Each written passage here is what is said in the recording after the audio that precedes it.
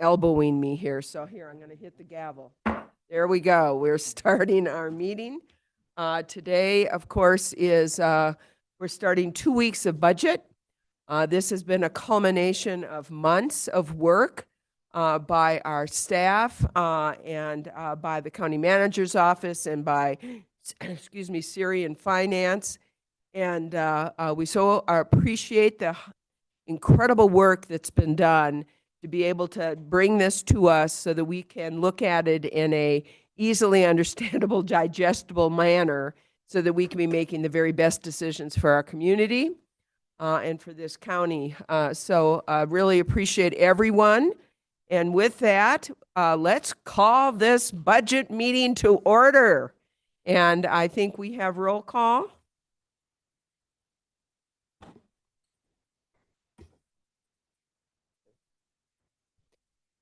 District 1, oh, that's me. Patrice Horseman. and I guess I'm here. Patrice Horseman, thank you very much for being here today. District 2. Good morning, everyone. Geronimo Vasquez, Supervisor, District 2. Thank you for being here. District 3. Good morning, Tammy Ontiveros, District 3. District 4. Good morning, everyone. Thank you for being here. We have a long week here and next week, so thank you. Bye. And district number 5. Good morning, Lena here.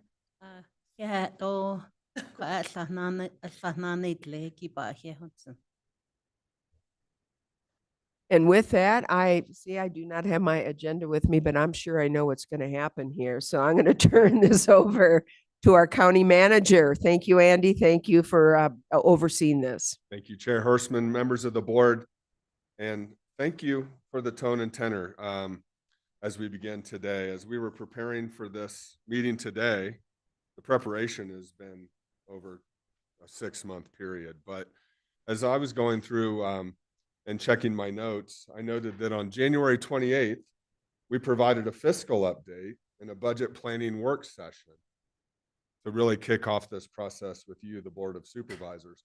You may remember on that very day, we learned of our federal funding freezes. And today we continue to monitor those potential funding reductions and the impacts on the services that we provide as a county. In this meeting, we noted that the stability we, the county, must bring to these uncertain times. Stability in our processes, and we rely on these processes to make informed decisions. So here we are today, kicking off 2 weeks of Board of Supervisors budget meetings. The Board of Supervisors, your primary responsibility is fiscal responsibility for our organization that serves our community, and that is reflected in this process. Our financial planning process gives us a baseline for decision-making and a solid foundation in the formation of our county manager's recommended budget. And we are going over that recommended budget with you today. That gives us a baseline for our decision-making. In the process, we learn about each department's challenges and service opportunities and how each department is aligning their expenditures with impactful outcomes. We should thank our departments for their creative solutions and leadership during this time of uncertainty. And I can tell you that this group of leadership team and elected officials at Coconino County is as strong as I've seen it in my time with Coconino County. Just a wonderful group of people doing great work together. We absolutely have the best local government organization because of this leadership, in my strong opinion. The focus is to provide support for existing services along with the tools required for the work. We've developed a balanced budget recommendation, and departments thoughtfully considered each request. Again, the focus of this budget is to provide support for existing services along with the tools required for the work. The recommended increments focus on service continuation and statutory adjustments, but does not include new programs or service expansions. Quite frankly, it's just not the time for that recommendation. Any additional increment requests would require an offsetting budget reduction, and that helps us keep the budget balanced. So that's really the baseline for how we recommended this budget to you. The recommendation is for a 5% CPI operating increase to department general fund budgets. Again, this increase recognizes the costs have continued to increase just to maintain existing services. And the CPI increase is meant to help all departments to continue to provide existing services. Also in the budget is to increase our reserve policy in alignment with industry standards, and Siri will be going over that reserve policy. And along with that, a $15 million stability fund to address cash flows in case of emergencies and to create transition funding if there are cost shifts or federal funding cuts.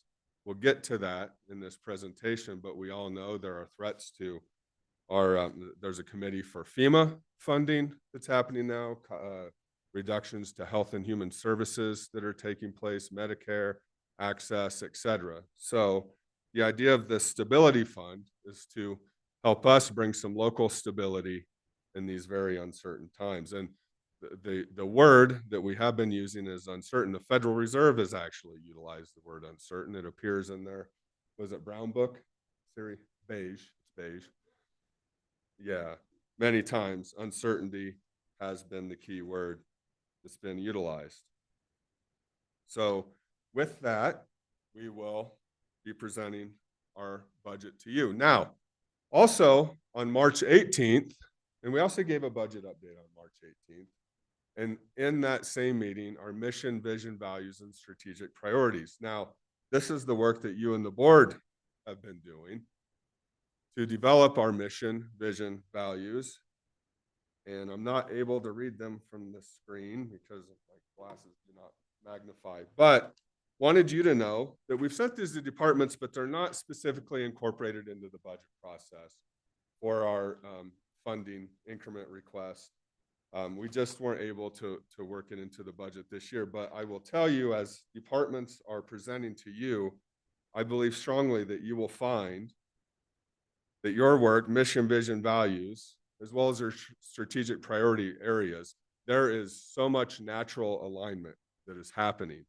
Our departments are working to these mission, vision, values, and really so much of the work that we do, and that tells us that we have a healthy organization, that you, the board, understand those priority areas and how our departments are working towards them. So we're going to continue to work on that incorporation, but just wanted to outline that to you as we move forward.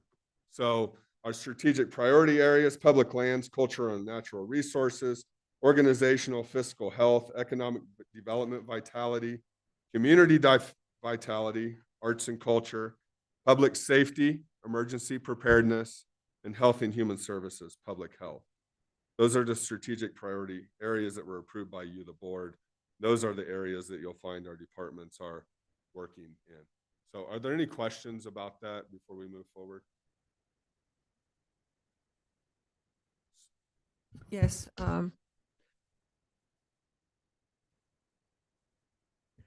Okay, you had mentioned some 5% CPI increase, Yes. and that's for all funding or?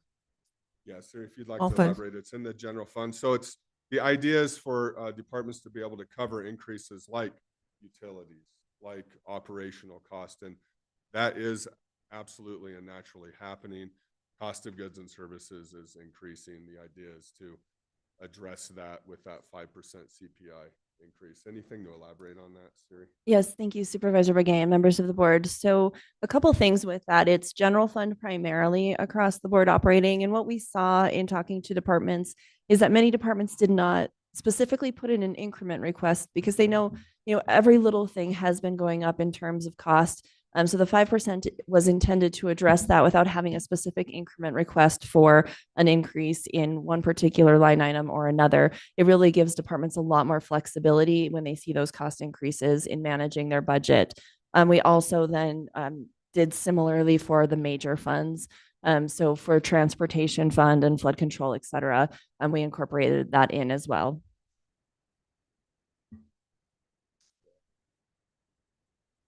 Thank you, Supervisor Begay, for that question. So in terms of the overview, budget process, we'll go over the process and really our statutory requirements for developing a budget, The economic outlook, Alan McGuire, I believe, is online. He'll be giving that economic outlook this morning as our economist that we work with and that we have for quite some time. And then a breakdown or a landscape of our federal funding, the financial overview, financial planning, and then our recommendation and department meeting format. Now, we'll get it through probably about half of this before we're able to break for lunch today, but this is an outline of what we will be going through today. The budget process, key dates, you'll notice starting in December, February, information gathering. Well, if you have a healthy budget process, you're really working your budget the entire year, and we are. And so beginning just around the holiday season with the information gathering and preparation for this, the books, the binders that you have, it's full of information. And then again, I noted on January 28th, we had the board budget planning presentation. And that really, the intent of that meeting was our budget planning presentation. On that very day, we learned of some difficult information with federal funding freezes, et cetera. So that sort of changed the tenor of our entire process, quite frankly. And so we've worked through that process with all of these uncertainties in mind. And then our county manager meetings where we lock ourselves in a room and sort of hammer out the budget together, and again, applaud the departments for doing just that. On March 18th, we had another budget planning presentation. Also on March 18th is when you, the board, approved your mission, vision, values, and your strategic priority areas for the work that you had been doing over the course of the last several months. And then recommendations provided to each department. So on April 11th, so just less than a month ago. And then we've been working with departments on that recommendation. So the idea is not to create an adversarial relationship between departments and us and you, but really just open, frank, healthy budgetary conversations with all of us. Now here we are with the board budget discussions. After this, we will go forward and bring to you a tentative budget for adoption on June 3rd. And then on June 24th, thank you, Lindsay, or Siri. And then on June 24th, we have our truth and taxation hearing and final budget adoption. Siri will go over what is a truth and taxation hearing. It's statutorily required by state statute. And it's requires us to have these truth and taxation hearings to notify our taxpayers of any taxation increases or as part of this process. And then July 1, we start our new fiscal year. So we all live in calendar years and we work in fiscal years, July 1 to June 30. And then the federal fiscal year is, I believe, October 1 to September 30. So we also are very keenly aware of their fiscal year as well. And then on August 12th is the recommendation for the tax rate adoption. So budget requirements. With this, I will turn it to our Chief Fiscal Officer, Siri Mullaney, to go over our requirements. Good morning, Chair and members of the board. So I have kind of the boring part today, but just to lay the groundwork before we get into more of kind of the details of the budget, it's important to just refresh. So why are we doing this? So in Arizona statute, we do have budget requirements, and it starts with the Auditor General's office providing the forms, which is the legal format in which the budget is adopted. We aren't going over those forms today in detail. Those will be presented to you in June. But just so you know, we do have a prescribed format in which the budget must be adopted, and we are required to develop that budget for all of the funds, all of the county governmental funds. Another thing of note is in statute, the Board of Supervisors has the authority and has the responsibility for coming up with the budget or setting or adopting the budget for all county departments. That includes both elected and appointed county departments. And then there's some requirements in terms of the dates, but we are well on track to meet our dates for budget adoption. Truth and taxation, as Andy noted, is something we will go into a little bit more detail when we discuss the property tax recommendations with you specifically. But in setting the budget, so there's a few things. So when we set the tentative budget, it's important because that sets our ceiling of spending. What that means is once we establish the tentative budget, we cannot spend more than that adopted amount during the fiscal year, regardless of funds that are available or funds we may receive. And that's important because we need to make sure that we set a budget that's high enough to meet our needs. So if we have a catastrophic event, or if we have a large grant that we're the recipient of, in the past, we've unexpectedly received, grants in the range of tens of millions of dollars. So we need to make sure we have the capacity to expend the funds if we receive additional dollars. But we also align that with the requirement that we cannot expend money for a purpose that's not included in our budget. So I'm going to just go over what that technically means or what that looks like. We also have to maintain a balanced budget is what essentially that last bullet says, is that we cannot exceed the amount that we set in the tentative budget, and we cannot make our budget unbalanced. So once we set that budget, if we were to receive that large grant, we do have a mechanism in which we can amend the budget. So here's the statute on the requirements. You'll notice many times on your agenda, you'll see requests for budget amendments. It's fairly common to have to adjust the budget after it's established. One thing is Andy mentioned the federal fiscal year. A lot of times we don't know our upcoming appropriation for a specific program until the federal budget is set, and those fiscal years do not align with each other exactly. And so that might be a way where we amend the budget because we've received more or fewer dollars in a federal appropriation, for example, compared to the budget estimate. It's important to note the budget is just that. It is an estimate. Things do change throughout the year. And so the ability to do budget amendments is very important. And so when you see changes or budget amendments on the agenda, please know that there's a budget sign-off line on every single one of those agenda items, and we're checking to make sure that we're meeting these statutory requirements before it goes to you for approval. So this is where we get into what the budget means. So you'll see a snapshot here, a little snip on your screen of the budget forms. So going back to the very first thing I talked about, we receive these forms from the Auditor General, and it defines the level in which we must adopt the budget, the expenditure budget specifically. So the expenditure budget is set at the combination of department and fund level.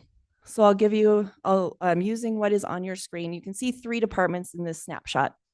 You see community development, community initiatives, and the constable. Because we are legally required to present this for adoption in this format, for us to amend the budget at this level requires public action.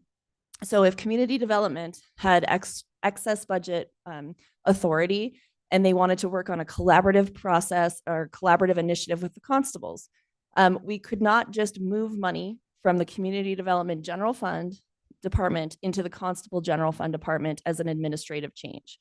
We have to bring that to the board because we've told the public in our budget, the purpose in which we're spending dollars is for community development in the general fund, and is for community initiatives in the general fund, and is for the constables in the general fund.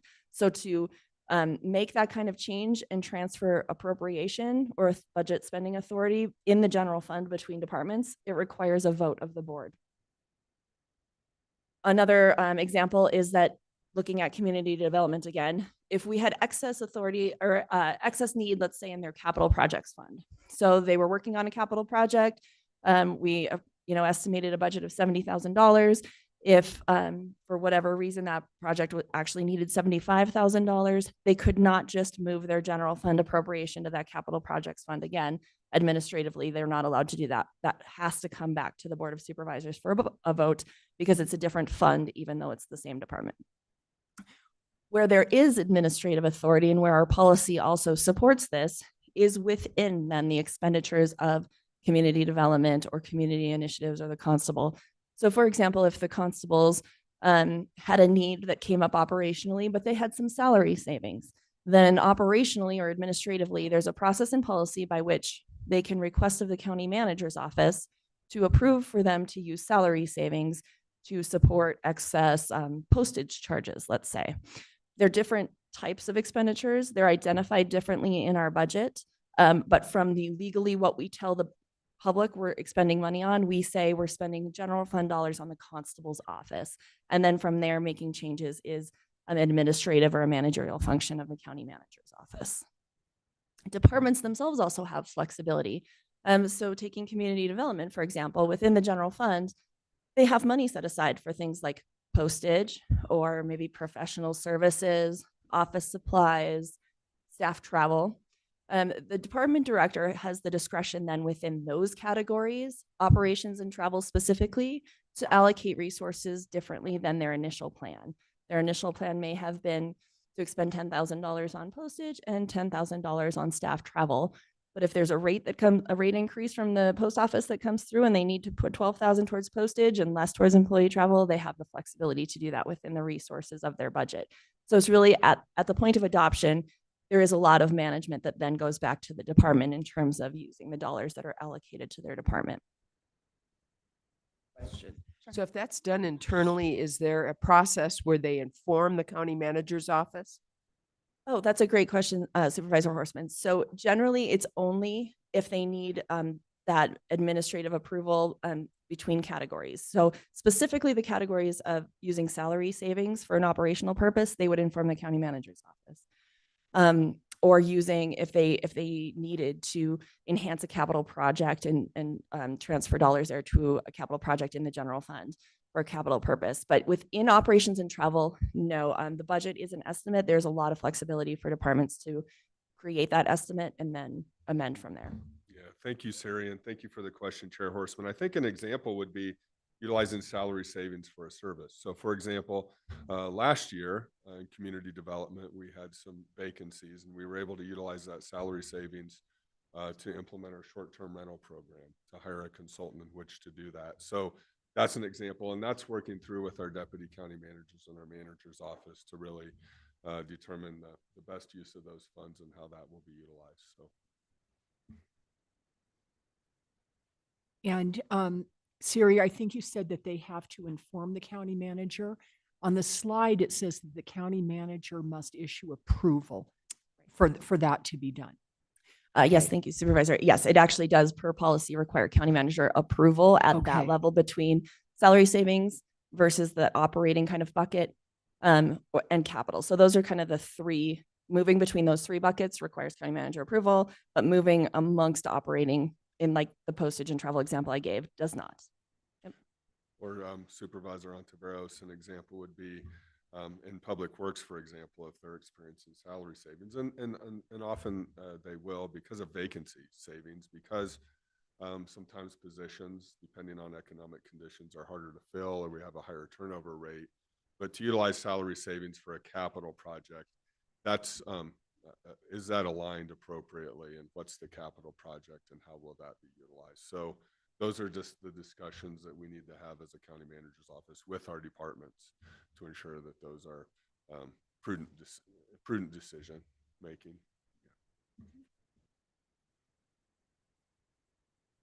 Okay, so two other kind of fundamental things before we move on to, and I see Alan has joined us. So two other things, and this is also included in that overview page. But again, just a good reminder. So the county has what's called an incremental budget development process. What that means is we have a base budget. So the same resources generally that a department received in the year prior is what they start with as a base budget for the upcoming year. That base budget, of course, is adjusted for any one-time items that were put into the prior budget. So that's backed out, but everyone has a recurring base budget. So then an increment is the way that the county tracks investment in the budget. So departments put together a request, what's called an increment request, where they describe what is the need, what is the estimated cost of the need, what are some other alternatives that have been considered? Is this service expansion, or is this sort of continuing what we're already doing?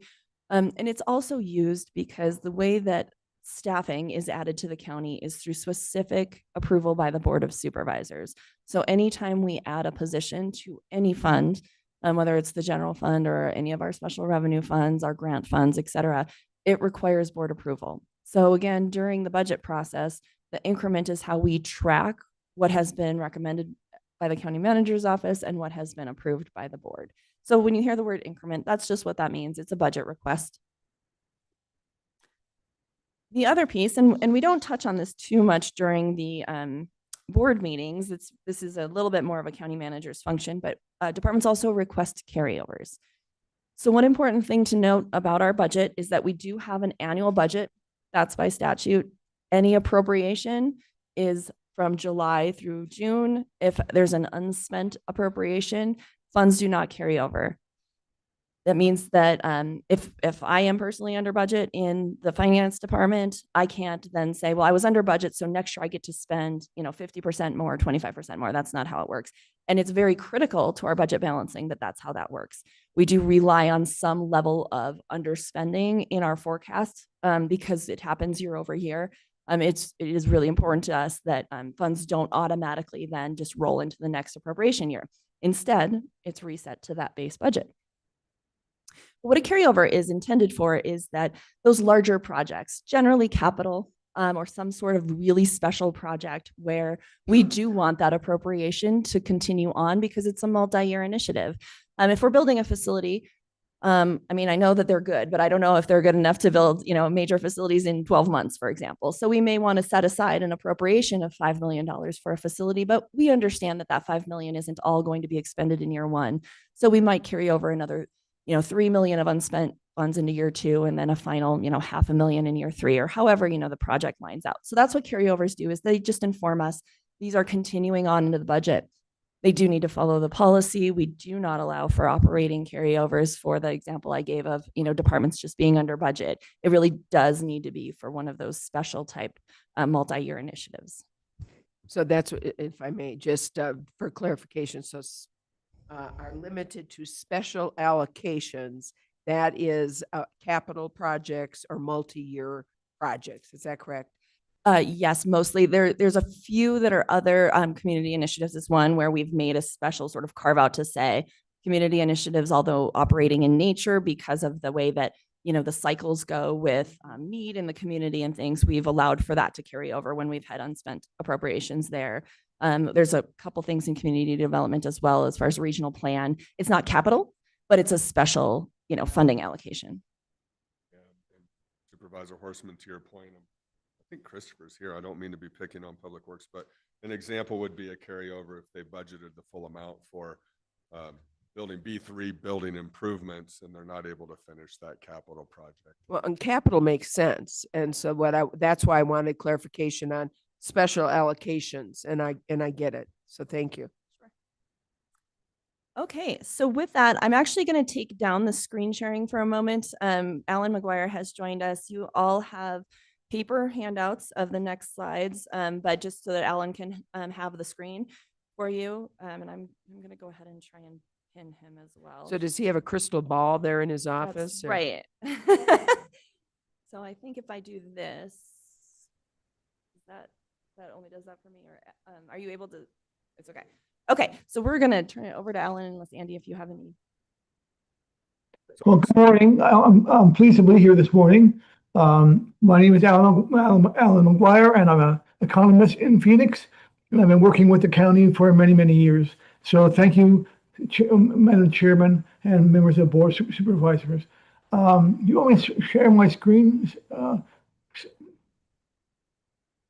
Alan, actually, they have paper handouts, so if you want to just go ahead and speak to the Oh, slide. great. Okay, Yeah, perfect. thanks. Perfect. Okay. So on the first page, let's see, in the first quarter, the gross domestic product of the U.S. declined by 0.3%.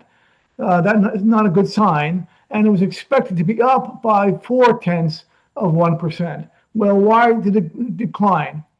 Well, imports surged. Now, imports are negative for gross domestic product, and so when they surge, they push down GDP. And actually, the amount was the most since 1947, pushed down GDP by almost 5 percentage points. Now, meanwhile, consumer spending rose at 1.8%, a little bit less than the last quarter, but following the trend as we burn off the excess federal spending. Meanwhile, on Friday, they reported jobs in the U.S. 77,000 new jobs.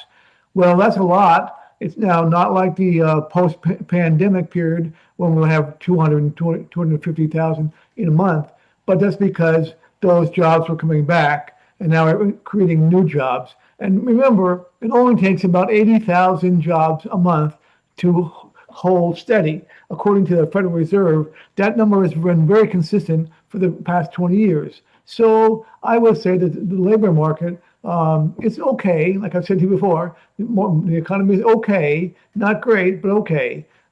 So meanwhile, uh, uh, unemployment rate remains steady at 4.2%, which still is historical a low level. Anything in the low fours is considered full employment. So again, we're not seeing a deterioration in the labor market that we might be concerned about. And importantly, the labor force participation rose slightly. So that means that there are more people looking for jobs, which usually is a good sign. Now, so let me talk a little bit about a recession. I hate to, but I feel like I should. Now, there's a lot of chatter about recession, but remember, a lot of the talking heads on television and on the radio are tied to investment banks, and they talk about a recession. They may be able to induce the Federal Reserve to cut rates, which would boost the stock market. So a lot of the chatter is just that chatter. Remember, the economy's okay. It's not great. It's okay. So now we may see a technical recession. In other words, 2 quarters of negative GDP growth in a row. That's the same as the short period during the last administration. So I don't think we're going to have a Main Street recession, right? This may have a technical recession. So next page, please. Arizona lost employment in the most recent month in March. Year over year, employment dropped in Arizona. Now that's a important thing because that has not happened to us except during COVID or during the Great Recession. Except it hasn't happened in 40 years. So it may be an anomaly in the data, but we'll wait and see. But it did lose some employment last month. So the unemployment rate increased to 4.1% from 3.9%. So it went up a little bit, but still it's a really low rate overall in terms of the overall economy in Arizona. JLBC was very, very cautious. In their April meeting, they pulled back on the numbers that they had issued in January. And so there's a lot of concern, although I do think the concern's overblown because we don't have a lot of export or import related businesses in Arizona. But it's important to remember, unlike most rural counties or non-urban counties in Arizona, Coconino County tends to be tied more to the Phoenix metropolitan area. So as goes the Phoenix metro area, so goes the county. And I think the Phoenix metro area, and therefore Coconino County, will not be as harmed if a recession comes as other places in the country. This is because we have a tremendous amount of new building and construction going on for chips and related industries. So that's a good thing. It should hold us up in pretty good stead. Turning to the next page, a little bit about interest rates. So I expect interest rates to drop, all things being equal, right? But slowly drop because we're returning to what the Federal Reserve refers to as its neutral rate. And so that's the rate that balances economic growth with inflation.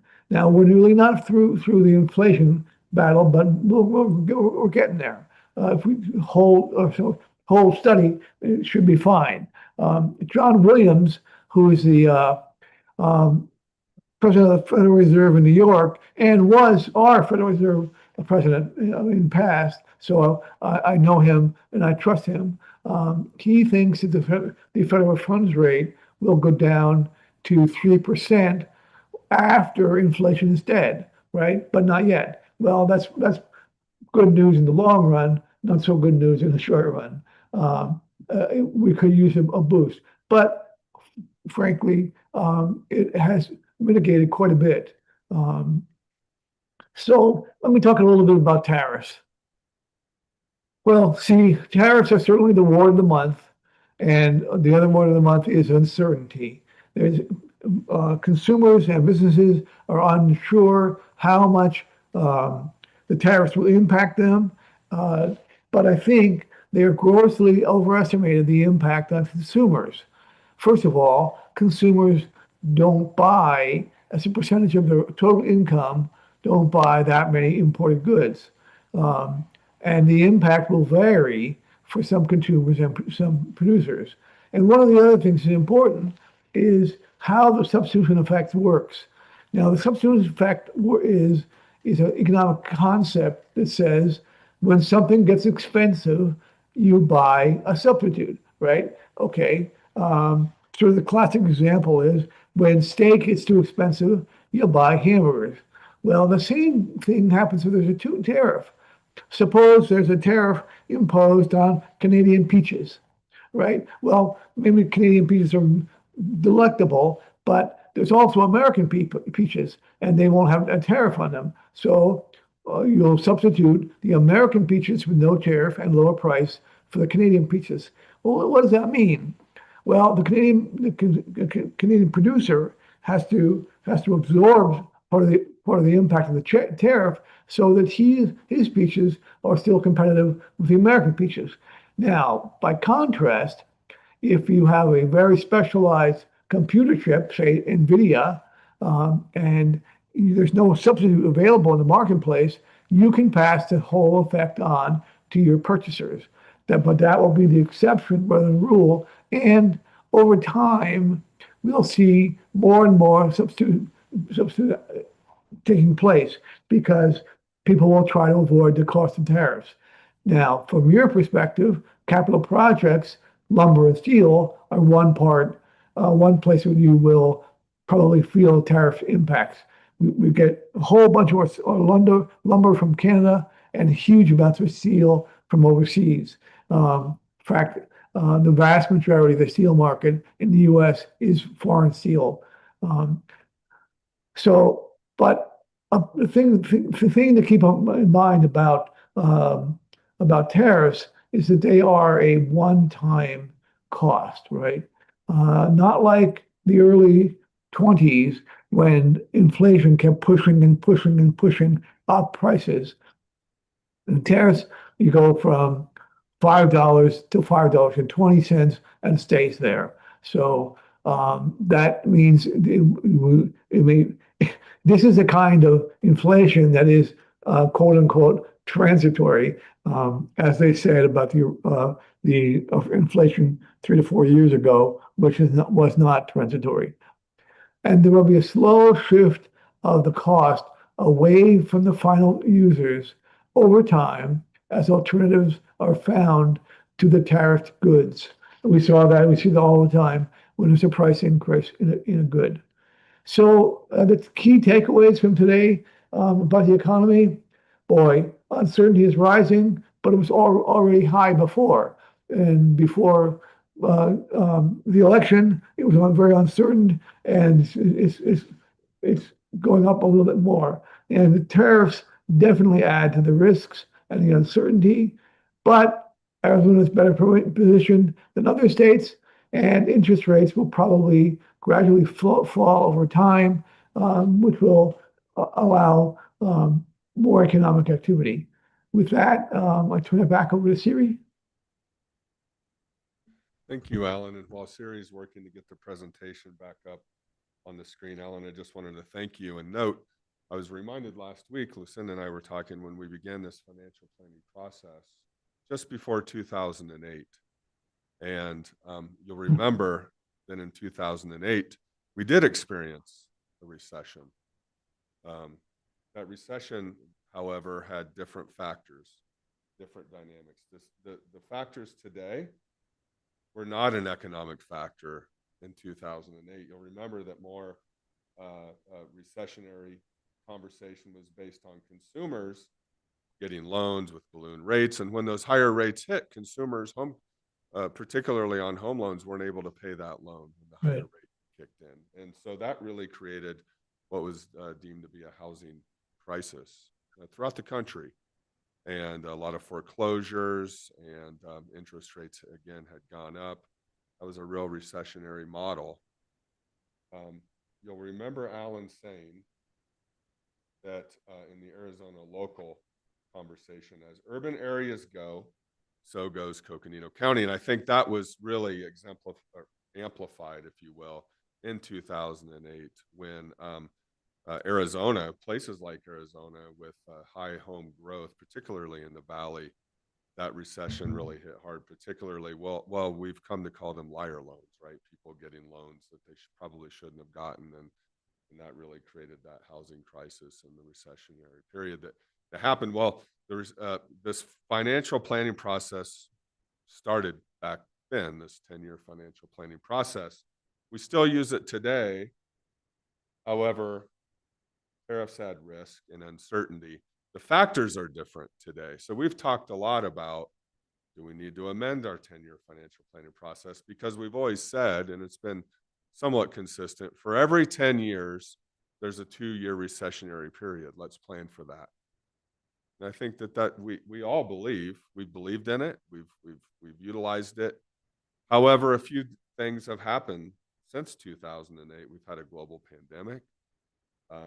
We now have this conversation of tariffs and just a lot of uncertainty and how that's impacting the broader economy. So, Alan, just want to thank you for being with us. Alan's also supported us on many of our conversations around, I believe, going back to the jail district conversation in 2006. And so just appreciate you still giving us some economic advisement as needed and necessary, Alan. Thank you.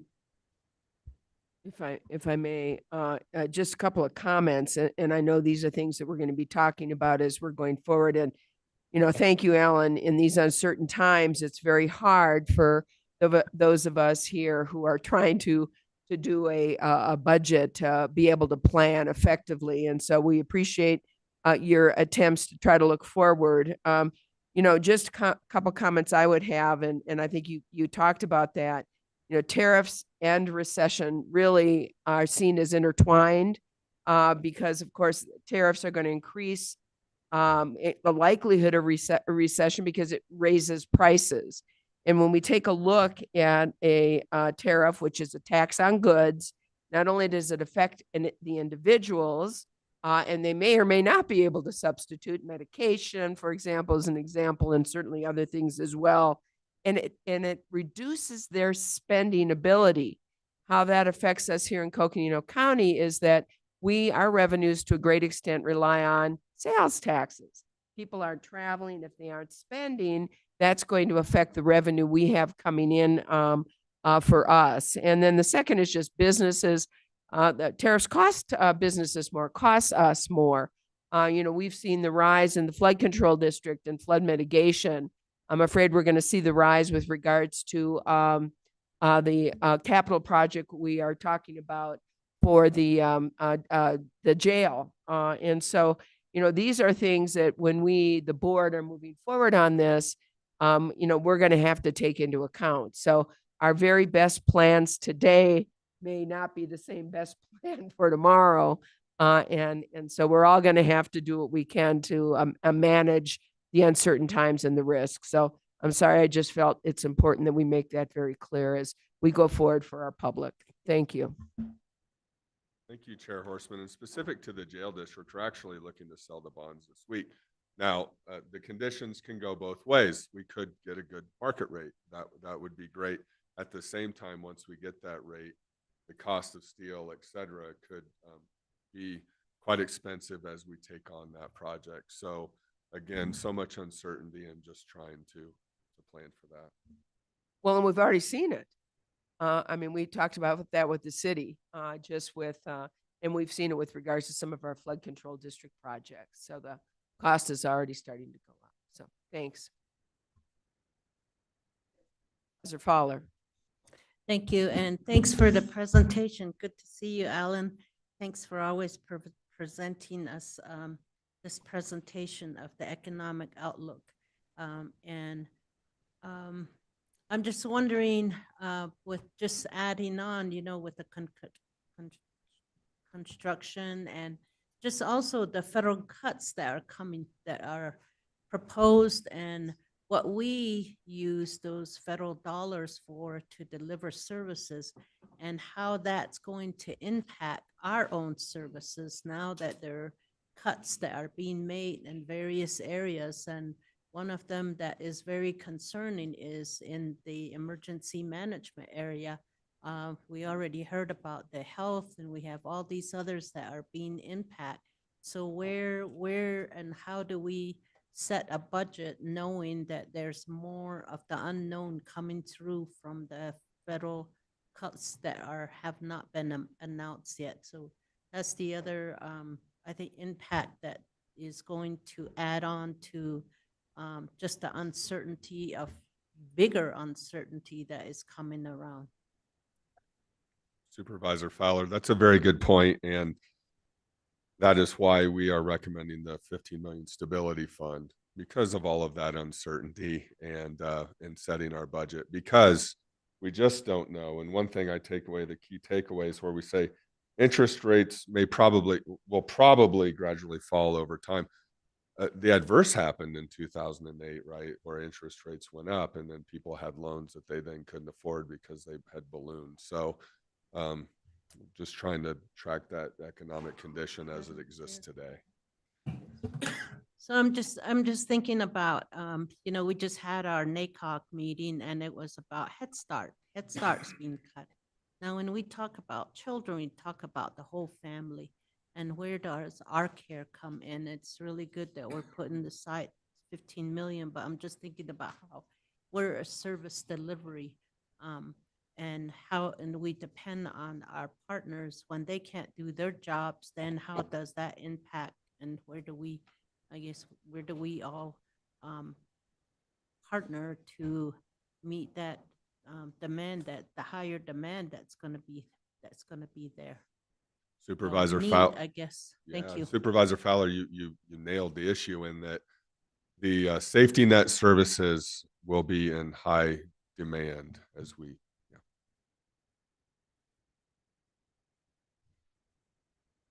Anything else to add, Alan? No, I think you guys budget very effectively, and have a good contingency, which will help to cushion the blow over time if those cuts come through. So my hat's off to you guys. Thanks, Alan, and thanks for working with us to sort out the uncertainty and sort through this landscape as we note the impacts to our local economy. And I think the biggest impact to our local economy that we're seeing is the impacts on those safety net services.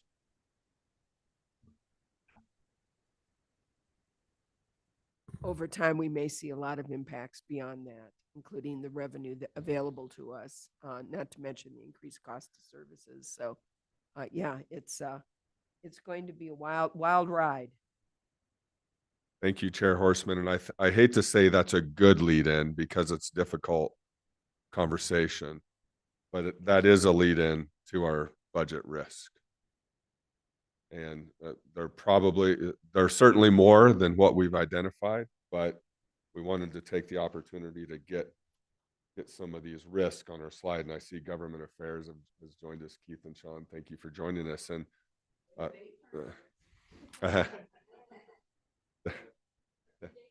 they're risk mitigators, and there are several risk mitigators in the room today.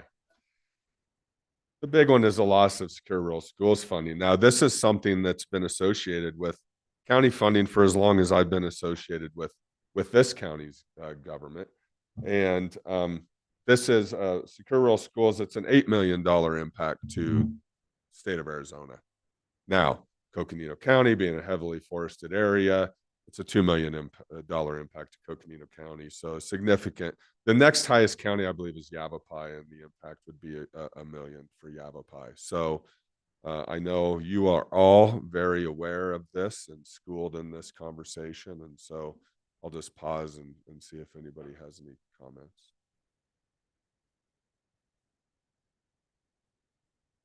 Yeah, there is a comment, and I think that it's probably been echoed by every member on this board, and that is the importance to continue to send the letters and to continue to be heard on this and continue to advocate for the funding of this.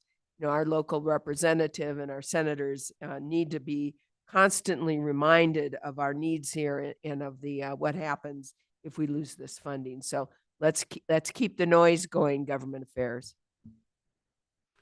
Thank you. And actually, up-to-date information.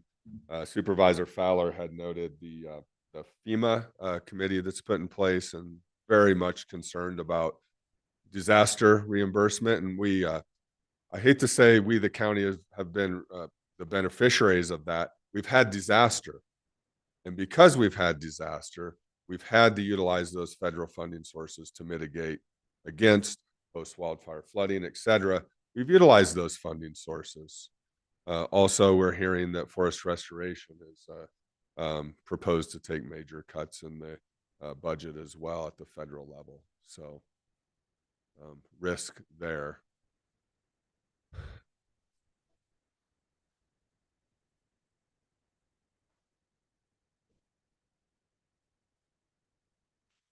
So we know that with secure rural schools, both of our senators have co-sponsored the Senate version, but neither bill, as it currently stands, has a lot of traction unless government affairs is coming with good news, which I don't believe they are. But we'll keep working.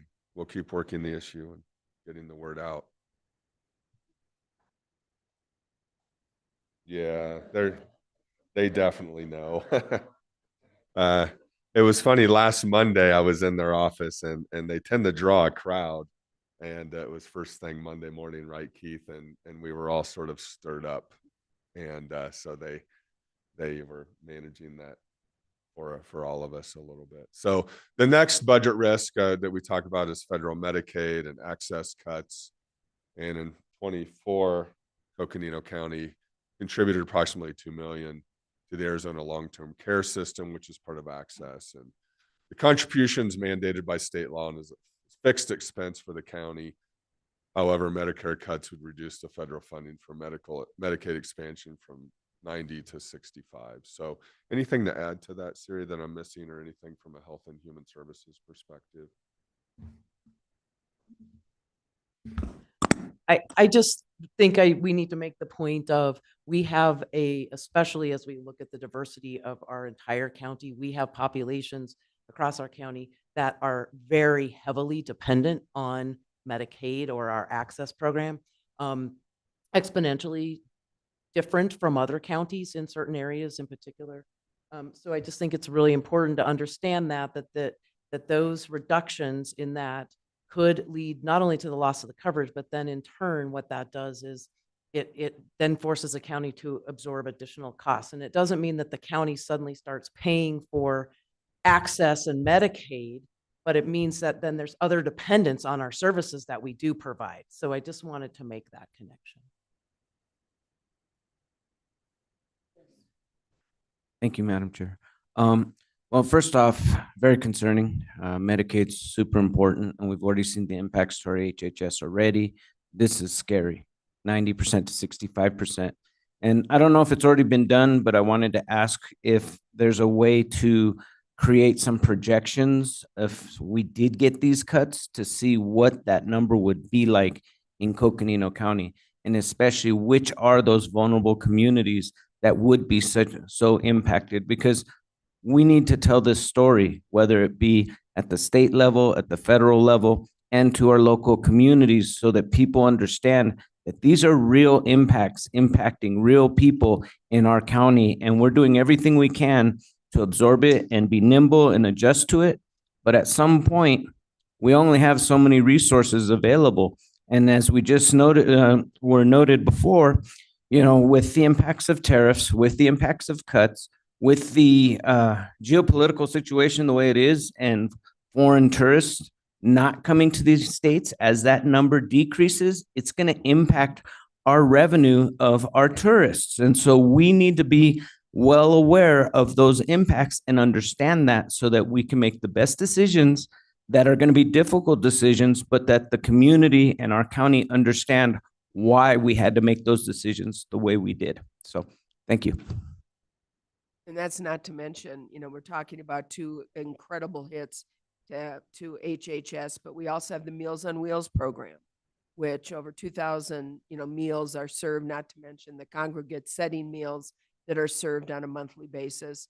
And that's a concern to us as well. These are some of our most vulnerable members in our community. So we need to be kept, and I know you all are, by the way. This isn't criticism we're all in this together. We know that, but it's, keep us informed, because these are the hard decisions we're going to have to be making as we go forward.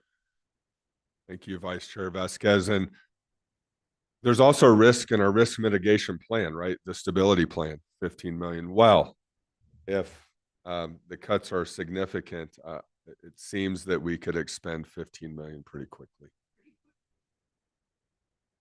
Yeah. So there's a risk in our stability plan as well. So I think, as we continue to learn, that's a very good point. Can we create projections? And then when you add up all of those projections, what would that number be?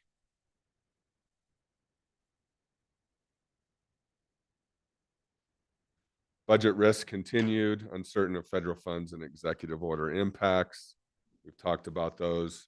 Supervisor Fowler noted the natural disaster and FEMA changes. Tim Carter, our interim emergency manager, did a very good job of sort of summarizing what those impacts could mean, and we'll continue to track those. I had forwarded those to you as a board.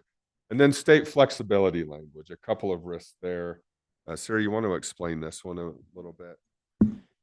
Sure, thank you. So members of the board, this is a reminder that every year the annual state budget, it has included for many years now what's called state flexibility language, which allows counties to take revenue from any source, any restricted source, and offset or help use it to help supplement the general fund up to $1.25 million. It is something that their ATRA specifically is not in favor of and tries to get removed every year as continuing language in the budget.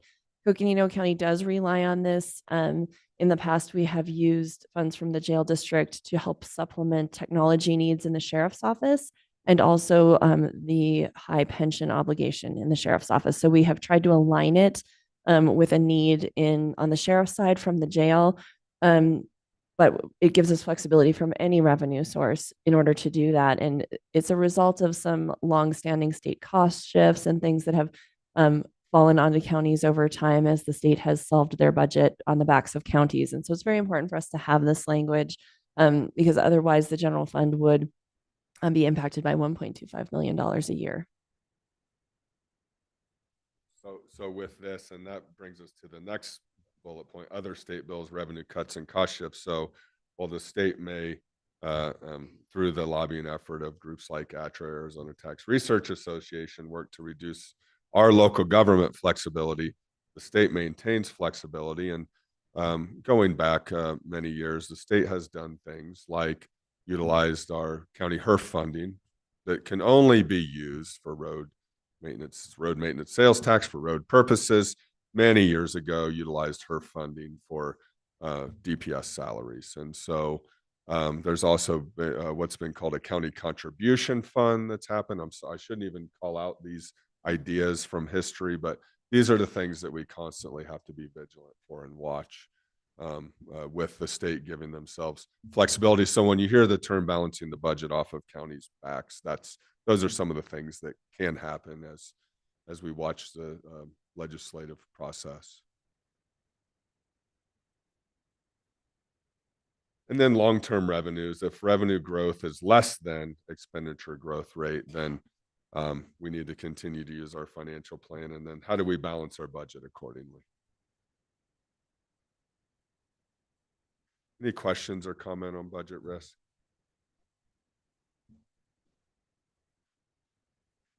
Yes, and Andy, you mentioned we may revisit how we do our 10-year budget. What are we thinking that might, because of all these uncertainties, at one time, at least we had a projection as to where we may be going. Now, we just really don't, because we get these declaration, and then we don't, and it's pulled back, or something changes. And I guess it is important for us to really summarize everything that's being told here, and to send another letter to our congressional delegation, just to share our concerns and the impacts to our county.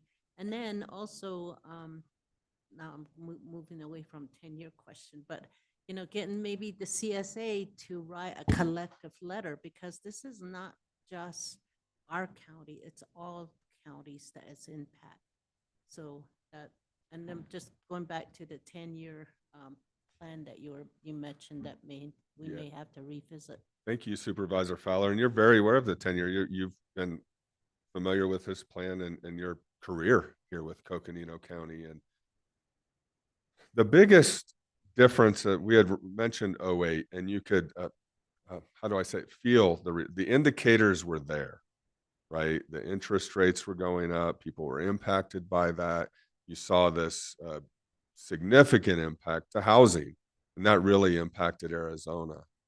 Now, today, there is so much noise in the system, and it's constant. We were actually in a meeting with a bond attorney on a different subject the other day, and he was, they're looking to lock into a bond rate. It's almost like everyone's day trading now. So there's just so much noise in the system that it's hard to sort through it all. And also the uncertainty with the announcement of tariffs, right? We didn't fully expect that. There were some indications, and so the political uncertainty as well is really created a lot of noise in that system. So how do we then forge a plan and provide stability through all of that? So Siri and I and others, we've all talked about how do we continue to utilize our 10-year plan, because again, the 10-year plan was based on, for every 10 years, there was a 2-year sort of recessionary period. And it served us well when it was developed. It probably served us well. I wasn't here at the time, but through COVID as well. But now, Sarah, you want to elaborate on a little bit? No pressure. Thank you, Andy. And Chair and members of the board. And we do have some handouts actually with our 10-year forecast, because it is still a very important tool that we use as we look at budget development. So what you'll see, because I'll just caution, of course, 10 years is a long time. A lot can happen. So we have what I'd like to refer to as kind of a stress test on the general fund plan, meaning we have that recessionary forecast. We also have kind of what if things sort of didn't come to a head in the way that they seem to be with all of this uncertainty? What if things sort of continued in the way they had historically? So there's one plan of how we would kind of adjust to that, another plan of how we would adjust to a recessionary model or more of a worst case scenario there. But we will be handing that out and walking through it. The important thing is we are still keeping that long-term outlook in our minds. And then we're aware of, what are those levers then that we would pull if things did not perform according to kind of our status quo plan. That might be in the future looking at things like, compensation or service delivery levels. Unfortunately, when things are falling or, we have new sort of risks and things that can impact the outlook of the general fund, it does then become a conversation more of contraction versus expansion. But even where we are with a balance in our best case scenario, we're not in a position anymore of any kind of expansion because we don't have any new revenues coming into the 10-year plan. And I think as we have thought about, especially during the Great Recession, the worst thing that was coming our way was this is, might sound ironic, but the worst thing coming our way was a really bad recession and then some impacts from the state. Now applying that tool, we just have to be flexible because now we have new things, the impact of tariffs and how that's going to impact the cost side of the equation, or what's happening with federal dollars that we're so reliant on. It's new. These are all new challenges, but the tool itself is flexible enough that we can then sort of model, if this, then what, or what does that look like? And the reason we do that and have that 10-year is, again, so we have, just for lack of a better word, the word I like to use is that runway, so that things don't have to be an immediate, let's stop now. We need to stop everything. We need to lay people off. We need to do all these drastic things. It can be more of a planned outlook and a more gradual implementation of any changes that need to be made. And an example, Supervisor Fowler, I think, thank you, Siri, is the recommendation that we increase the percentage of emergency reserve, for example, and also the recommendation to create that longer runway with the stability fund. So that's still utilizing the 10-year model, if you will, but interjecting more immediate type factors to address all of the noise that's happening and the unknowns and the uncertainty. So almost even we talked about too, sort of drawing a bubble around a 4-year period, or so really trying to interject our own planning effort into the face of all of that uncertainty. Madam Chair, if I may, I'm glad we're going to keep it because I think a 10-year plan is really important, and we can, just like you said, project knowing there's a 10-year and it roll out 10-year, but we can be certain maybe within a year, 2 years, and we can adjust as we go along. So, that's good. Thank you. Thank you for explaining that. If I may also, it may not be sufficient enough, but it's better than nothing. And we found hindsight 2020 in retrospect, I think we can confidently say that the planning effort in 2008 through that recessionary period worked. By that, I mean, we were able to implement we had a hiring frost, for example. We had several vacancies. Frankly, that didn't serve us really well when we faced our first series of major disasters in 2010. And that was during that recessionary period. We had Snowmageddon and just in January, 60 inches in a very short period of time that maximized our resources. I was in public works at the time. We were pretty short on staff during that event. That was difficult. And then the Schultz fire and subsequent flooding really maxed us out on many levels. We already had this recessionary planning. We already had this hiring frost, which was difficult. It was difficult to fill positions anyway. And then we had the natural disasters. So in retrospect, it served us well, but you can't rest on what was or what has been. You always have to adapt, and that's what we're working to do.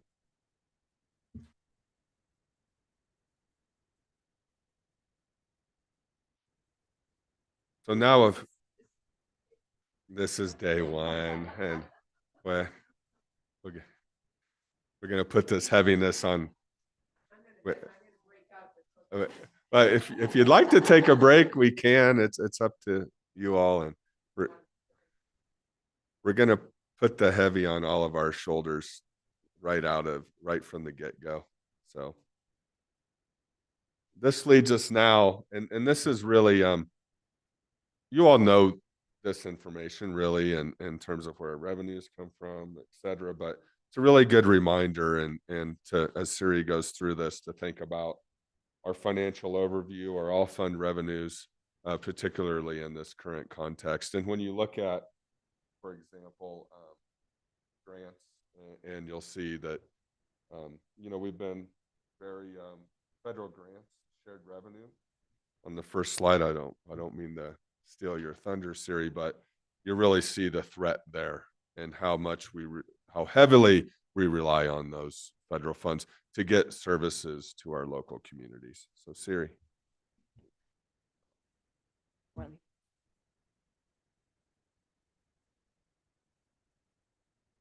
Thanks, Andy. And I think just in thinking of, what we've covered so far, we have gone through kind of economic situation, what that looks like in terms of uncertainty and threats. We talked about other budget risks. And then one last thing, the financial overview. It's a combination of sort of some foundational information, just so we have a collective understanding of the budget, but it's another one of those areas where there will be some emphasis on challenges that our revenue mix brings to the county. And I think after we cover financial overview, it might be a good time to break, because then we can come back and show you the solutions. So leading up to kind of some of the challenges that go into the budget, and then we'll be, coming back with, but, here's the good news. So, just a little longer here. So the first thing, so we have the all funds revenue. This is the current budget that we're in. So we have a pie chart of our operating revenue you can see on the screen, and I'll draw your attention, as Andy noted, federal grants and shared revenues, $75 million. That piece of the pie is much larger than if we were to go back a few years, primarily driven by those flood control federal grants. But it's important to note that even if we go back a few years, 17% of all of our funding sources were from federal grants and shared revenue sources. So that is a pretty significant amount of our budget as we look at the makeup of where our funding sources come from. Another thing, as you look at many counties, they have a little bit more reliance, if you will, on that blue section, property tax. So for us, all property taxes, and that includes those that are restricted for things like library services and flood control, $34 million, compared to those things that are really driven by the economy and what is happening with the health of the economy locally, statewide, nationally, county sales tax and state shared. So off to the right, that dark blue and that orange. So those together are about $90 million of revenue. And those are all driven by some sort of point of sale, sales tax transaction. So when we think of stability, we really think of property taxes as being a more stable, continual revenue source. And we think of sales tax, we experience sales tax in a way that is much more dependent on changes in the economy and dependent on the economic situation. The other thing then, as we look, so again, our top 10 revenue sources, we did pull out the flood control district federal support because this list otherwise does not change year over year. Our number one revenue source is state shared sales tax, and then followed by county and jail district sales tax. Those have the same rate, so those are the same number. So again, sales taxes. When we look at number 4, highway user revenues, again, that's gas tax essentially. So a point of sale, something that is more discretionary for people, depending on their economic situation or how they feel about the economy. I'll also point out vehicle license tax and road maintenance sales tax. Again, point of sale. So a lot of this list and the things that are the highest up are things that give us a little more risk versus the stability of a county primary property tax. You see that as number 5. Number 8, the library, but of course that's dedicated to library services. So that's not something we can tap into, to supplement any kind of other programs in the county. We have our public service, health services district property tax and our flood control district property tax on that, rounding out that list. And again, though those are restricted for the purposes allowable for those districts. When we focus on the general fund, and just keeping in mind the general fund is where we can fund anything that is an allowable government service. It is not restricted in any way other than to what we're allowed by the Constitution to do as a county government. But when we look at the current year we're in, and we look at the, I'm sorry, I'm on the all funds still. We'll go back. Okay, so this is actually the use of our budget before we move on to the general fund. So how we take all of those resources from that first chart of where our revenues come from and how they get allocated. One thing that's really stands out to me as I look at this chart of all of our expenditures of resources is the general government section of the pie. At the top, at the very top there in maroon, 15%. That is not only the administrative function of the county and those internal services that are, backbone to supporting all the other programs, but it also includes things that are constitutionally required, such as our assessor's office, our board of supervisors, Emergency management is in that area, the recorder, the treasurer, and even the board of supervisors. So all of those collectively, along with things like internal, human resources and IT type support, they all fall under that general government at only 15%. So what that says is that we are a very efficient government. You do not see that in a lot of government organizations, such a small amount towards that area. So where are our dollars focused? Well, court and probation at 21%, education at 8%, the sheriff and jail district at 22%, health and welfare and highways and streets, so our roads, and then our flood control, and culture and recreation being library and parks and recreation. And so really, this is where the resources get allocated as we look at all of our funds across the county. We also have, just a note, when we talk about the budget, we talk about our major funds. Major funds is, it's an accounting calculation, if you will, in which we're required to report on our audit. But what we have then for our major funds, which means these are the funds that make up the majority of our activity. First and foremost, the number one, the largest fund by far is our general fund. And that's where we spend most of our time in our discussions, because it does have that flexibility of resource allocation that many of these other funds do not have. But we also have the public works, HERF transportation funds. That includes the road maintenance sales tax. So everything transportation is a major fund. Our jail district, again, restricted to jail district purposes, but a major fund. Public health services district, flood control, and then we have our debt services and our capital improvement plan. So those are the major areas in which we are audited, and there are major focus areas. But again, because the general fund is by far the largest, and because it has the flexibility of resource allocation, that's where we spend most of our time in discussion. So moving into that, so this is the chart I thought I was on earlier. So here's our general fund revenue. And the picture of this changes significantly when we compare to our all funds. We had a lot of federal resources, for example. Well, the general fund is for things that are not restricted. Federal funds are restricted. So there's not a lot of federal funds that go into the general fund, because many of them just have some restriction on them. So then when we look at the risk here, again, our number one source where we have dollars to allocate, on a more discretionary basis, our number one reliance there, the largest, that big orange, state shared sales tax, and 2/3 of the budget fold in that county sales tax. And again, we're talking a little bit about the risk that brings, because we are reliant on people's behavior and their spending patterns. Again, then that light blue off to the left, property taxes in comparison. So, the ratio there is not in our favor compared to some other counties, which we'll talk about when we get to the property tax section. But there are some federal and state revenues that are not restricted, and so those also go into the general fund. An example of that is PILT dollars. Those can be used for any government purpose, so those go in the general fund. And so you can see our pie chart there on the general fund side of our revenues. And then when we just look at then how, what is our ability then to change the way or to modify our expenditure side of things in the general fund, or how are our dollars allocated? This is a different look. This is a look by category. And we can see a really important thing to note is that salaries and benefits, that large blue piece, most of our service delivery is in the form of personnel delivering services. We do not have a ton of, say, travel expenses or operating expenses compared to how we deliver services primarily through our people.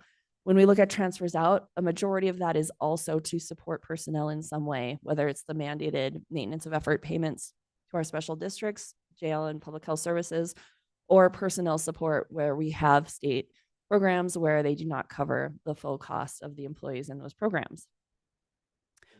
Yes. Pause there for a minute. And I'd just like to highlight, we look at salaries and benefits, and we look at this like it is a major expenditure by percentage of our general fund expenditures. When you compare that or turn to our courts, health and human services, sheriff, jail, parks and recreation, flood control, when you look at the services that are being provided, it's really, and this has been a tagline for Coconino County, good people providing good service. And I think that's what's reflected here.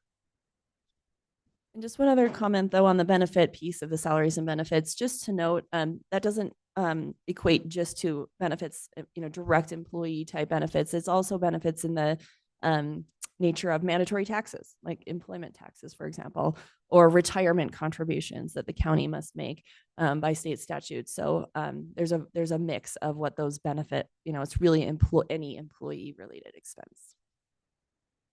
For debt service, one other thing is that this piece of the pie in fiscal year 25 is a little larger than it might be in fiscal year 26, for example. Usually, so our debt service, most of our routine debt service is actually pension restructuring for our public safety retirement system and our Arizona State retirement system. Pension restructures that have been very successful, that have saved our taxpayers a lot of money in lieu contributions to those pension systems instead to the debt payment on that. And then the other part, though, that was large in 25 was the accumulation of one-time resources we had during the pandemic that got invested in some capital projects. So our Joint Operations Center, for example, funding for that, construction, some King Street renovations. So there are quite a few, and we have a slide later on explaining some of those ongoing capital projects, but that's debt service. That is what that is made up of. And then finally, that darkest green part on the bottom left, mandated payments, just a note, there's nothing we can do about that. We either get the bill and we pay it, or it gets withheld from the state shared sales tax revenue side of things before we get our distribution. So those are just state mandates. We talked about access and all tax a little bit. Those are some prime examples of that. Sure. Question on the debt service transfers. Obviously, that's more than just like flood control, all those kinds of things. We're also paying for the retirement, especially for the sheriff's retirement. Is that reflected in there as well? Yes, thank you, Chair. It is. The debt service is our pension transfers as well as Pension, capital. that was Yes, the word I couldn't figure out. Yes. Okay, good. exactly. And And yes. what's any idea what the breakdown of that is? Just curious sure. because Mhm. the pension's going to be ongoing, where some of the things we're doing for flood mitigation will not be. So just under Yo. 8, just under 8 million of that is a recurring pension restructuring transfer. And we have some slides on that as well later, and why that's important and why that's been really successful, and the cost avoidance that's come from that as well. Thank you. So with that, I think it might be a good time to pause so that, now that we've scared everyone, we can come back with all of but we have an answer. We haven't. Yes.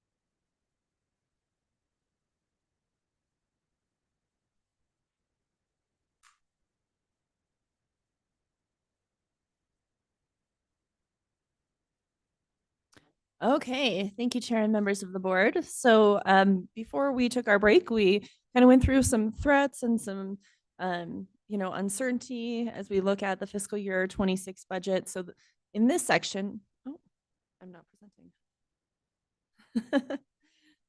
Okay, in this section, we'll go over, so what are the solutions as we build into the budget recommendation to help mitigate those risks and that uncertainty? So for us, for Coconino County, one thing we're very proud of that we have a long history with is financial planning. So we just have a quote up here. I'm not going to read it, but really the takeaway message from this is that the long-term planning that the county does is important. When we look at the budget from a one-year perspective, having a balanced budget in 1 year is the easy part. Having a structurally balanced budget or a long-term balanced budget is also very important. We've prided ourselves on having consistency, I suppose, and stability in our budget, rather than having that method of growing the budget in the good times, contracting it in other times, and really just service continuity. Thank you, Siri. And I will note, I'm not going to read it, but a true structurally balanced budget is one that supports financial sustainability for multiple years into the future. And so an example of that is, again, we've always used this 2008, the Great Recession. But what happened with many local governments, particularly in Arizona, is they were forced into layoffs. Even the city of Flagstaff struggled a bit with that in our building divisions because as the economic slowdown occurred, the people weren't able to afford the cost of their home. Then construction slowed down. And so engineers, building inspectors, et cetera, that really hit those markets very hard. We did implement a hiring frost or freeze, but we were never in a place where we had to experience those extreme layoffs because of this planning process and how we work to incorporate those economic conditions into the planning process. Thanks, Andy. So yes, one thing financial planning does for us is it allows us to not grow beyond our means and have that longer term outlook as we think about budget investments. So again, for financial planning, I'll just emphasize that the entire recommendation that you see moving forward after we get through this section, whether it's compensation or the CPI investment that Andy talked about, all of this was developed under the lens of the financial planning outcomes and the financial planning approach that we've taken that has served us very well over the years. Our goals in this are to maintain that service continuity. And what it means independent of annual revenues, going back to the last section and our dependence on the annual revenues, when times are good, sales tax revenue can be very high. When times are not good, when there's a recession, sales tax revenues are the very first thing that is impacted as people spend less money or they have less discretionary income to spend. And so we want to look at what is our sustainable level of revenues and recurring annual revenue level versus what is a year-to-year approach. It allows us to plan for compensation and prioritize employees so that employees have that vision of that the county is invested in them. The county is not an organization that that does not prioritize compensation or at least keeping employees sort of whole year over year. Everyone has worked for one of those organizations where, they may go multiple years without any discussion of a compensation change. And for Coconino County, having that on the horizon so that it's part of the plan rather than sort of accumulating a deficit with our employees, if you will, and then having to do significant investments, having the continuity model of compensation over the years has really helped us in our employees' understanding of the priority of compensation. Having a financial planning model allows us to avoid layoffs and avoid recurring budget cuts because we are not growing to an unsustainable level. We're growing to a responsible level based on those drivers that drive the revenue sources for the general fund, so that we are not doing a grow and reduce and grow model and going through painful budget cuts every economic cycle. So for this year specifically, what financial planning has helped us with are two recommendations. You'll see on here that this is a slide repeat from our March 18th presentation. where we talked about reserves and we also talked about the stability fund. So we just have some information here on the best practice and factors to consider as we look at modifying our reserve policy. This is just for reference because really what we want to talk about is the next slide. The budget recommendation that Andy will go over formalizes what was discussed and the feedback we received from the board on March 18th on our opportunity right now to formalize in policy what we have our longer standing practice of having a responsible reserve management built into our budget assumptions. So you'll see highlighted there in yellow, the first thing, opportunity number one, we talked about, and we are going to incorporate into the budget actions is to formalize an increase in the general fund reserve policy from 15% of revenue to 25% of revenue. Again, I'll emphasize this reflects current practice. In a couple slides, we have some FAQs on this, but just to get ahead of that, this does not change the resources we would otherwise invest in the budget.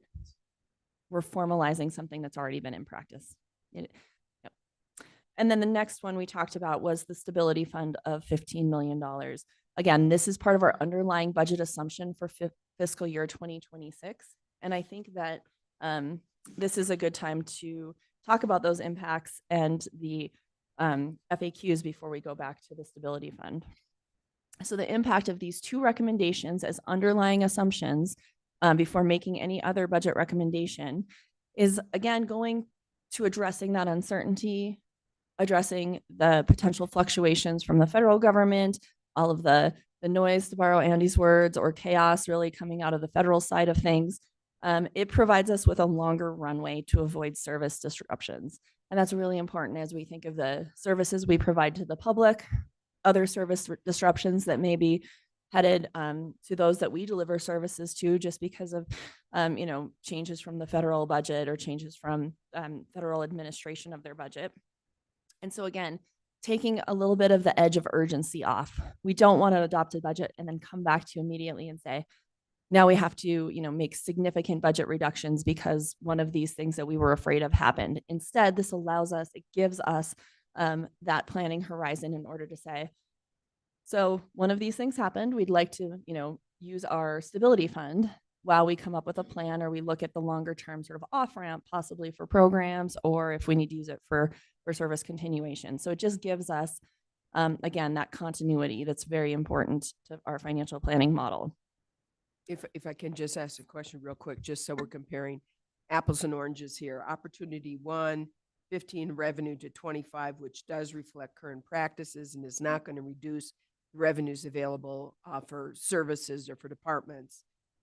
How much is that? How much in dollars? Sure, I believe that's about a $10 million change. And $10 million change. And then for this opportunity 2, Yes. which is the stability fund at 15 million, what is the overall percentage of revenue of that? Sure. So our general fund resources is just shy of about $1 million every year. So that's easy math. Then we can think of 10% is $10 million. So 15 million is about 15% using rounded numbers, but pretty close. And that will affect our general fund and the allocation of general fund, correct? Thank you, Chair. So I think yes, for the short term, but not for the long term. Okay. So if we have funds that are already on hand, so we don't have to change anything in order to create the capacity. Fortunately, we have the capacity through one-time revenues that have been accumulated. By not investing them all directly in the fiscal year 26 budget and holding those back, they don't go away. The only thing that happens is if we need to use them because maybe we do find out that secure roll schools is just never coming back, or maybe something happens with another program where we think it's really important that we transition staff over a 6-month period into other roles in the county. Need to use it as sort of like a bridge, if you will, allocation to supplement other funds. That's how we would expend down those resources rather than on, say, building a new building or one-time investments, but it's not recurring dollars. So none of the stability fund affects a recurring recommendation of a request or an increment request from a department. And in fact, by and large, most of the one-time requests were able to be recommended by the county manager in this budget with the stability fund. So that's the great thing, is that it really doesn't have a detrimental impact to our departments compared to what they were requesting for this year. When we go into the FAQs, we'll go into that a little bit more. But the other good news is say all of this uncertainty is just noise and everything kind of goes back to the business as usual. Our revenues aren't really impacted. There isn't a recession. Things continue on. Well, what that means is at some period of time when we recognize that, we still have $15 million to invest in the future. And Siri, thank you. And let's say it's not noise.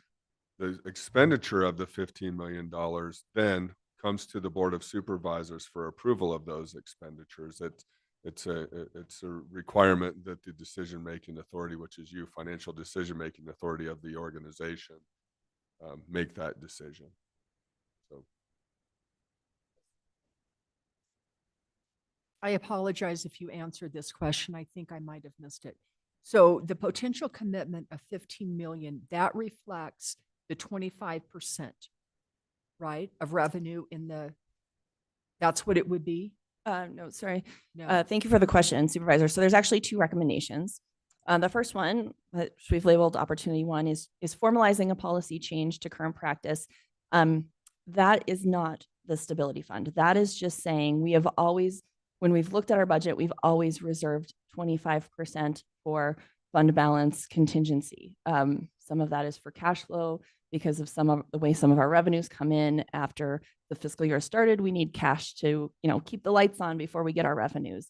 Some of that is for if there were to be an emergency of some nature, whether that's a natural disaster or, perhaps there was a huge building collapse or something, some sort of major failure. So it's important that we have a reserve that is truly an emergency reserve. And so increasing that to 25%, we've always held 25%, but on paper, our policy says 15%. So it's really just changing the piece of paper on that one. Got it. Okay, then, thank you. The second one is a set aside, but again, without impact to the budget recommendations for fiscal year 26.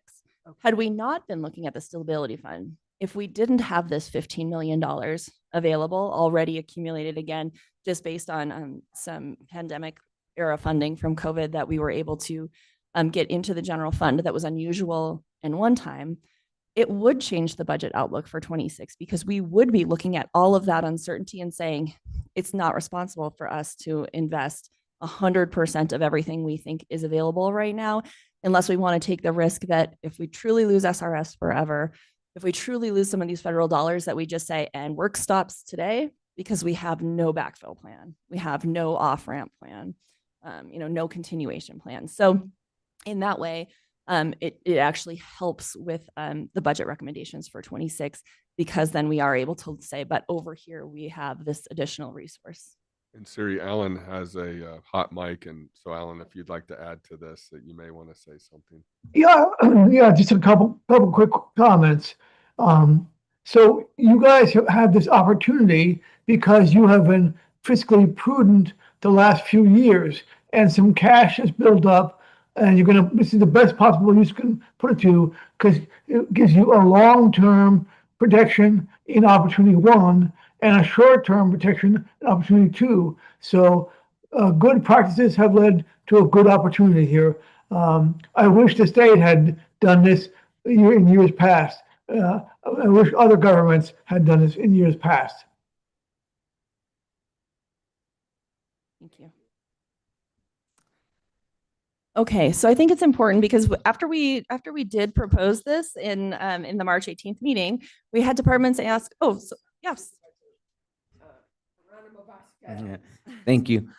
Just on that previous slide about those two opportunities, if maybe I just read it too quick or just didn't quite understand it, but it felt to me like we're picking two options.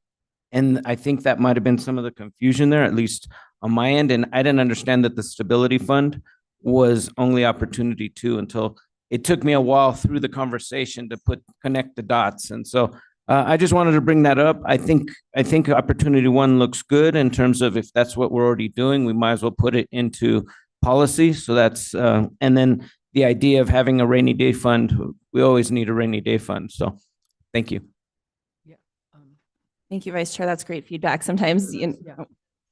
And I think this kind of dovetails with what he was saying is that now I know where my misunderstanding was. So I appreciate all that you offered, and I'm back on track.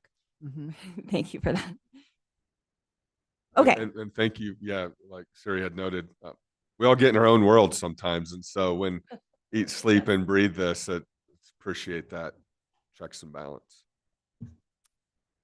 So some other questions that came up after we had the March 18th discussion about this were from our departments. So how does changing the reserve policy impact the budget recommendation? We've talked about this, so it doesn't. Again, it's literally just formalizing a practice. So aligning policy with the best practices that are already in place. Another question, so would we be able to fund more FTEs or more staff if we didn't have the stability fund? And the answer to that is no. Again, this is a one-time set aside of resources, not recurring dollars. And so we would not have recurring revenue to invest in FTE growth with or without this.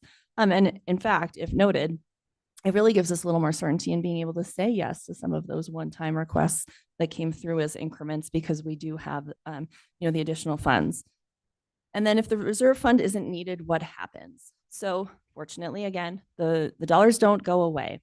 And so we can see where we are as we go into next year's budget development and does it make sense to hold the reserve fund because things are happening or that uncertainty still is in the environment, in which case the reserve fund would stay in place or the stability fund would stay in place rather. However, if we're, a few years from now and we've gotten through whatever turmoil is happening, things have normalized, we kind of have our new reality and we didn't need to draw from it, or maybe we drew less than $15 million. That is the point where we would come back with discussions of what are those one-time investments for the remaining dollars that are the most critical. Oftentimes what we do at that point is we look at what are the balances in our repair and maintenance funds for, say, maintaining our facilities. Are those sufficiently funded? What does it look like from an IT technology perspective? Is the IT technology need a refresh or is that sufficiently funded? We have other, repair and reserve funds that keep the county going. And so looking at those fund balances and first and foremost, making sure they're sufficient and then looking at, so then are there other one-time initiatives that the board can then choose, how to invest those resources. So they don't go away. And then I think the last, good news story before we move into the recommendation for the budget is pension management. So again, thinking of our financial planning history, one thing, and of course, this very much started with Mike Townsend, who was very into pension management, is the public safety retirement system and how we've managed that. As an employer, we're a single employer in a big system for public safety personnel retirement system, PSPRS. So this is our sheriff's officers. This is also our probation officers through corp and our detention officers and even the elected officials. It's all run through PSPRS, but specifically to our sheriff's deputies and sheriff's officers, we did a pension refinancing a few years ago. And we just took the debt that we had in that pension system, restructured it. So borrowed money to make a deposit with PSPRS. So we're paying the interest on what we borrowed, but we're growing that investment at a much larger rate than what we borrowed at. So our estimated savings over 17 years is $17.8 million. Yeah. And prior to that, we were able to take cash on hand and make deposits into the pension system as well, which had a similar impact of just taking, cash resources. Unfortunately, because of the expenditure limit, we weren't able to do that with cash anymore, but we were able to do this refinancing. And so again, significant savings for our taxpayers. The second one then is one that followed, and the statutes had changed to allow us to participate in what's called the contribution prepayment program. Most of our employees are members of the Arizona State Retirement System. So this is our largest unfunded liability when we look at our balance sheet, is the pension obligation for the Arizona State Retirement System. This is a multiple employer plan, meaning if we put in more money, it does not benefit us. But there was a statute change that said, however, you can create your own investment account, if you will, with the Arizona State Retirement System, and we will invest it in the pool as we do other funds, the rest of the pension system funds, but have a set aside for your organization, for your contributions. And then any earnings on that deposit can be used to pay for your pension obligation. So this has been a hugely successful program. It's been in effect. So we only get annual statements, unfortunately. So our last annual statement was as of June 30th of last year, at which point we were about 20 months into the program. At that point, the cumulative earnings from our deposit was $9.6 million, whereas our borrowing cost, that interest expense to date, was $4.65 million. So really, really successful. The estimate is that over 40 years, so this is a long-term outlook, 40 years, the low end of the range is $50 million of anticipated savings. And then the reasonable range based on the actuarial assumptions used by the state retirement system is $85 million for our taxpayers. So this is a huge cost avoidance through pension management. So before we move on to recommendations, I wonder if it's a good time to take a look at the 10-year plan that kind of goes into these recommendations, Andy? I think it is, Sarah. Yeah. Okay. Thank you. Okay, so if we can pause for just a minute, we'll have a handout for you guys.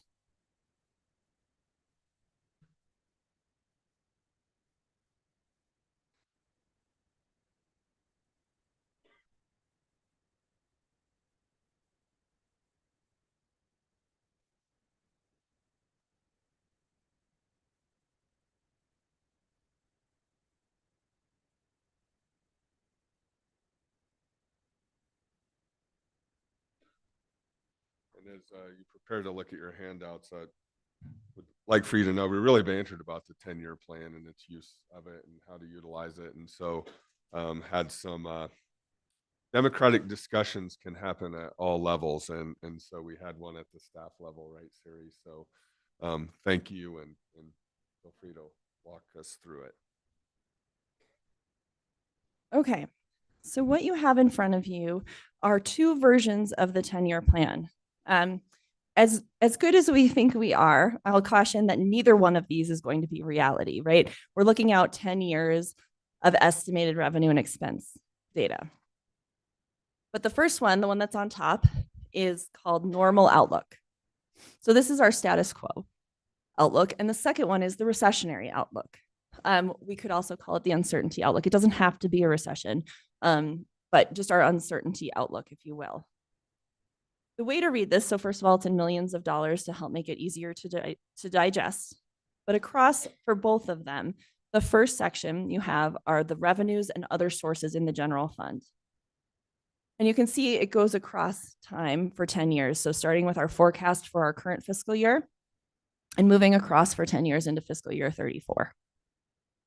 So as we were talking about what is 10% of our general fund, well, you'll see by the time we get to fiscal year 31, our estimated revenues are 102 million. So ballpark, our resources around 100 million on average per year.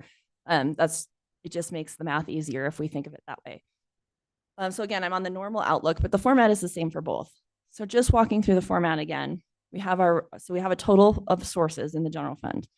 We then have a total of expenditures and uses. So this is our normal use of funds for things like salary and benefits, operations and travel. We have our mandates there. Debt service, transfers out. Then we have an offset there. So you'll see a positive number of partially down expenditures and uses. That's second to the last line. So the CPP program, that is that pension program we were just talking about, the contribution prepayment program with ASRS.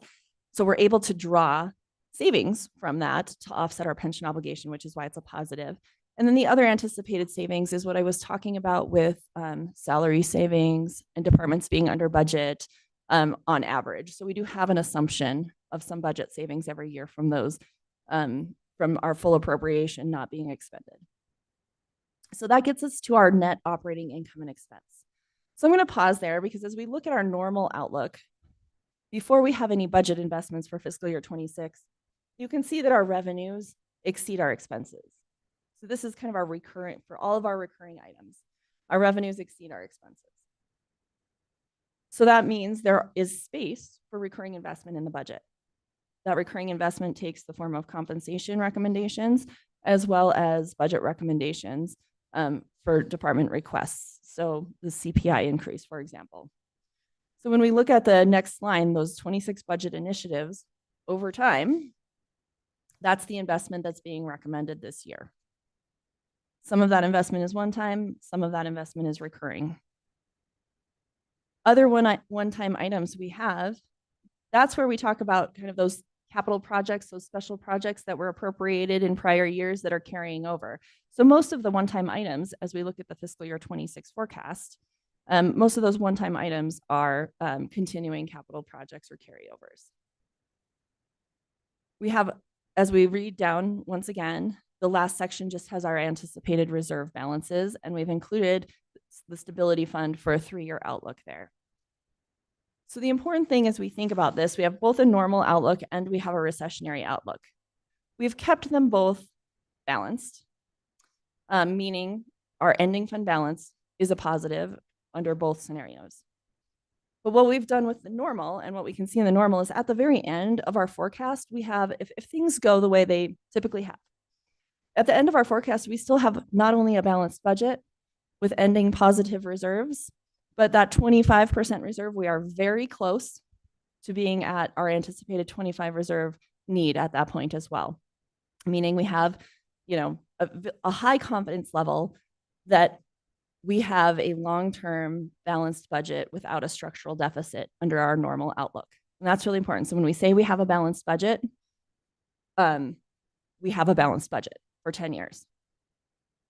So then the stress test part of it is when we go into the recessionary outlook. So what if things change, things are outside of our control? Some things that change in this scenario are our assumption for compensation increases. So rather than keeping with our normal sort of planned merit outlook or other adjustments we make to the compensation structure, it may mean if things change that one year we're unable to do compensation increases. And so that's how we remain balanced, or we have to do less for a few years in a row in compensation, or change other growth assumptions for the things that are within our control, such as operating CPI, things like that for departments, in order to maintain a balanced budget. So that's one of the levers I was talking about. Like if we have changes that seem to be that they will then be of a recurring nature, so a longer term change, those are some of the things we would first go to change in our long-term assumptions in order to maintain balance before we look at cutting the budget.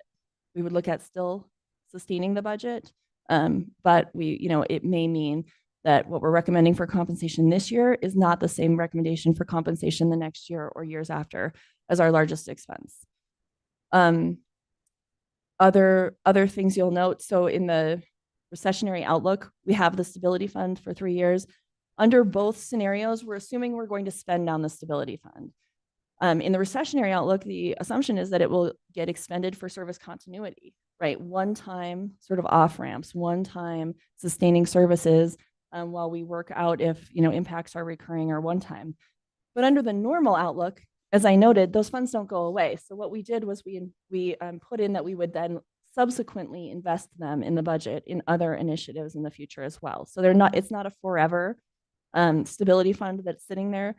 If we have our normal outlook that takes place, those funds are available for investment. And so we assume that investment will take place and we still maintain that balanced budget under our recessionary. It just gives us more time then to look at, so then what other things do we have to implement, say in fiscal year 29 or fiscal year 30, so that by fiscal year 34, we still have that balanced budget with the sufficient reserve fund. As I noted, I should note, this is a conservative outlook on both ends in terms of we don't want to be overly aggressive in our revenue forecast. It's a very reasonable revenue forecast given our history. It's driven by historical data. It's driven by the outlook for population and inflation and those things that align highly with our revenue forecast year over year. And it's not, and it's conservative in that it does not assume excess budget savings year over year. Again, it's like a reasonable level of anticipated budget amounts that we may be under our appropriation without being overly reliant on certain things to remain balanced. So it's very realistic, I guess, is the word that I'm looking for in both cases. But again, not necessarily perfect. Things will happen. Revenues may be higher, revenues may be lower, but certainly under both scenarios, we have, by using the stability fund, enough of a 3 to 5 year runway to avoid any of those drastic kind of service reductions, layoffs, those kinds of things that we're trying to avoid with financial planning.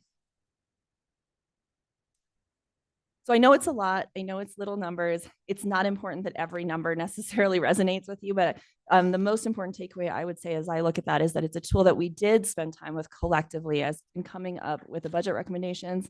It's been tested not only in like, what does a normal outlook look like, but what does a recession look like? What does uncertainty look like? So that again, we can come with a budget recommendation that has the certainty that the budget is sustainable. The budget is not too aggressive. But the budget is responsible. Andy, I don't know if you have anything you want to add. I think through our conversations is really how the recessionary outlook, or I think in this case, uncertainty outlook came to be, and noting that it's not perfect, but it's incumbent upon us to, and we've done this, I believe this entire presentation is note the uncertainties and how we're attempting to factor that into the financial planning model. But we struggled with it because of the imperfections in the normal outlook, if you will. So that's what led us to sort of, or Siri coming up with the uncertainty model, which is needed and necessary during this time. So the stability fund is really only for 3 years. That is the amount of time we have planned in. Yes. Hopefully we have normalcy after in sometime in there. So it's a lot. And so.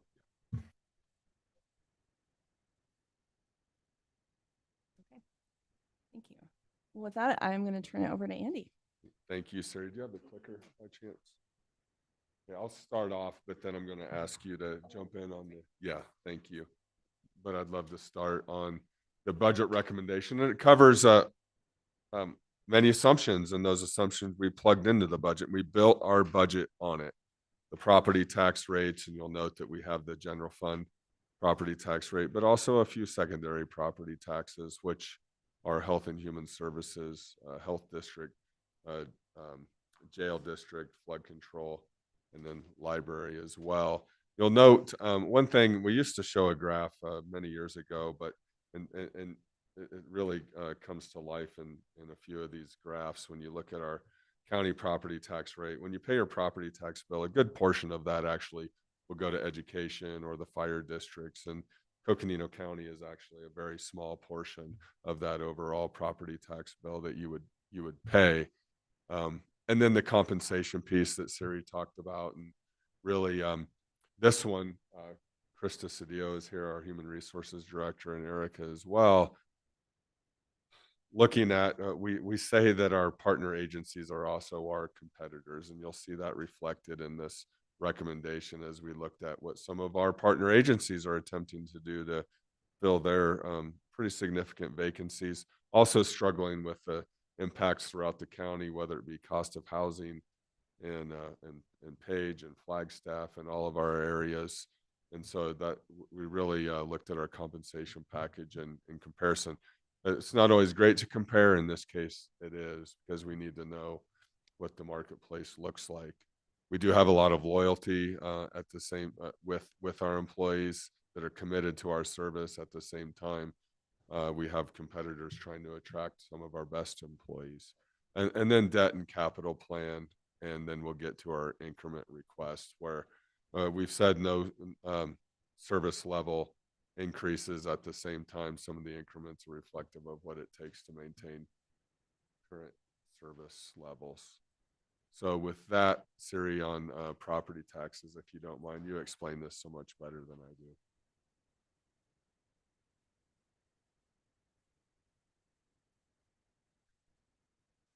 Thank you, Chair and members of the board. We have 4 types of property taxes that are under the direction of the Board of Supervisors, sitting as the Board of Directors for various special taxing districts. So we have our general fund, which is our primary property tax levy. Again, going back to those charts of our revenue sources, that goes into the general fund and can be used for any government purpose. We also have the Public Health Services District, which is a secondary property tax. The Flood Control District, also a secondary, and then the Library District, which is a secondary. Today, we're going to specifically cover the first 3. Sorry, just real quick, I also noted the jail district, but that one is set by voter initiative, correct?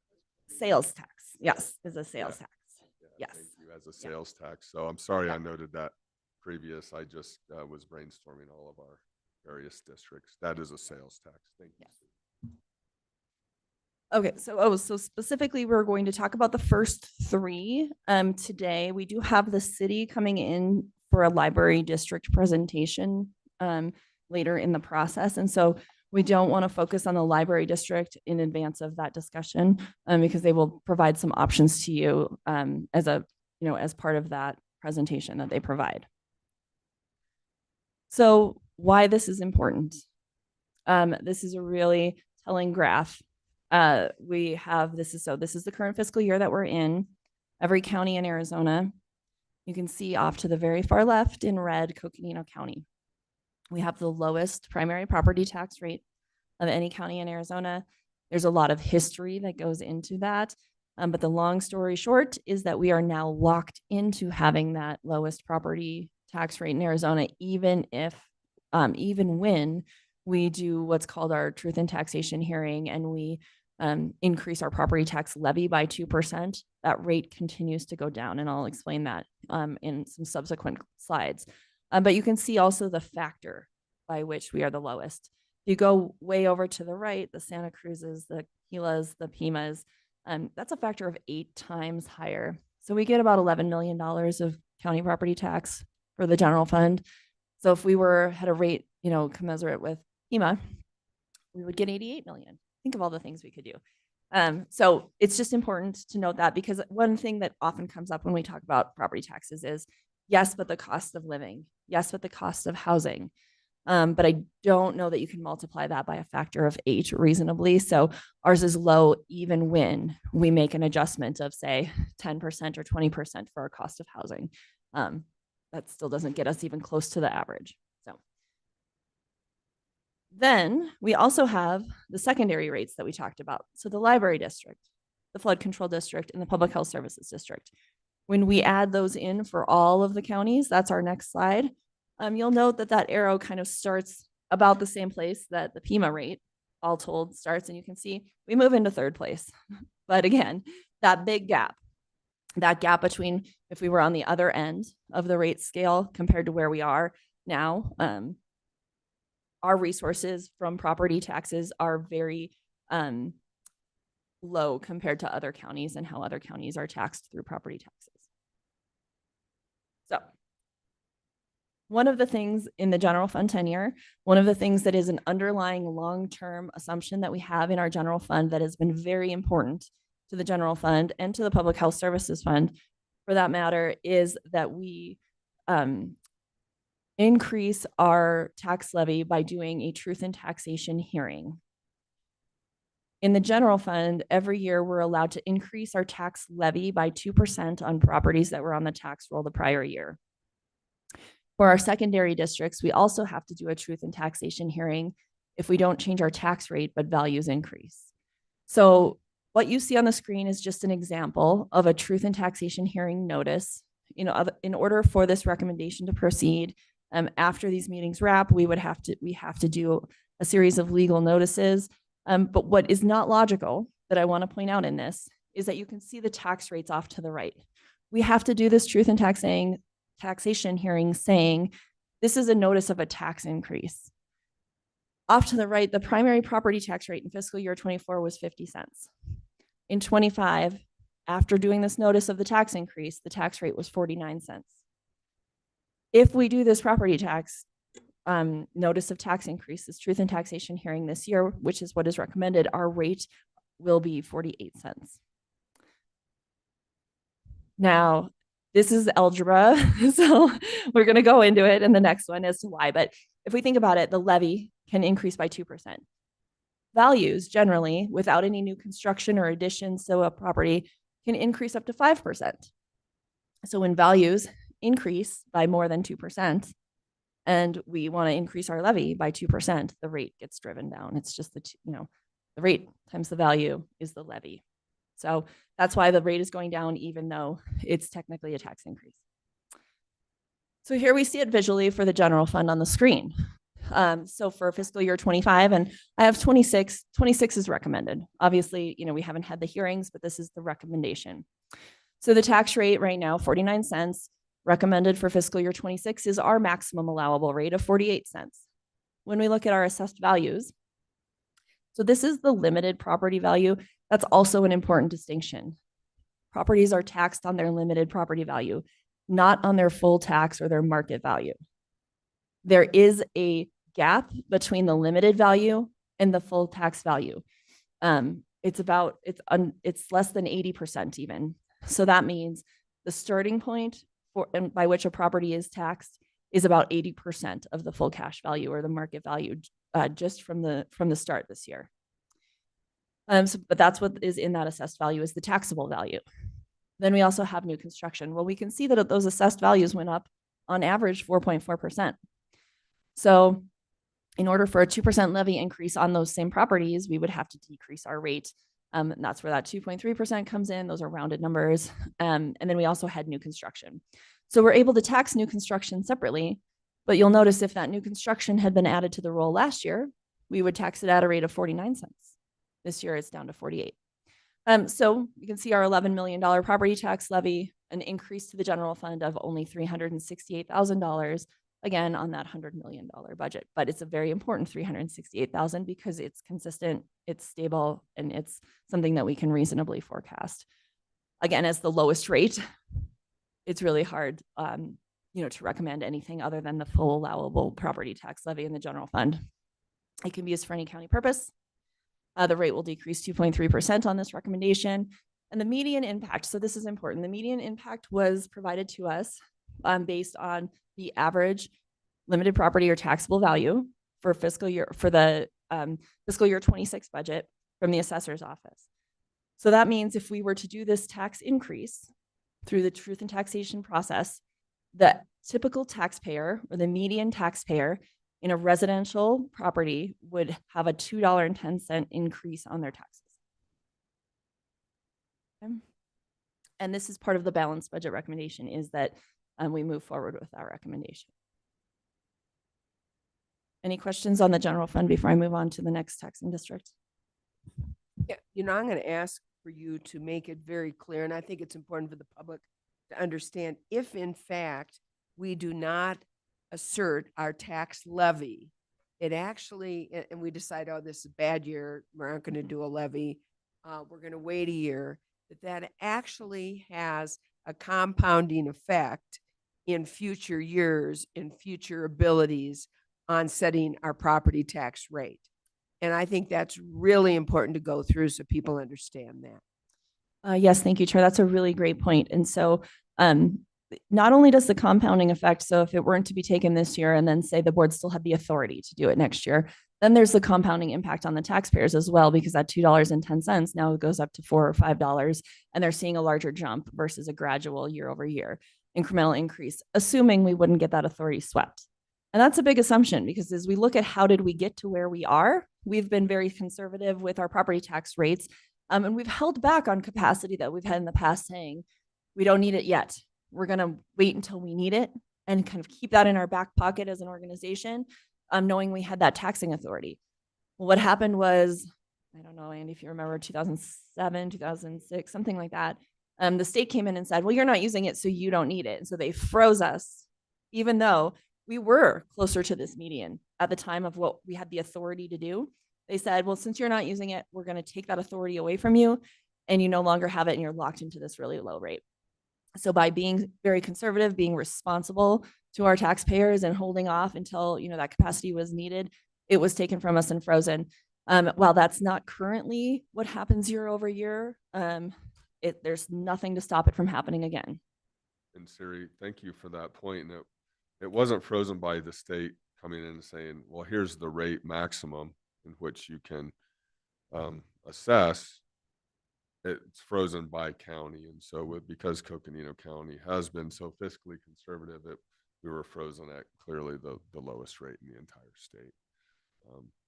Just based on how that was implemented. We have met with Arizona Tax Research. Well, we meet with them every year, Arizona Tax Research Association. And really their overall philosophy has been, well, if you're not using the funds, then you don't need to assess the rate. I think when ATRA looks at our financial planning model, I don't want to boast and say they're impressed, but they understand our model and are accepting of it and understand how we conduct our business here in Coconino County. That's been my experience with them.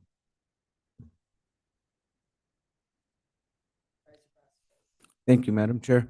I'm having a hard time following this because it says in the truth and taxation, we're increasing, and then on the right, we're actually decreasing. And, that's actually a good thing for our county residents. I don't know if it's a good thing for the county budget, but it just seems counterintuitive because we're talking about the increase of tax, and yet for some reason, the formula is showing that it ends up actually decreasing. And so I was just wondering if you could clarify that a little bit, Vice please. Chair Vasquez, Siri and I both. So the truth and taxation language is specifically outlined in statute, if I remember correctly. And so if we're collecting $1 more than what we've collected in the previous year, then we are to announce that we are increasing taxes. And that's how the language is written in statute. I think what he's getting at, and correct me if I'm wrong, Supervisor Vasquez, is that we might increase, but we're increasing a smaller limited market value. And so that's why the number actually goes down. Yes, thank you, Chair. So if we think of how do we come up with our tax levy, the taxes we collect, this is actually saying that we're going to collect more taxes, is why it's a notice of tax increase. But if we think of how we get there, it's the assessed value of our properties times the tax rate. And so if we had no change whatsoever in our values, then our rate could stay the same and it wouldn't be a tax increase. Our rate would go up to have the 2% tax increase. But values are actually going up more. So values have gone up. If values went up 2%, our rate would stay the same and we would still have to do this because we're collecting more in a levy. The values have actually gone up 4.3 or 4.4%. And so then that drives the rate down because we're still getting to the same factor at the end of doing the multiplication steps. So it's confusing, and that's why we put it up here, because it's not logical, right? It's hard to explain. It's a tax increase, it's a rate decrease. What is it? Yeah, so great questions. Yeah. So just so I'm repeating, so I clarify, Yeah. the endpoint's the same, but because of the way the formula works, we decrease to make sure that the endpoint's the same in the formula. You got it. And Yep. Siri, and Siri, possibly, can you go back to the truth and taxation? So that's required of us to post. It's possible that we could do a supplemental to say our tax rate's actually decreasing as part of this. There's a posting requirement, and then we can do a supplemental. Because I think that's important for the public to know.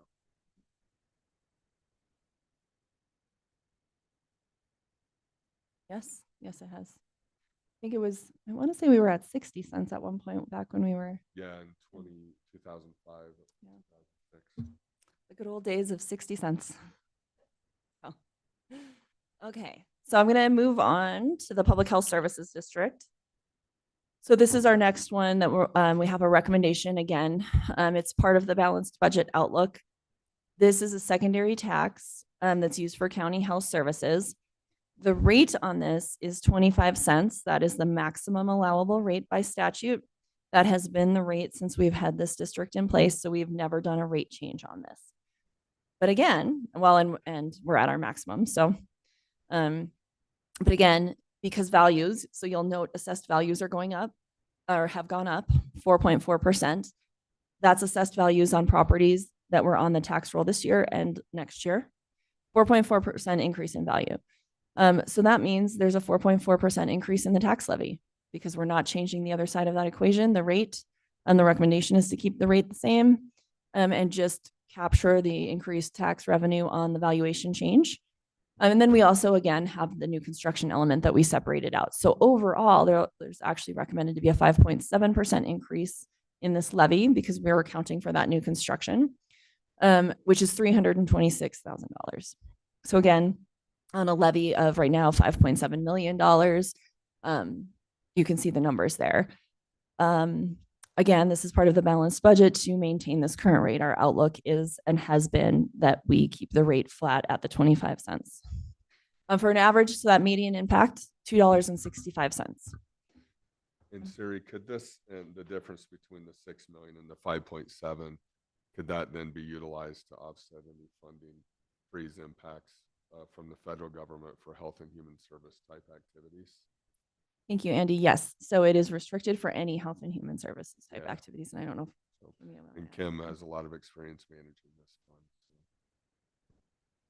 So. It's also part of our kind of our assumption over time. We know the difference between the full cash or market value and the limited taxable property value. We know that, you know, values are going to generally go up for at least for the next 3 or so years, because there is that gap between the limited and the full cash. And so we do assume that that's going to happen, and it is part of our balanced budget outlook. Supervisor Fowler. And in addition to, thanks, Madam Chair, to the property secondary tax, we have a maintenance that we also have to contribute to the public health. That is correct, Supervisor Fowler. So one thing about the Public Health Services District is that it does have the property tax. It also has the maintenance of effort payment from the general fund. So about 3.8 million, I believe, of general fund dollars on an annual basis that we contribute to the Public Health Services District. But also under this, when we think of the district more broadly, it includes a lot of federal dollars. The district itself isn't just the operating or the taxing fund, but it is, you know, the federal and the state pass-through dollars for a variety of health services. So the district itself is pretty large, but it does receive some backfill funding as well from the general fund. So let me make sure I understand, because this is an area I think we're all worried about, is that the change is 5.7% increase in dollars. And so I think what I'm hearing is that 5.7% increase in the dollars could be used to cover what could be lost, could be lost in the federal funding. Yes, thank you, Chair. It is for any health services. So yes, it could be used to cover that. Although because it was also part of the budget assumption, if we were to divert those resources, if you will, to a lost federal source, then the district itself is also short to keep the district itself whole. And then it would be a conversation of, you know, do additional general funds come in? Does the district have to look at budget reductions? I don't know, Kim, if you have other. No, thanks, Siri. I was just going to say it's not as simple as, okay, there's an additional $326,000, because the district itself has, even from the onset of creating the district, never achieved the full funding of the existing services that were in place at the time.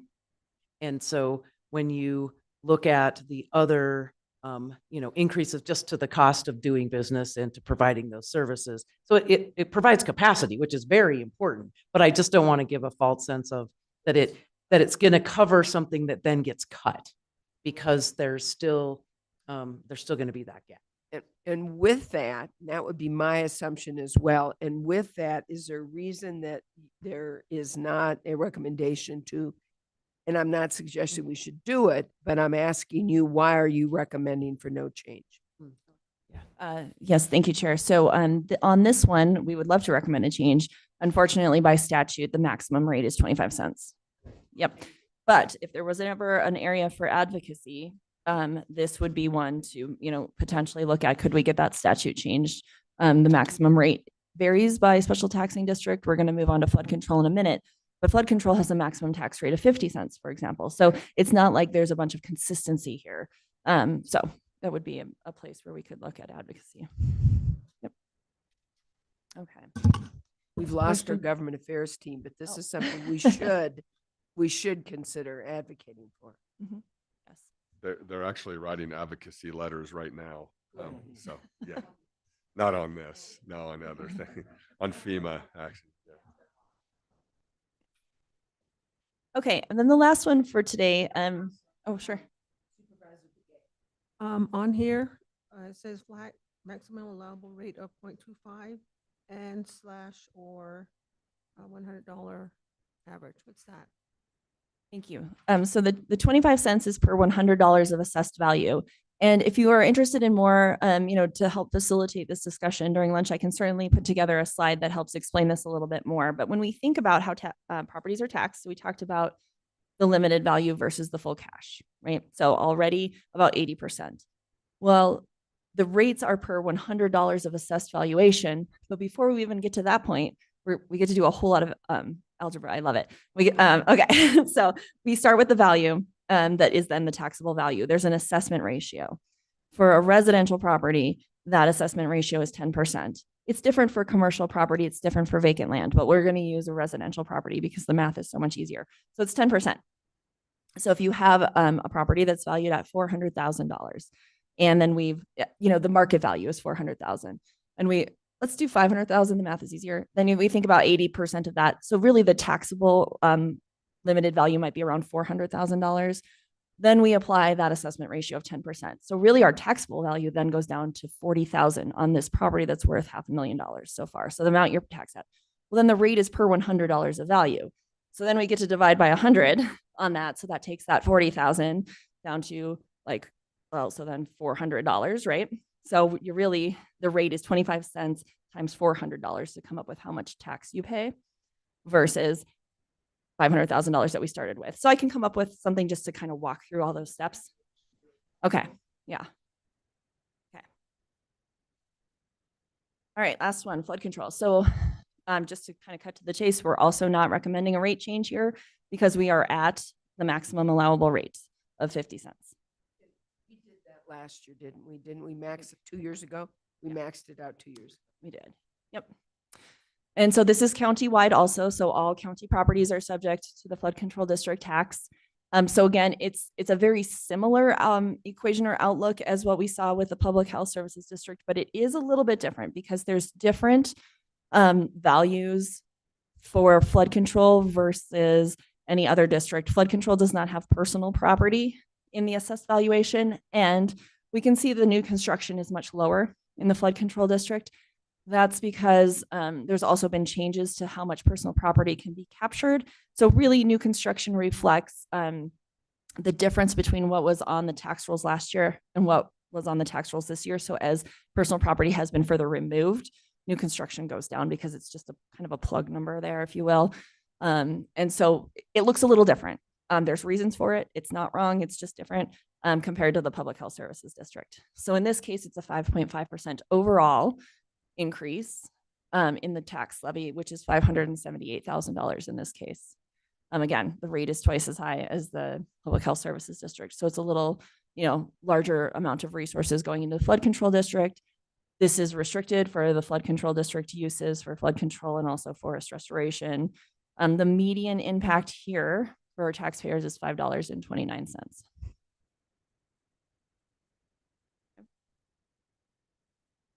So to pull it all together for those three, we have the rates at the top. So primary, public health service, and flood control. And because the bottom two are not recommending a rate change because they're at their maximum, but the primary is going down, overall, the collective for these three districts is a rate decrease. The net median value, so this is where we were talking about those assessment ratios and things that were happening. So we started with a property of a full cash value of $432,000. Assuming it's a residential property with a 10% valuation ratio. So you can see the total tax levy for those three districts for a county taxpayer would go from $329 to $339 based on this recommendation.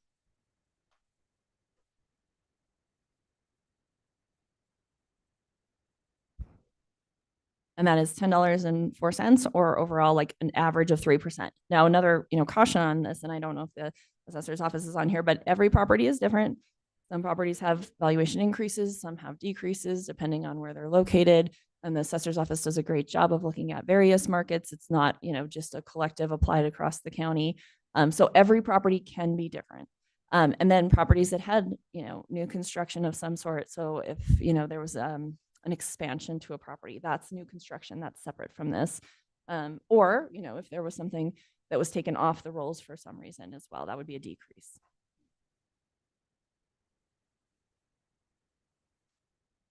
Okay, so yes, if Casey, just raise your hand if you want to correct anything I said.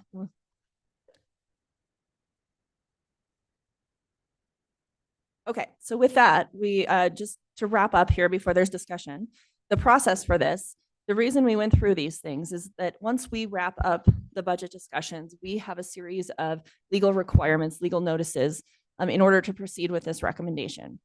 We have to hold the truth and taxation hearing. So that is scheduled for June 24th. So leading up to that, we have to notify the public.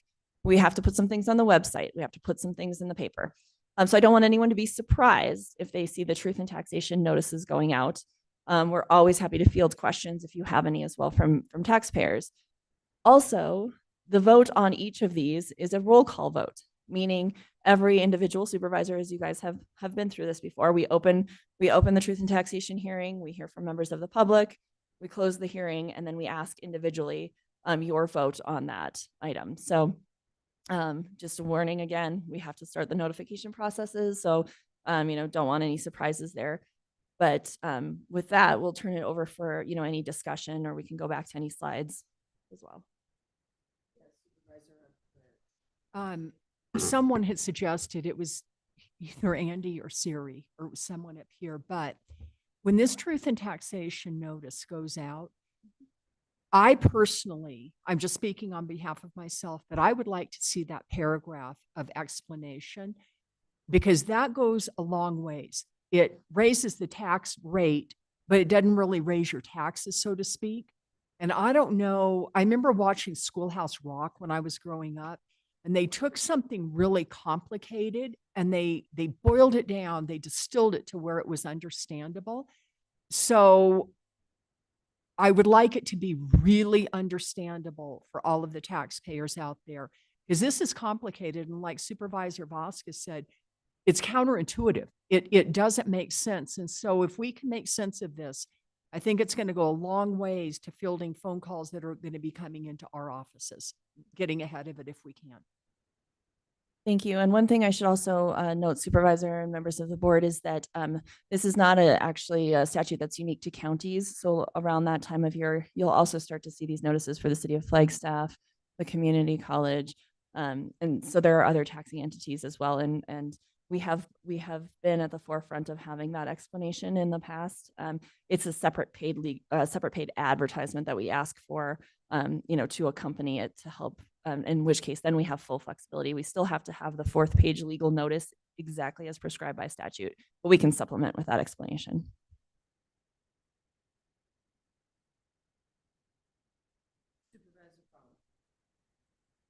And to add to all that confusion, we also are a pass-through for the school districts, for the fire department. That gets all muddled up in this conversation, and we're there trying to separate all of that and say, no, that one is just going through. We don't even take administrative costs.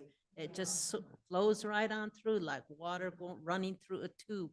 And it's like, okay, I still don't understand what you're talking about. I think just the explanation of all of that is just clearly is really would be important. But through the years, I think we've learned how to, well, anyway, those that have been here learn how to explain it all.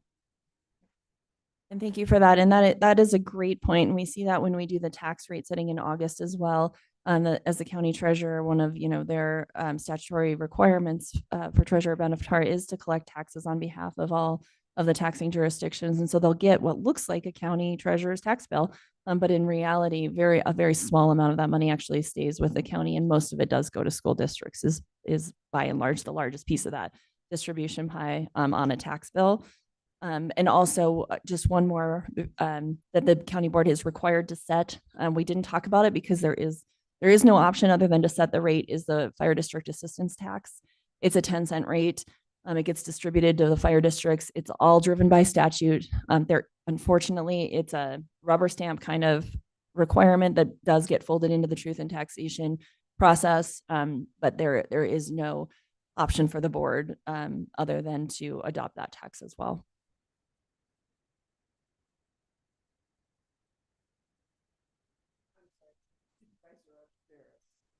Okay, thank you. Supervisor Fowler makes a really good point, is because in District 3, 7 of the 11 fire districts are in District 3. They can independently on their own raise theirs, but it looks like the tax rate is actually going higher.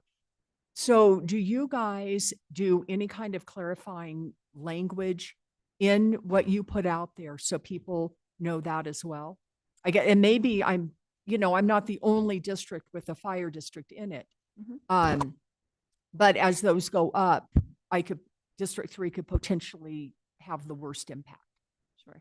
Yes, thank you, Supervisor. And I'm not sure if Treasurer Benatar is on here and wants to speak to, what goes out with the tax notices. But in the past, we've also provided a link and a website as well that, has contact information. So for questions about changes to your taxes for this fire district or for this school district, and provided the contact information for those districts.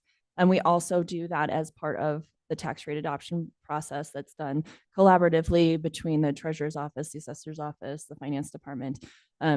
We, and the superintendent of schools office as well, we look at where those areas where we might get phone calls because the levy is increasing more than just, maybe the 2%, or, if someone's doing a large rate increase or a big change. And we also try to proactively notify the board so have at the ready this district and here's their explanation for why. But really, we want those questions to go to those districts. So yes, we do provide those resources. Yep.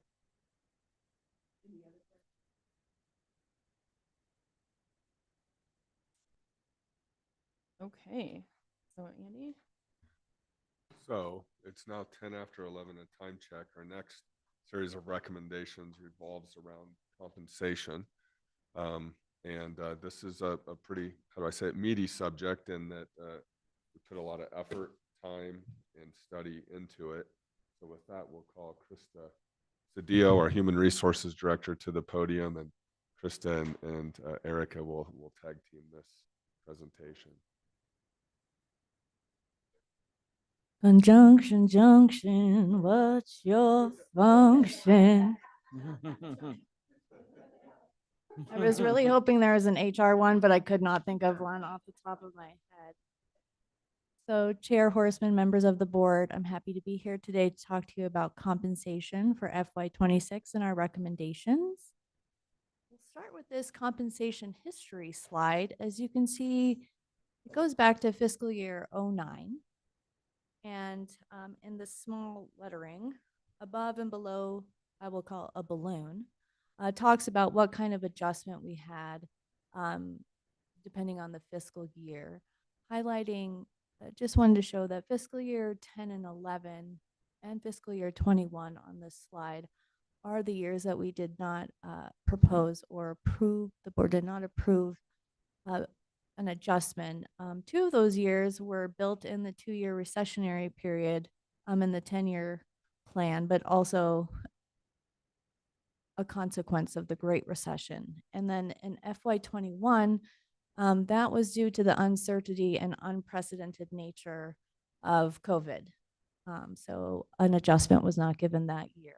But as you can see, most of the years, there's either been an increase based on performance evaluation or performance evaluation and a market adjustment. In FY23, there are multiple letters assigned to the adjustment. And just for historical context, for those who weren't here, that included pay range changes, adjustments to put employers deeper in the range, a longevity adjustment, and then later on that fall, an adjustment for a performance evaluation. So it says W, X, and Y. There was also a Z. The Z was the performance evaluation. So that was a multi-factor approach to an adjustment for that year. And then in FY24, the board approved a 25% increased base pay and then 2% on top of that, which was 2.5%. And then last year, 2.5% to base pay.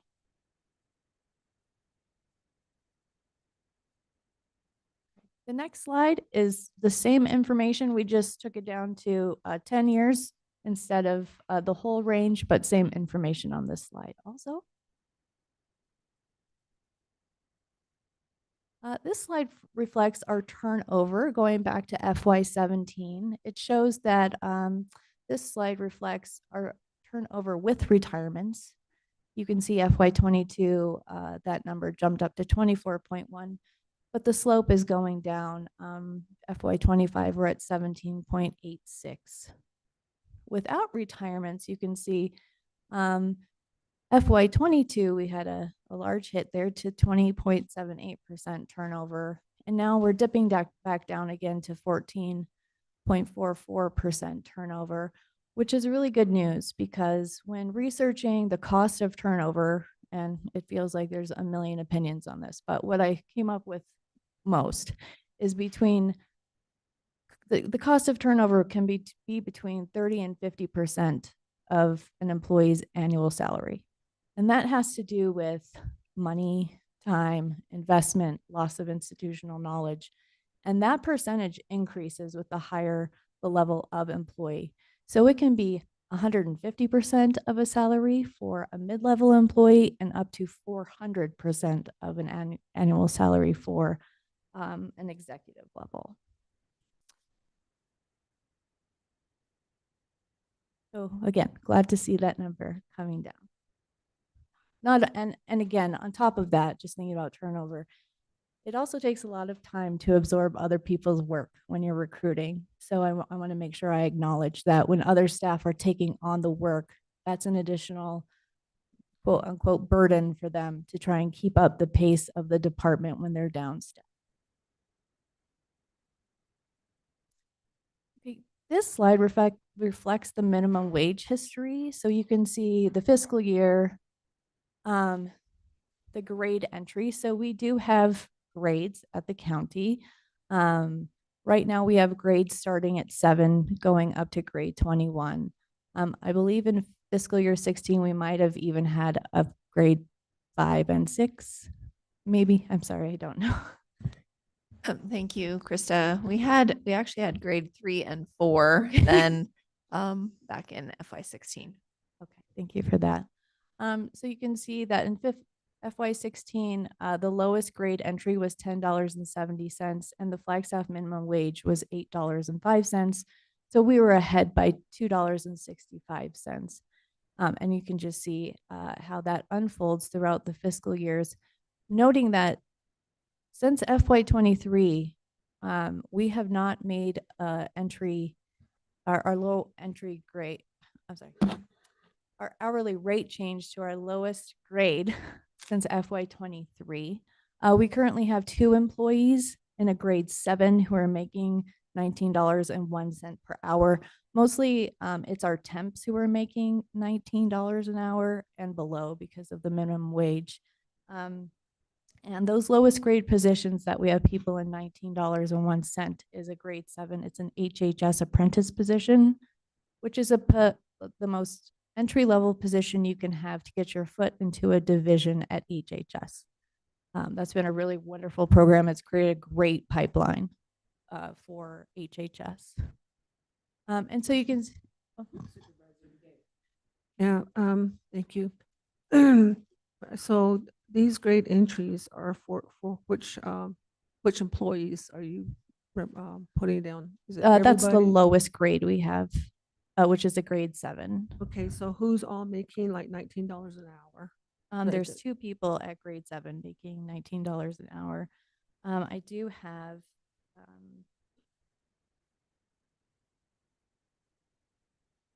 positions that I could read off to you if you wanted to know what positions. I were guess at it's each just grade. the type of work they do, I guess is what it is. Clericals or HHS apprentice could do a variety of different positions.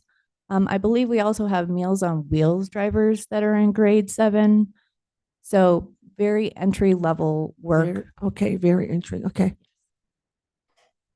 And Krista, then the next slide also has a breakdown by grade, which is really helpful illustratively for that. I just wanted to note right now, our lowest hourly rate is 19. The minimum wage for Flagstaff is $17.85. So the difference right now is $1.15.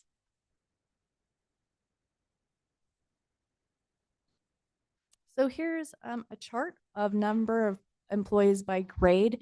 You can see our highest amount of positions in a grade is a grade 10. there are a lot of positions in grade 10 as listed on my pages here. Fewer positions in grade 20, you know, as you can see, just the most in grade 10, and then they're kind of sloping down with the grade 15, 16, 17, and 18. Those are middle to higher management level positions. I don't even think we have assistant directors in these grades anymore. So the next slide, you can just see it broken down differently. It's the same data. It's just categorized differently on this slide.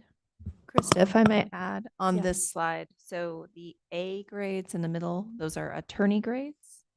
The D grades are detention grades. The J grades are juvenile detention grades. And the S grades are patrol. So that's sheriff's office patrol. And then the CSO is court security officer. So we have some positions that have those letter grades. So just wanted to take a minute and explain what those letters mean. The D is detention. J is juvenile detention. Yes. And those grades in the far right column, the D's, the J's, and the S's all have a separate pay plan. As do the CSOs. And the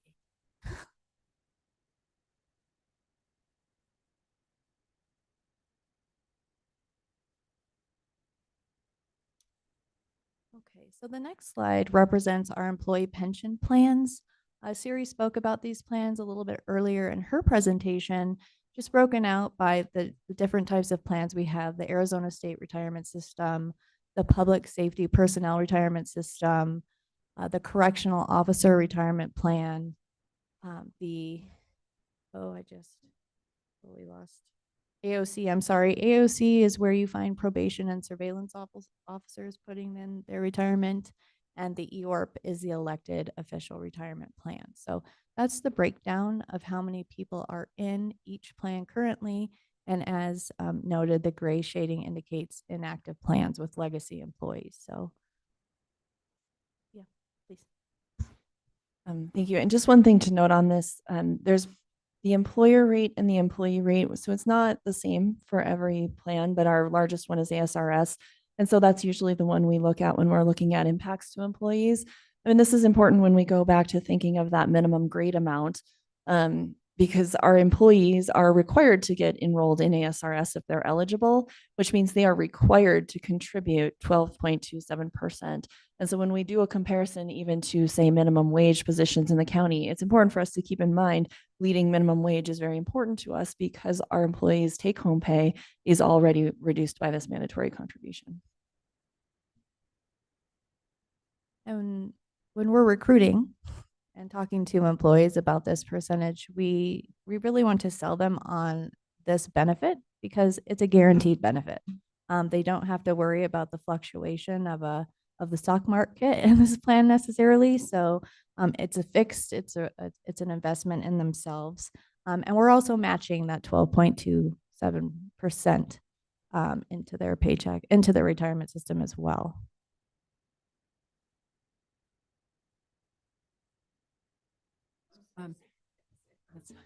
It's okay. It's okay. Is there a time that an employee has to be vested before they can really get the full benefits of the retirement? Yes. Yes. Okay. And what is that time? Thank you, Supervisor. So there's a whole lot of factors that go into it. So each one of these has different vesting. And then even within ASRS, it depends on when you started in the program. So they've made changes over the years to keep the system balanced. So there is not, unfortunately, one easy answer to that. It really depends on your longevity when you joined, which one of these systems you're in. And some of them, so most of these are defined benefit programs, meaning that regardless of the contributions, what's defined at the end is the benefit the employee will receive once they reach full eligibility. But you'll also see in parentheses up there under the fourth one across PSPRS, there's a defined contribution option for PSPRS and Corp, which would be more of a typical kind of 401k type approach that those employees could also elect if they would if they would prefer that or choose that over the one that is the defined benefit where you do have to go through full vesting in order to get the benefit.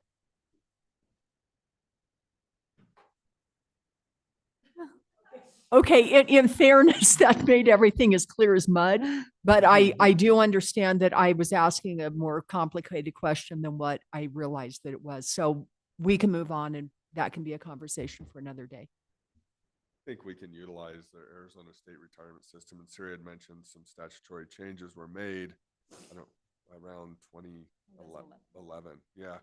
So we can kind of show you what investment looks like in the old plan, if you will, and then in the new plan. And that will kind of show how many years of service equals how much benefit. Does that make sense? Yeah. Thanks, Sari.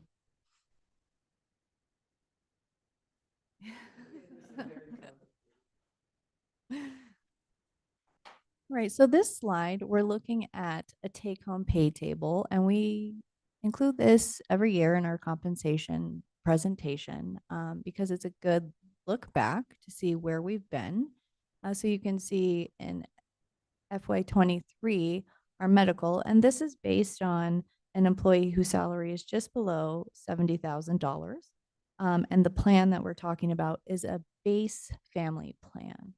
So you can see where if we just even look at the medical, $6,030 annually for that medical plan to 6,349 to 6,440, and then to 6,518 this year. And so again, in the green line, you can see how our comp increases affected the net take-home pay.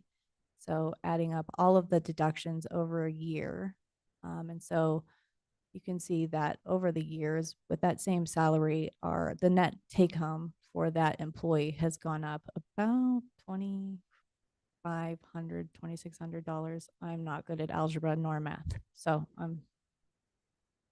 And thanks, Krista. And if Yeah. I may, there's a couple other things that I really enjoy about this chart, which we've had for several years, which is you can really see in that first row how much the medical is going up. And so this is a base plan for family.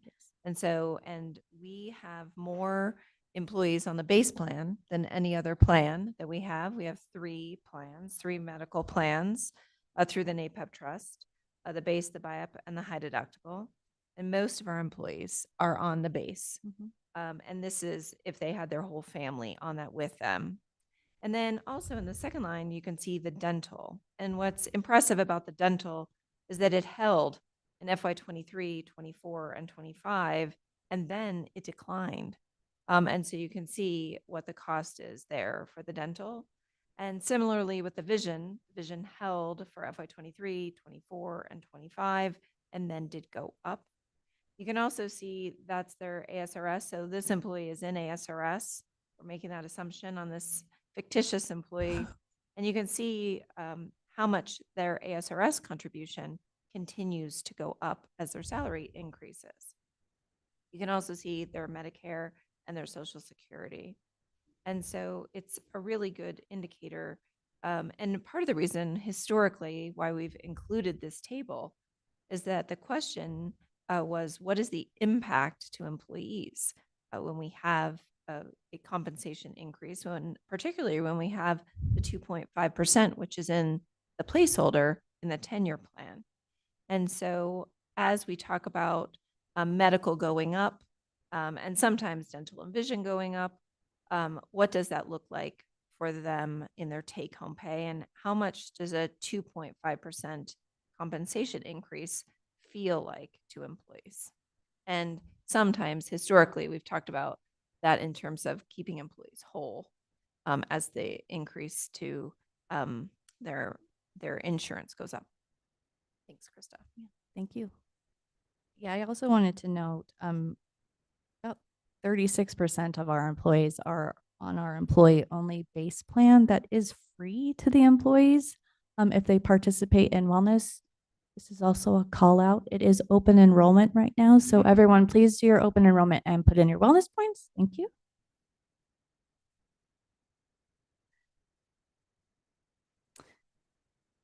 So this is a cost of living slide, just collecting data from Redfin, which is it's a real estate brokerage firm. And then also below the source from apartment.com, just talking about how much the average home cost is in Flagstaff. It's about $695,000. That data could be about 6 months old, just so you know. But you can see that for apartment.com, as of May 2025, the average rent in Flagstaff is about $1,700 per month. And that could just be for a 1-bedroom unit. Also there to the right is the cost of living from the Chamber of Commerce, the Flagstaff Cost of Living Index. So anything over 100 is more than the average, and anything under is less than average. So you can see we're over on most of these indicators for the Flagstaff area only. Also important to note that we have about 14% of our employees who live outside of the Flagstaff area. I did not include in data who might live in Page, who have an address in Page, but really those employees who work in Flagstaff that are commuting from Verde Valley, Ash Fork, Seligman, Loop, Winslow. So about 14% of staff are making that commute for their work. Is it Flag or Greater Flag? Then there's Fernwood and Timberline and things that are closer in. From what I was looking at, it's mostly the positions in Flag, but the Fernwood Timberline, that's not their own town. So I was looking more at towns, but 14%, I'm sure if we included those outlying areas, that would be more close to 16, 17, even more percentage who are living out in the county. And Krista, I think, did we do that on a zip code analysis? So Yeah. then it was greater Flagstaff then. Yeah. with I'm the zip sorry. Code analysis. Sorry, I Yes. apologize. Okay, sorry. Here, this slide shows our partner proposed compensation strategies for FY26. So the city of Flagstaff is looking at a 4% increase based on merit and then market adjustments for different positions in the city. Northern Arizona University is looking at a 2.5% increase for all of their benefit eligible staff. Coconino Community College is looking at a $3,566 flat dollar amount, which is an average of a 4.8% increase.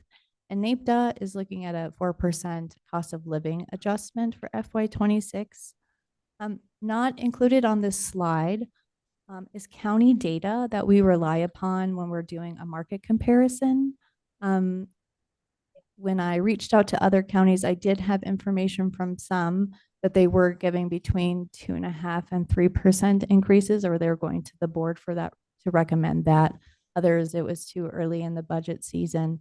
And the reason I bring that up is when we are doing a market study, maybe on a new position or just trying to reevaluate a job, we look at those numbers heavily to make sure that we're in alignment. And so I just want to make sure I brought that up, that those counties will also be recommending an increase, and those will be going up. And if I may just make a comment here, obviously, it is important to know that we want to stay competitive. On the other hand, we've been trying to be competitive throughout, and I don't know whether they have been doing and matching the same compensation rates that we've done in the past. So sometimes you see an increase because they're trying to make up for past, if you will, past deficiencies on their compensation plan. So it's hard to know how this really, and it might, and it's hard to know how it really plays out. And then what's probably more beneficial, and I'm sure you look at this, is the actual job position itself. So like kind job positions, what's that salary versus a like kind job position here versus a city or something like that. That's a great point. Thank you for bringing that up. And I'm sure there were years when we were doing big things with our comp that other boards might have said the same thing about us. So And Alan has popped up as well, so I don't know if he has something he wants to contribute on this. The next slide. On the next slide. Great.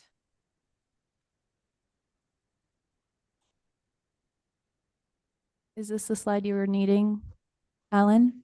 Why give salary increase? Isn't that the next slide? Not quite yet. The next Okay, slide sorry. is the local law Oh. enforcement market data. I'm sorry, I got a different version. Okay, you were excited for a future slide. Yes. This slide is representing the local law enforcement market data we were able to pull. So currently the entry per hour for a deputy recruit is $28.50 per hour. The notes on the side are just reflecting the pay plans that are associated with each of these law enforcement plans throughout the city and the city of Page. So we have an 8-step pay plan right now with a 4% increase in between steps, which means when there's an adjustment during the fiscal year, there's a 4% increase for that. The city of Flagstaff is at $32.79 for their entry rate for a police officer. They have a 7-step plan with a 5% increase in between steps. The city of Page is $30.90. And they have an 11-step plan with an entry rate of $30.90 and a max hourly rate of $52.78. So about 6% increase between the steps. I apologize, I didn't have information on the DPS steps, but their entry level is $31.43. So you can see currently we are slightly behind the city of Page and DPS and the city of Flagstaff. Supervisor Fowler. So we also have an incentive plan for like the future housing, $10,000. Where is, oh, do we still have that? We do. We don't Yes. have that in here. Yes. We don't have thank you, Supervisor Fowler. That's a really important question. We don't have that in here because some of these other entities also have incentive programs. And so this is just looking at base pay and how we attract. And kudos to the city of Page and actually NAUPD, who are not listed here because this year they gave very large bumps to their police departments. We have never lagged the city of Page nor NAUPD previously, and we are right now. And a comment I was going to make on that is last year we gave 2, as I recall, increases because we wanted to make sure that we stayed up with DPS. So obviously these are increases that happened this year. And because we were doing everything we could to stay competitive. Seems like no matter how much we stay competitive, this is such a high needs area for so many of our jurisdictions that we're just one-upping each other. And at what point can this continue? One of the other things, and Supervisor Fowler, she hit it on the nail on the head, and that is, compensation's great when you look at hourly rate or salary, but there's this additional thing called benefits. And it's very hard a lot of times to compare the benefits provided, other than to say, I know that our benefits are certainly some of the very best in the state. So we've got that to be aware of. And as much as we need, obviously, law enforcement, and as much as we want the top law enforcement here working at the Coconino County, at some point we can't continue to have this, rating. It seems like salary increase. We're in competition to the point where we're going to be out of competition because we can't afford to do it. And so in some ways, seeing this, good for law enforcement. That is a very hard job with high risk and a lot of other things associated with it. So I'm pleased to see them getting an increase in their wages, but at some point, how much can we continue to afford? And I guess that's what we're going to be grappling with here on this board. Supervisor. Yeah, and I also like to And we're really actually going down to the budget adoption, or even prior to that, the benefits. One that Supervisor Fowler mentioned, I think there are, in positions, we do have little benefits, for certain staff and certain departments. So this one for sure, for our officers, I think, we need to know those so that we're, basing our decision on that, when we're doing the final budget. So thank you.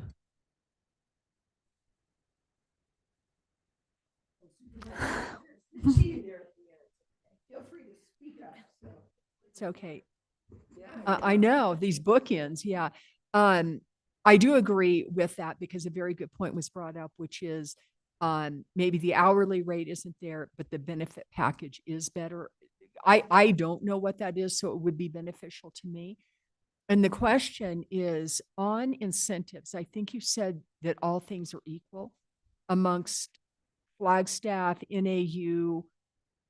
Are they equal? Is our incentive plan equal to the other ones, and that's why it was not brought up here? That's a great question, Supervisor Ontiveros. They each have slightly different incentive plans. And so we were looking at the base rates to really compare those things which help these particular employees pay their bills, right?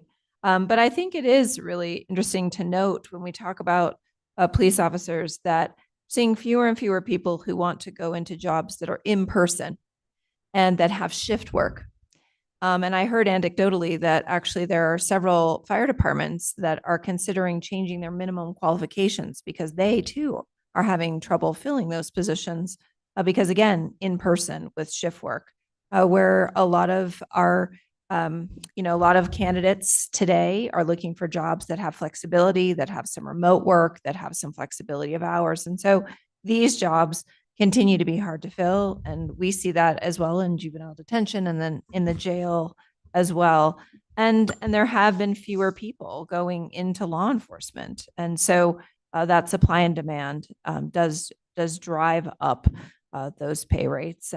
And so I think it is always good to look at the market and then think about what we'll be doing. But we can speak to, when we get to the recommendations, we can speak to how what we've recommended fits into what the sheriff's office has asked for and also what their plan is to do with those incentives as well. Okay, and I certainly understand what you're talking about in-person shift work. And the one thing that separates this one is that the risk involved. And should something happen, the collateral to the family. So I will be looking for that really detailed information in this job specifically. Okay.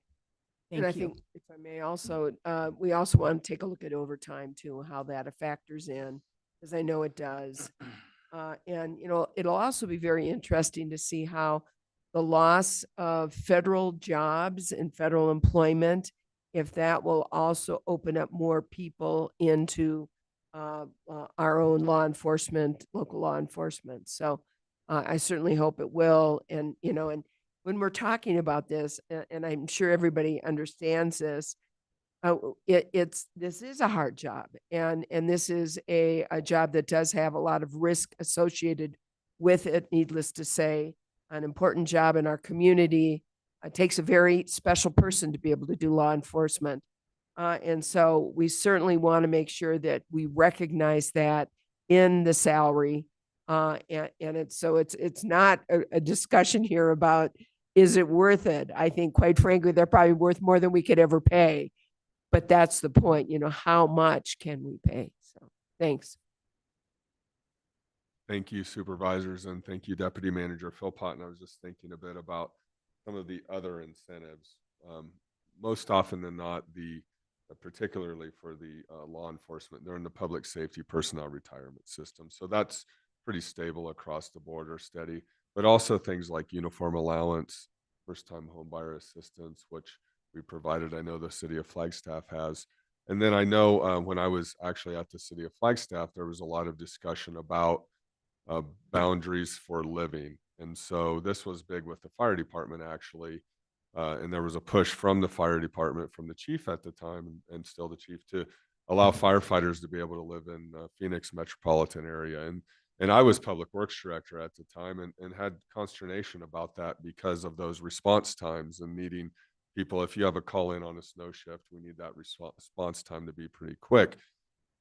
Those were all sort of measures and conversations that were happening to navigate all of it, both the cost of living here locally, how do we get those, the ability for our shift workers to obtain affordable housing, if not here. The big conversation was community policing and the whole concept of representative of community. And we believe strongly in that. And we believe that our county employees represent our community all throughout all of our communities. So a lot of those discussions ensued. Chair Horstman, I also noted to look at the partner proposed compensation strategies for this fiscal year. Having been involved with the city of Flagstaff for a bit, we're always competing, and we sort of outlined what we were able to do historically. And I think we might be able to look at what some of those agencies were able to do historically as well. I know the city of Flagstaff, NAPTA too, for example, has been pretty healthy on the pay plan scale over the last 5-10 years. And so, again, our partner agencies then become competitors. So, and I know our culture takes us quite a ways. For example, I know in public works, for example, we have a pretty solid culture, and that's helpful in being able to attract and maintain employees. And then the compensation is a big part of that as well. Supervisor Fowler. Yeah, I think, yeah, this is a really important discussion. You know, the environment in it has changed the world. We had our law enforcement, regional law enforcement, what do we call it? Colorado Plateau Law Enforcement Gathering, which we host every year. And the first, right off the bat was where we are, the federal agencies announced that they have reduced the employees. So there's more demands on those, like our sheriff's department, there's more demands for backup. So in the world where partnership is so important, that's even strained even more now. We take care of the federal lands, just like everywhere else. And then the vast distance that we have, the response time, and how do we get there? The whole environment has changed. Just the conversation that was happening at our meeting. So I just want to add that to it, since Supervisor Horstman had brought it up, and it's just really important that we continue to take care of them. And but how do we, with such a strange, our budget being so strained, the way we are?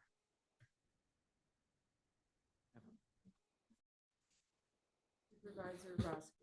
Yes, thank you. Yeah, it's a little disconcerting to see that even though we did 2 raises last year, we're still so far behind the curve with our partners. And so, you know, I really wonder what is,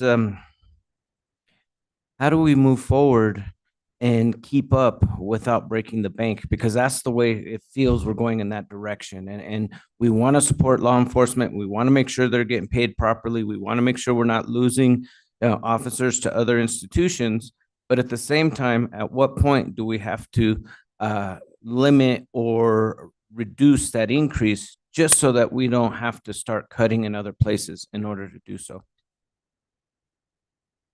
And Yeah. we have a proposed solution in 2 slides, so. But,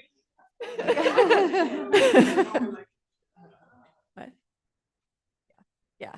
So if we're ready to move on, I can do the next 2 slides. So the next slide, so the next couple slides, 2 slides get to our recommendations, but this is just to show what an investment in compensation costs. And so thanks to Siri and the finance team for this. And you can see that the items in green are included in our balanced budget recommendation, but we also wanted to show you some other numbers just so you would get an idea. So we do have a recommendation for the law enforcement pay plan, and I'll get to that in a minute. And you can see how much of that is general fund versus total cost. So thank you to Siri for creating those two columns to the right so that we can really parse out what is general fund.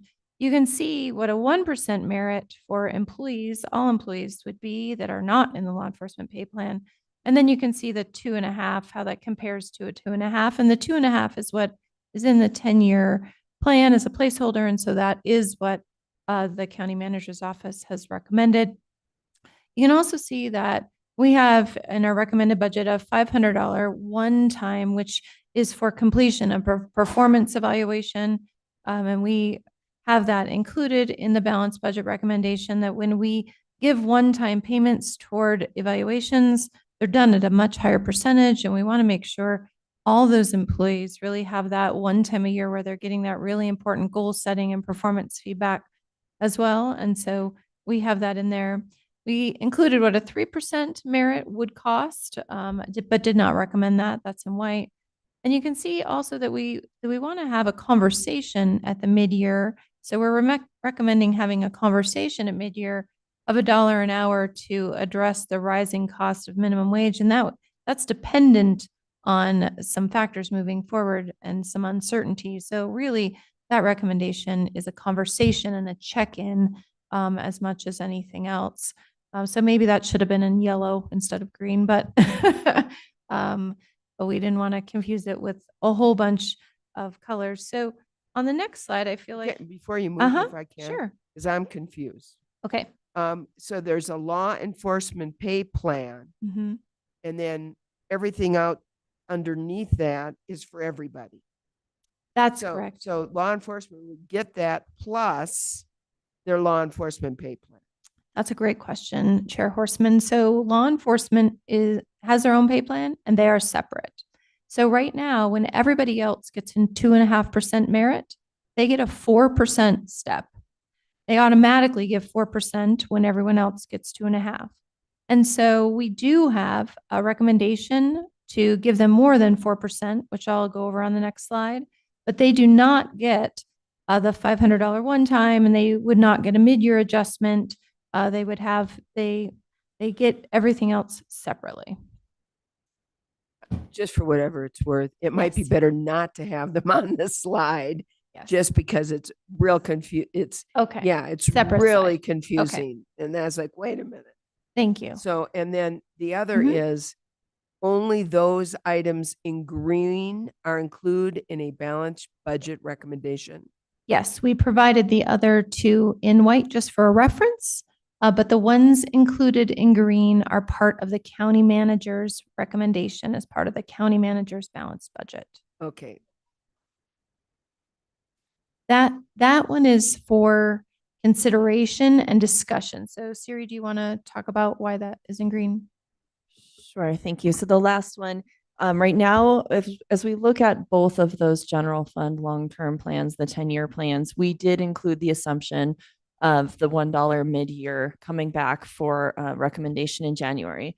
But it's in January because of that uncertainty piece of, we can put together a plan, we can put together an estimate of how we think things are going to evolve over the course of the fiscal year, but it's not 100%. So as time continues on, it gives us time to have that discussion in January because we've appropriated it as a placeholder.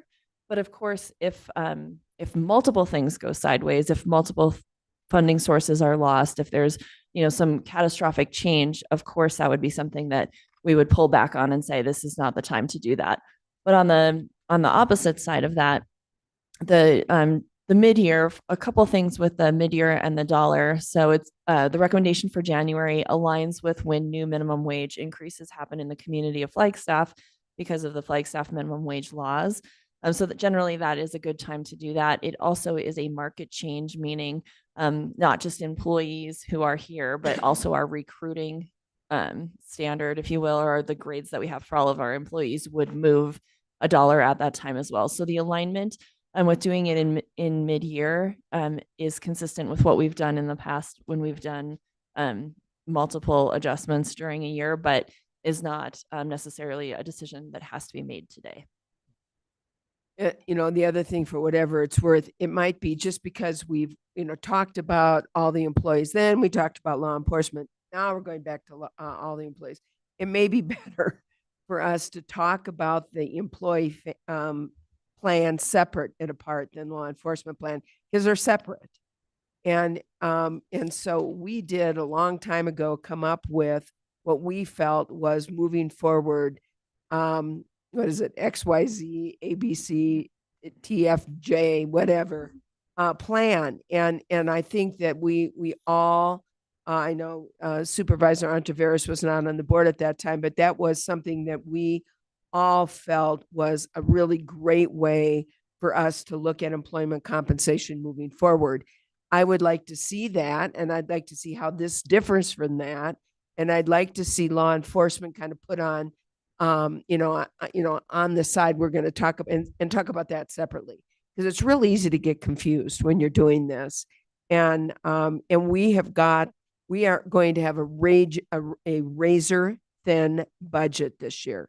So we want to make sure that what we're doing is equitable, fair, reasonable, and that we can afford to do it. So Supervisor Fowler, and then Supervisor Vasquez. I think it'd be good for law enforcement to just give a perspective, where have we come from?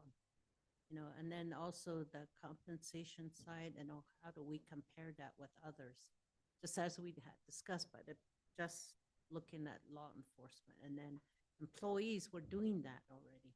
So thank you.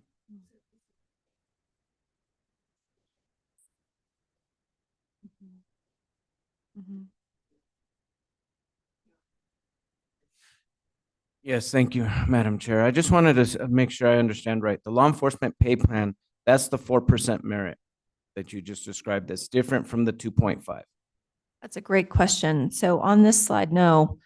So on the next slide, I'm going to share what the recommendation is for law enforcement, but I'll just go to that now. So let's talk about law enforcement for a second and not talk about all other staff, right? We're going to separate it out. So for law enforcement, we have that in two categories. We have detention and we have patrol. So if we talk about detention first, a detention is on a step plan, and they get 4% per step from DO1 and up. Detention support specialists get 3% steps. And so we have a lot of DO1 vacancies. And one of the things we also looked at was that our career ladder required all detention officers, which is a DO, sorry for using an acronym, all detention officers, to become a detention officer 2, you had to carry a firearm. And that there were people who were choosing not to promote because of that requirement, and it wasn't required for all the positions. And so in working with the sheriff, the previous sheriff and the current sheriff, we wanted to have a better career growth and a career ladder. And so we're looking at restructuring detention officer 1 and 2 into detention officer, and removing the requirement to carry a firearm and making that a separate stipend so that it doesn't prevent people from promoting. We'll have a better pipeline within our own organization. We're also, if you agree to carry a weapon, you would get a stipend. In doing that, in making those two different titles, one title, essentially, it allows us to raise the entry level for that work, which will help us be more competitive and hopefully help us fill some of those jobs that are vacant. And so what we're looking at is, and we are lovingly calling that plan the squish, which is a very technical concept. Just kidding, because we're essentially taking 2 jobs and squishing them into one, into detention officer. And that will help us really move up that entry level. And so in doing that, if that plan was approved, we would put everyone into the closest step to them that is higher than what they make, and they would get a step. So essentially they get just over 4% instead of the 4% step. They'd get just over 4%. And if they carry, they would get a stipend. Well, wait a minute. They would get over 4%, but they'd also get a step increase. No, I'm sorry, that's a great question. So they'd be just put into the step that's just a little bit higher than where they are. So no one would get a decrease, and then they get its step. So people are going to get 4.1, 4.2% on average total And a higher step. with the higher step number. So they're not getting an additional step. They're not getting But they'll have 8%. a They're higher just s- getting Okay, a thank you. little bit over 4. Okay. So that is, that's jail district funding. Detention is, yes. So now let's take a moment and we'll look at the other side of the sheriff's office house, which is the patrol side. So the patrol side is the side that we are slightly lagging on it. That is general fund, correct?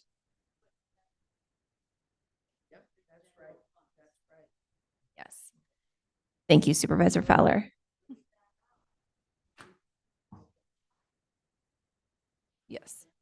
I'm happy to create that into a chart. That would be great. So I will bring that back. We could probably even bring that back after lunch today. So on the patrol side of the house, in working with the sheriff, with Sheriff Axland, we looked at all the requests that they had made, and in discussion and collaboration with them, really prioritized a patrol pay plan adjustment over some of their other requests, with the idea that we need to hopefully move up the pay so that we don't have a bunch of vacancies to continue for service continuation. And so in order to do that, we looked at some different things. They were agreeing that this was their priority. And so we are recommending, based on that, a 10% adjustment to their pay plan, where all their employees in the patrol pay plan would receive a 10% pay adjustment. Now, in order to help fund that, one of the important things that we did is we looked at the incentive that they were getting, the sheriff's office incentive Can I program. ask you just Yes. since you've got this other slide that talks about a law enforcement pay plan, Mhm. is that 10% you're now talking about that pay plan? That is the green Okay. line. Yes. So it gets back to Supervisor Vasquez's question, that this is the cost of the 10% that we're recommending, not just the 4%. So an additional to that question is, you say total costs in general fund, and up until this moment, I thought the difference was paid through the jail district, but that has nothing to do with this. So Nope. what's paying the difference between the 850,000 and the 600,000 some from of the it general is- fund? Some of it is jail district, because when we think about the law enforcement pay plan on this slide, again, I see why we've made it complicated, and I will break it out to make it easier. That includes the entire sheriff's office. So it includes the detention officers and the patrol. So the part that is not included in the general fund would be the part coming out of the jail district. We definitely need this broken down Yes. because this isn't making a whole lot of sense Okay. right now. All right. So one thing I do want to add, and then I'll break it out after lunch, that gets back to an incentive plan question, is that, so when we set up the sheriff's office incentive program, which sets aside $20,000 into an investment account that they earn interest on, that they can borrow against for the cost of a first house. We've had that for several years now, and we changed the vesting program in the vesting schedule in that program several years ago. And what we've found, well, that was a great idea, is that changed the longevity of that plan. And this year, we were going to need to put $250,000 into that program to help it be sustainable, because the change in the vesting schedule made it so that we needed to make another investment. And so in talking with the sheriff, one of the things that we're proposing is that we grandfather the people that are already in that program and they continue in it, but that we not offer it to any new staff, because they're not finding it to be an incredibly effective recruitment tool. And instead of investing money into that program, they want to take that money and put that toward the compensation. So they are willing to give up that investment program because it has not been helping them obtain the recruits that they want. It's not been as effective. Supervisor Vasquez. Yes, thank you. If you could go back to the previous slide. So now I understand where the difference in the total cost come from on that piece.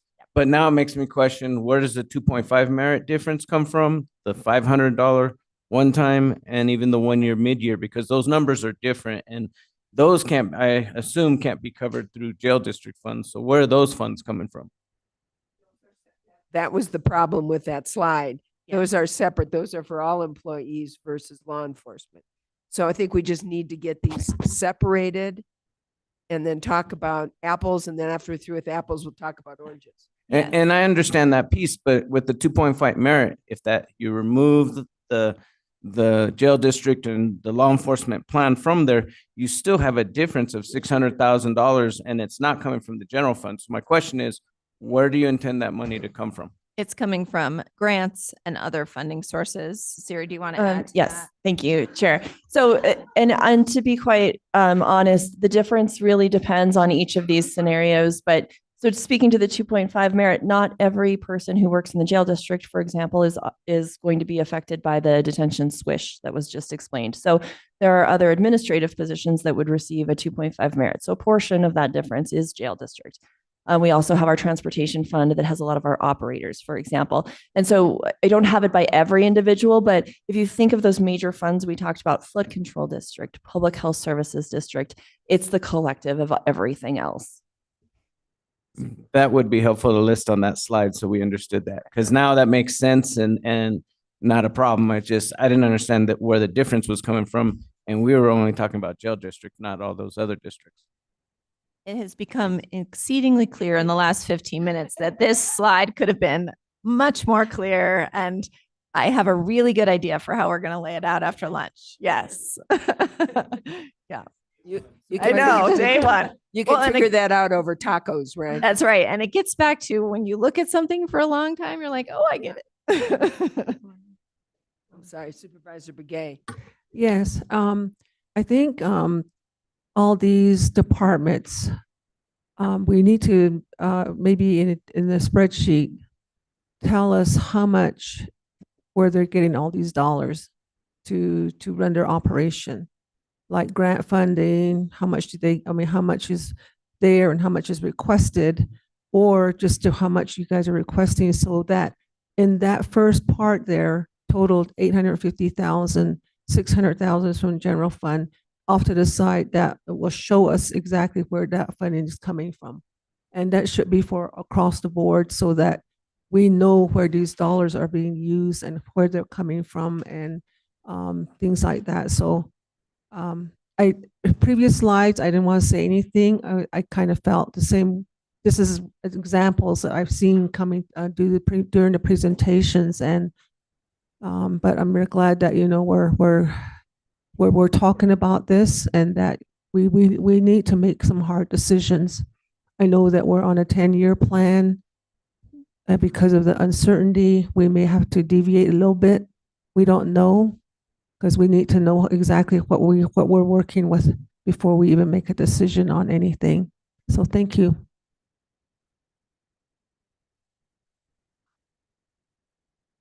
I just want to clarify one thing, if it's okay, Chair. So back on slide 54, and I don't know if Krista wants to go back to that slide, but in FY24, we took, so it's like the breakout of the balloons. So I think it's one more back. There it is. So in FY24, we took a 2.5% comp that was in the 10-year plan, and we broke that out slightly differently into a 25-cent flat and a 2% adjustment. And so that ended up being that same, maybe with a rounding error, I don't know about that, but the 2.5% budget. When we did the WXYZ in FY23, that was more than a 2.5%. And so, so I just want to ask, since you had mentioned you wanted to see something like that, would you like to see some scenarios of how we could use the 2.5 differently? Is that what you were asking?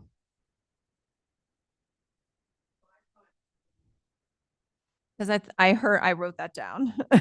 Well, it's what I'd like to see is what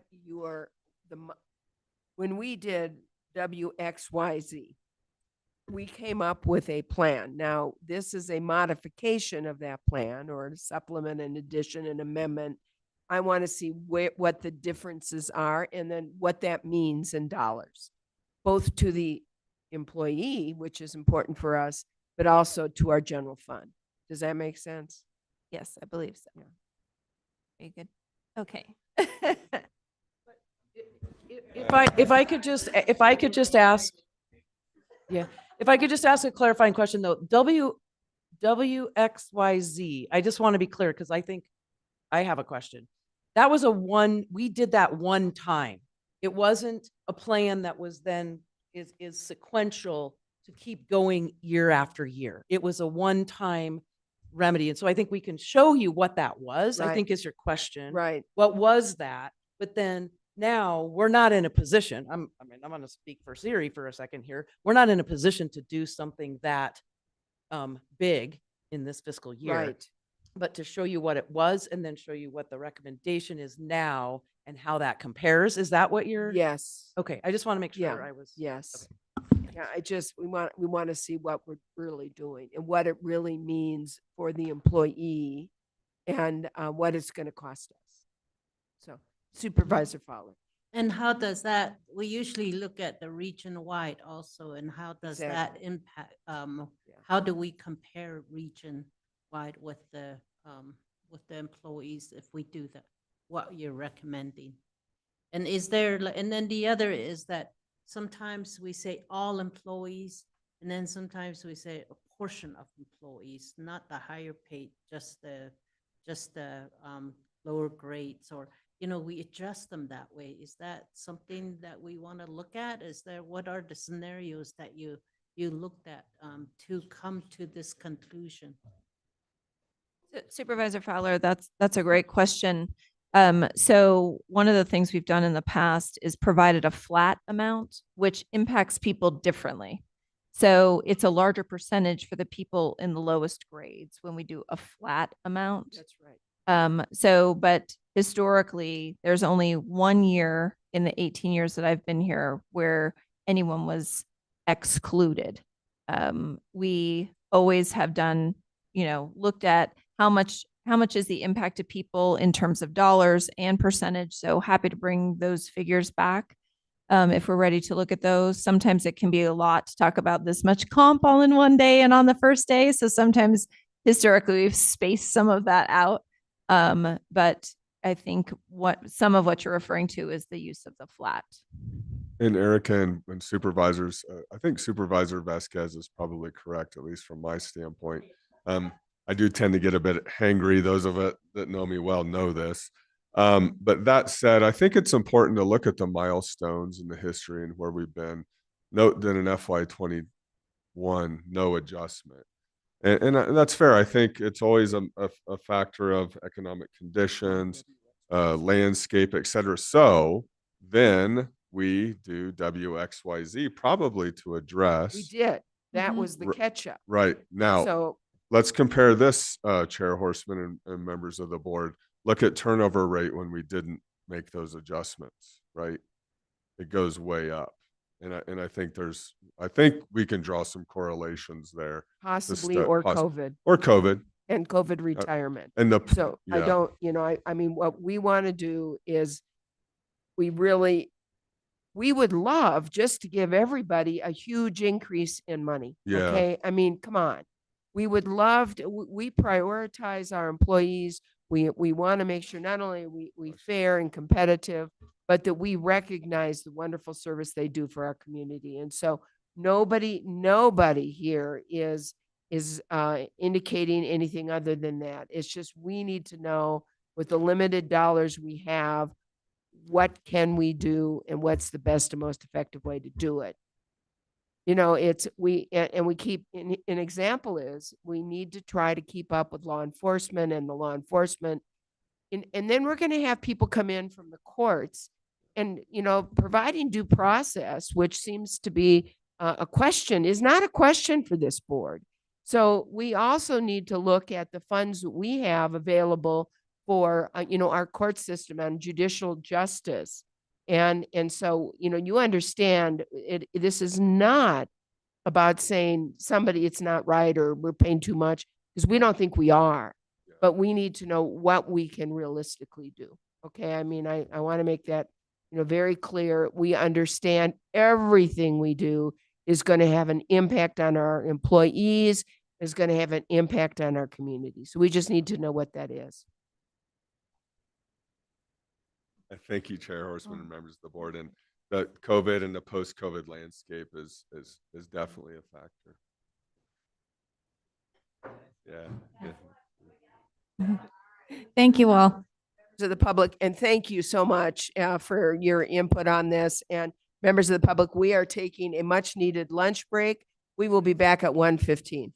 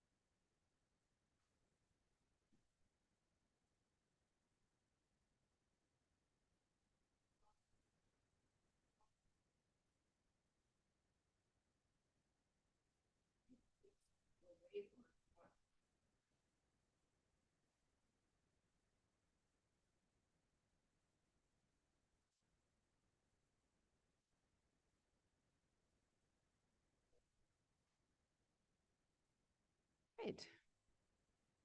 Well, we're back. And first and foremost, whoever made it, who was responsible, I know it was a multi-person event for that wonderful taco lunch. Thank you very much. It was really yummy. So I really appreciate that. So I know that we have, I'm not going to say that. I will keep Supervisor Begay awake next to me with this gavel, I think so. But also, we did, as we left it, there were some concerns about, some confusions about the law enforcement, the sheriff's office, detention, their pay plan versus, of course, our employee, the rest of our employees, I should say. And so I know you all have been working on that. And what I think a suggestion I will make to my colleagues is that we hold off on the sheriff and detention and their pay plan until the sheriff is here, and hopefully get more of a breakdown on that. So we'll get more information on that, and yet proceed here this afternoon with the rest of our employees and your recommendations. So, because I think things got a little muddied because of that. So with that, our ever present and ever hardworking Siri is here to help us. So please, Siri, tell us what help us with our confusion, okay? Siri, if I may, this is risky for me to help you with any confusion. But I will note that we have time with the sheriff, an hour and a half on Wednesday, beginning at 10:15 to 11:45. So we do have some good time to spend with the sheriff and the sheriff's office on this. And then based on some of the, Is that okay for my colleagues to do it that way? Yeah, yeah. yeah.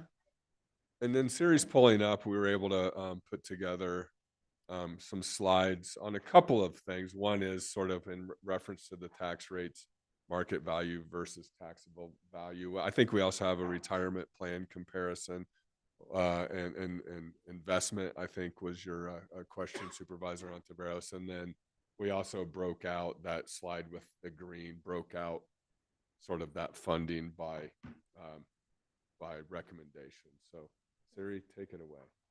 Thank you, Chair and members of the board. And Christy from our team is upstairs making copies right now. So she'll have handouts for you as well of this follow-up information. But before we dive back into the discussion about compensation, there were a couple questions this morning that we wanted to walk through to help explain. So one of them was on the property tax recommendation. And we talked about kind of a market value of a property and how does that become a taxable value. And the assessor's office has also reviewed this information, so everybody is good with what you're about to see. So when we look at fiscal year 2026, I'm just going to walk through this calculation really quickly. So when we think about the market value of a home, we were provided the median full cash value or market value of properties on our tax roll of residential properties from the assessor's office for 26. So that's what that $432,000 is. So we're starting with a property that's about $432,000. You can just think of that in terms of kind of what we're looking at. Then when we look at the current ratio between the taxable value, so that limited value is what we tax on, to full cash, that ratio for 26 is 63.73%. So we're just sort of taking this blended average and saying, well, then for this sample property, if that was their ratio of limited to full cash, really the taxable value that we're taxing on at this point is $275,000 of value. Now, I talked about assessment ratios a little bit, and remember, they can vary between vacant land or commercial properties, but for residential properties, the assessment ratio or the amount the percentage you then apply to that property value is 10%. So we went from, so far, starting with a market value of $432,000 down to a taxable value of $27,546 just by applying those percentages so far. Then in the bottom section, remember, the tax rates are per $100 of value. Well, our value is only $27,546. So when we take those rates and multiply them times 27,546, we then divide by 100. So you can see the levy or the tax levy for each of those taxing districts on this property is going to be that taxable value times the rate divided by 100. So for our whole, all of the services, from the sheriff's office to the assessor's office, to the board of supervisors and the health district and everything in between, our Coconino County primary, this property would pay $133 of general fund property taxes. They would pay $68.87 of public health services district taxes, and then $137.73 of flood control. So you can see that expected tax levy for a median property for those three districts is just shy of $340 for our taxpayers. And that was, weren't we told this morning that the average house was like $617,000 now? So thank you. That's a really good point, because when Uh-huh. we look at for 26, though, when we look at what's on our tax rolls, there's a delay. There's a delay between, so the market values aren't in real time as far as the assessor's office goes. There's typically an 18 to 24 month delay. So while today's value is 600,000, for next year's taxable value, this is directly from them that their median full cash is 432. So they have not caught up to that 600,000 yet, nor will they for another at least one more sort of tax season, if you will, just because there's a bunch of statutory things that have to happen to get to a valuation update. And so for Coconino County, this is actually reflective of a median value for Coconino County on our tax rolls for the upcoming tax year. There is just going to be, based on assessed value, there's going to be an increase in taxes coming in from, if it was 617 and this is 480 or 432. Thank you, Supervisor. So actually, not really, because so what happens is the way that when those reassessments happen or the valuation changes, it happens through a process and everyone receives a notice of valuation. So everyone has already received what they're getting taxed on for next year. That was sent out already, probably last fall. I'm not sure if the assessor's office is on there. So over time, if the assessor's office goes through their determination by the way they do market valuations and they get to a full cash value of $600,000, that could happen. But remember also that limited property value can only increase by 5% a year. So if we're looking at a limited property value of $275,000, likely next year, if that property really has a market value of $600,000, you would only be looking at about a $13,000, $14,000 increase in taxable value that's allowed under the statute. And so, so it will take a while. So eventually, yes, there will be tax increases as a result of that valuation going up over time, but it's a very slow process. I think that's really good to try to get out to the public too. So when they see this, they go, yes, but that doesn't reflect my property tax. It doesn't reflect my assessment, when in fact it does. So I think that's great. Very good point. Thank you. And everyone, when they receive, so this is just, kind of a PSA for citizens. When any citizen receives their tax statement from the county treasurer, it should have their valuation on it. And they also get a notice of value card in advance of a tax year so they can see what the taxable value is of their property. People can look it up online. There's all sorts of places people can find their exact property, but it would be highly unusual for any property to actually match what you could turn around and sell it on as far as like what it's getting taxed on at this point.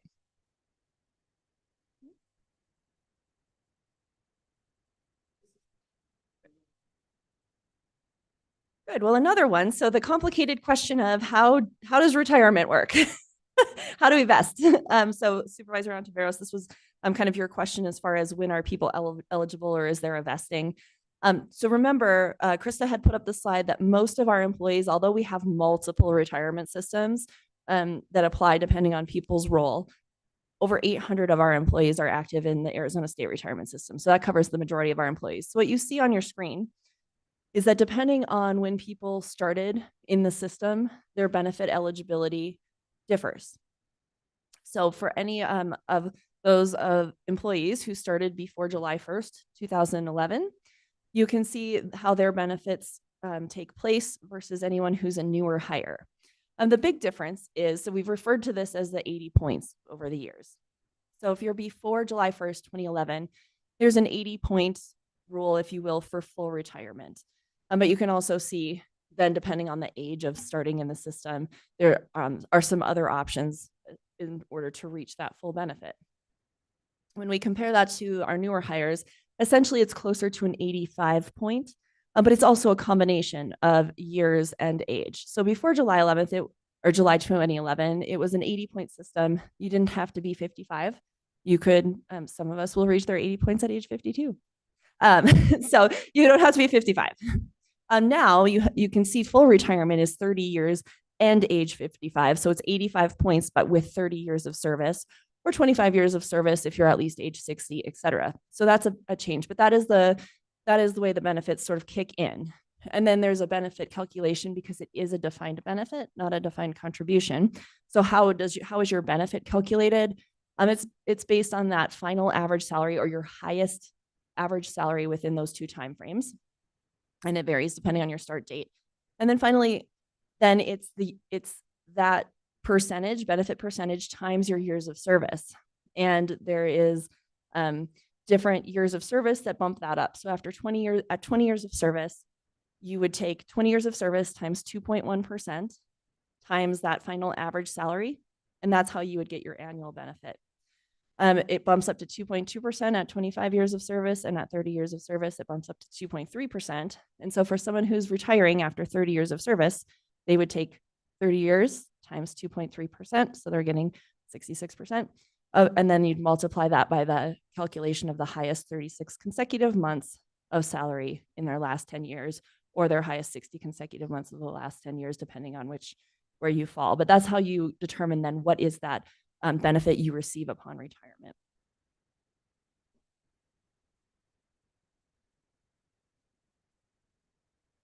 That's a great question. So then they would just do it on the amount of time that you've worked. Yep.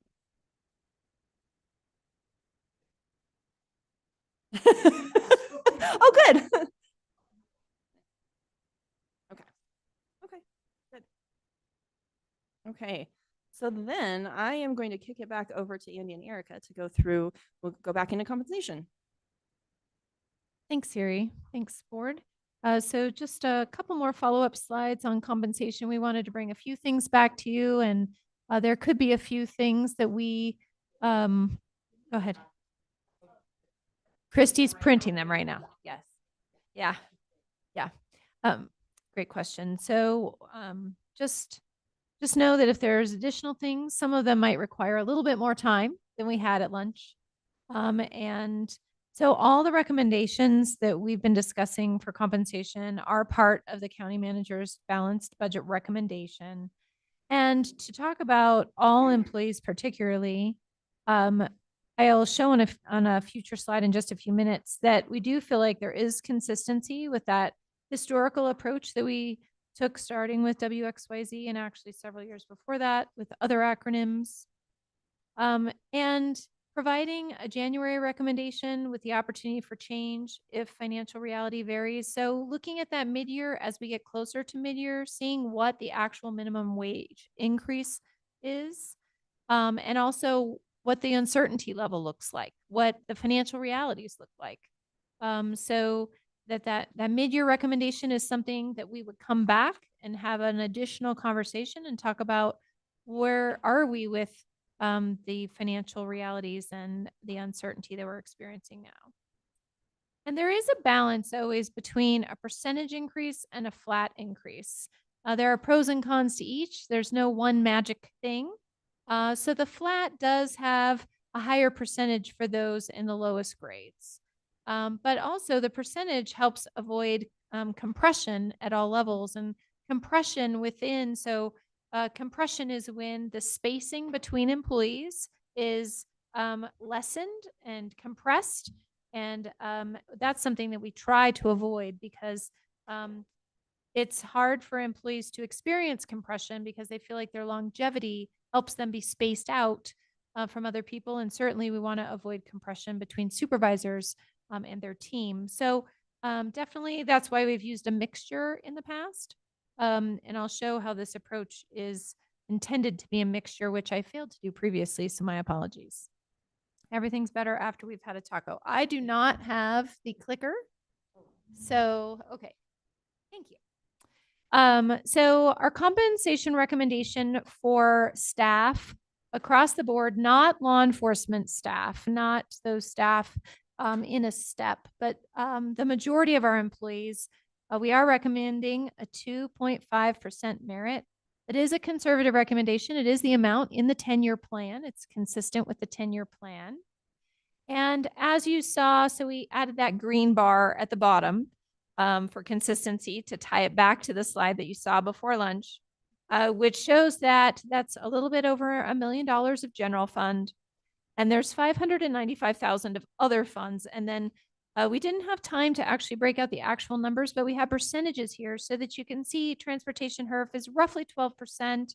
The jail district is roughly 6%. Let me explain that one. So in the jail, they have public service specialists. They have people who are facilities employees, who are custodians, who work on the HVAC. They have employees that are not sworn. And so those employees are in this category where they get a 2.5%. They're not in a sworn law enforcement step. They're here in the 2.5%. So that's why 6% is jail district.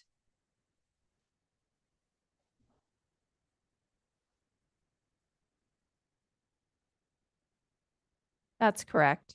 Thank you, Supervisor Fowler. So here under the other funds heading, the 595,000 other funds, we have this breakout, these 4 bullets of what some of those other funds are. So jail district being one, transportation HERF being one, public health services district. There are some employees that are paid in under this pay plan that are not under other funding sources, and then that are not under general fund.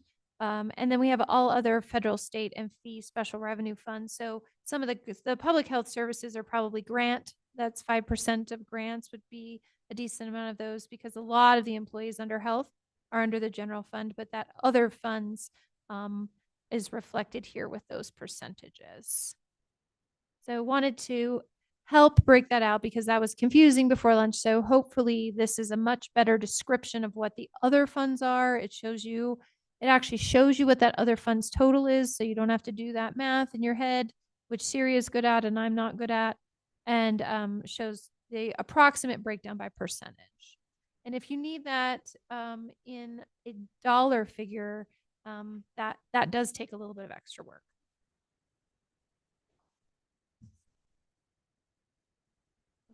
Sorry, if I could just make a reminder that if you are commenting, to make sure your mics are on, because I'm getting some texts that they can't hear some of you commenting.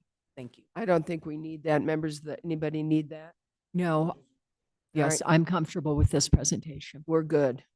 Excellent. Thank you. Thanks for that feedback. So we're ready for the next slide. Okay, so another portion of our compensation recommendation, and then I have a total. There are 3 slides and then a total to bring it all together. So this is slide 2 leading into that summary slide, is that we are recommending in the county manager's office a $500 one-time for, again, employees that are not in a law enforcement pay plan. So these are the employees getting the 2.5%. We're recommending a $500 one-time that they would receive following participation in their performance evaluation. This $500 is gross. It's a gross number, so taxes will come out after that based on their own tax bracket.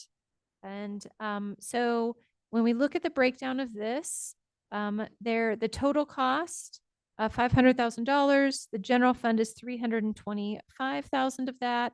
Other funds are $175,000 of that. And then again, that breakdown and the percentages are the same. So this is a one-time payment, not recurring, just a one-time flat. And that is a portion of what we're recommending. So when that's combined with the 2.5%, and you have a percentage and you have this one-time payment. So again, that's getting closer to what we envision when we talk about like a WXYZ, where there's a combination of flat and percentages. This is the second prong, if you will, of this recommendation for staff. Yes, thank you for the explanation and stuff like that. The $500 one time one, um, and I thought you said something regarding if they participate in the performance. Yes. I think they should that's part of the supervisor's responsibilities to ensure that all employees have done an evaluation. I know the past, when we came on board, they have been done for some time. And so I think this is, I don't think, me personally, I don't think we have to pay staff to participate. It should be done on a yearly basis. And that, is a supervisor's responsibility. But I just want to, I clarify, I thought I heard that. So that's the reason why I brought it up. So thank you. And I have a question too. Other than obviously we want to do what we can for our employees, why are you recommending a $500 one-time compensation? Thank you for those questions. So a couple things to get back to Supervisors Begay's question as well. When we did WXYZ, Z was this. There was a flat amount that was for performance evaluation participation. So that was part of Z at that time. And there's some consistency there. That doesn't make it right or wrong, and we don't have to do the same thing. But that is part of the reason why that recommendation was here. And it also helps space out the compensation, which is nice because it gives employees compensation to look forward to, because we do performance evaluations at the end of September. The payments come out, I believe, in October. And so it does space out when those are being put into effect. But I agree with you, Supervisor Begay. Certainly the HR person in me does believe wholeheartedly that every employee, every regular employee should participate in a performance evaluation annually. Absolutely. And so the $500, to get to the chair's question, the $500 was a flat amount that we felt like we could conservatively afford to do, and have a bigger flat amount at the mid-year when some of the uncertainty, when we were a few months further into this season that we're in. And so this is a conservative flat amount that we felt was within our budget. Again, just so I'm clear, the 500 one time, in order to qualify for that, you have to go through the performance evaluation. And you have to get like a bare minimum, like a C, if it's a ABC, grade system, like how does that work? Like by going through that evaluation, is it possible for employees not to get that one-time bonus? It's a great question. Thank you, Vice Chair.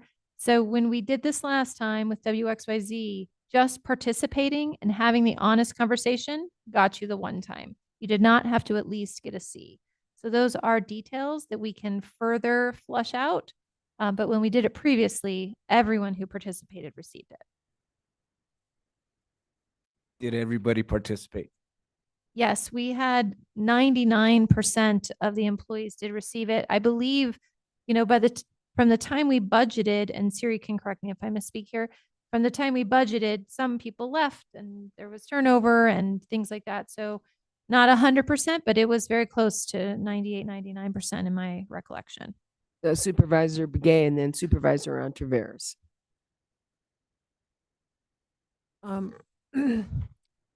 was just going to say that, I see what you're trying to do here, being conservative, because in a lot of places, what they do is, depending on your rating, you get staggered certain amounts, and some of them could go over 1,000. And so I just want to make sure that, that I brought that back in. But I think, we really need to do the evaluations. It can't just be participatory. It should be an evaluation too, because if you have an employee and you don't give feedback to them, and you're there, it's just something that, that has to be done so somebody gets the money. $500, that's where I'm kind of was talking about. And I thank you, Supervisor Vasquez, for bringing it up too. So I've got a question. So you mentioned in your conversation that you were having with Sheriff Axland. that he actually withdrew the incentive monies. Am I stating that correctly? For new hires. For new hires. Everyone in the program would continue to be in the program in their vesting schedule, but any new hires would not be eligible for the law enforcement retention program. Okay, and that was because he didn't really find it effective. It was a good program when we implemented. Sometimes programs like that run their course, and then we need to do other things. And this program seems to have run its course in its effectiveness. Okay, how long has this been going on? The $500 one-time new employee incentive? So this $500 one-time is for an employee to receive their performance evaluation. We did not do that the previous year. We did it 2 or 3 years. We did it with WXYZ. So I think that's 3 years ago now. Oh, there we go. Fiscal year 23. Fiscal year 23. So, if I may, so we started Is it on? this. Yes. Okay, excellent. Sorry. Didn't hear you. When we re-implemented how we were going to do performance evaluations in the county after a long pause, we included the payment for the performance evaluation as the Z portion of the WXYZ plan. We did not elect to do it the next year, which was FY24. Correct, 23, 24, 25. We did not do it either. So we're coming back to reimagine the payment for the performance evaluations, but we did it one time and then there was a break. And then we are looking to implement this. Previously, there was a 2.5% merit increase with the performance evaluation on your annual evaluation for years. Many years For many ago, years. we did all the evaluations on anniversary date. People forgot them, anniversary dates went by. And so we went to what's called a focal point evaluation, where they're all done at one time so that no one can be forgotten and their dates aren't changing as they promote or transfer. And it made it a lot more simple. I do want to say too, that this $500 one time would not be for the law enforcement. So we're still talking about non-law enforcement. And they still are do evaluations as well. And we got that. We're talking about law enforcement later. So nothing we're Yes. talking about is law enforcement. You know, when we take a look at what, increases that were made by City of Flag or a Page or whatever, they don't go into this complexity. And so if somebody's looking for a position or a job here, they aren't going to look and see, gee, are we going to get $500 for performance? Oh, gee, are we going to get, which is coming up next, $1 an hour mid-year raise? They don't. What they're wanting to see is what's the salary. So I don't know why we're hiding what's the salary. I think we should put out what the salary is. And so if you're wanting to do the rest of it, why don't we just put that in, figure out what the percentage is and put that in as what the salary is? It's, we're talking about wanting to be competitive and yet we're hiding what we're really paying people. That's my thought. I appreciate that feedback. Thank you, Chair. And so if I'm understanding your comment correctly, list the salary and the $500 would be in there? Okay. Not only that, but they're also recommending, if we can afford to do this, mid-year, a $1 or $1 an hour raise, right? And so rather than hiding this somewhere in the small print, let's just figure out what that comes out to for the increase and just do it as that. So I know that's a half a year. So you figure out that what the cost, but you're still talking about, almost another, just under $1 million, about $1 million for that. And it's about another $500,000 and just kind of put that in as part of that compensation. Instead of doing a 2.5%, figure out what it is and do that as the amount. Just my thoughts. So Thank you. to me, it might even be more beneficial to do it that way for, quite frankly, recruitment. Okay. And then I'm just going to leave it there because what prompted the question was law enforcement didn't feel that the new hire incentives were really working anymore. And so I was wondering why you guys thought that new employee incentives were valuable. So that was the crux of my question. Thank So, you for clarifying that question, Supervisor Ontiveros. So this is not $500 for a new employee. This is any employee who gets a performance evaluation, no matter how long they've been here. actually, that's what I meant to say. Okay. Thank you. Okay. And I do think too, and again, Siri can correct me if I'm wrong. I do think it's a great idea to put it all together. The $500 is one-time money. It's not recurring. So it comes out of a slightly different piece. So we'd have to explain that, but that's certainly something we could do. The other pieces are recurring. If we give people a $1 an hour raise, or if we give them a percentage, those are recurring Right. expenses. And I got that, but quite frankly, the $500 or whatever figure it is for for performance has come up quite a few times since I've been on the board. So it may not be considered reoccurring, but it's kind of turning into reoccurring. And the second part about that is I think that all of us would like to see a culture wherein performance evaluations, in fact, are required. Thank you very much. I agree with that. So the third prong, for those of you who've already flipped ahead, is the mid-year conversation. So this would be a conversation as we approached mid-year to see how much did the minimum wage go up. The Flagstaff minimum wage is based on the CPI, the Consumer Price Index, in August. So following that, that helps dictate how much the minimum wage goes up. And then also to look at the financial realities at that point. And if possible, to do $1 an hour for all employees, not in a law enforcement step, mid-year. Now, depending on the financial realities, maybe that would have to be 75 cents or 50 cents in order to be feasible. But we would hope that it would be a $1 and that it would move the ranges with the employees. So that gets back to that minimum wage slide that you saw before lunch, which shows how much we are leading minimum wage. When we move the ranges and the people within the ranges, that helps us increase the gap on that slide, which is a really, as Siri mentioned earlier, is really important because as when people look at the jobs, they look at the bottom line in that way. And then it's upon our recruiters to really explain, oh, don't forget that there's this deduction for ASRS and what a good value that is. But if you can't pay your rent, ASRS doesn't always feel like a great value. So this, again, to break it down, as was the request, the total cost of $1 million, the general fund $660,000, other funds $340,000, and then the breakdown of those other funds. So then on the next slide, we really compile that. Go ahead, Andy. Thank you, Erica. And Chair Horstman, definitely hear your point on this lets us say what the salary is, and that causes us to think a bit.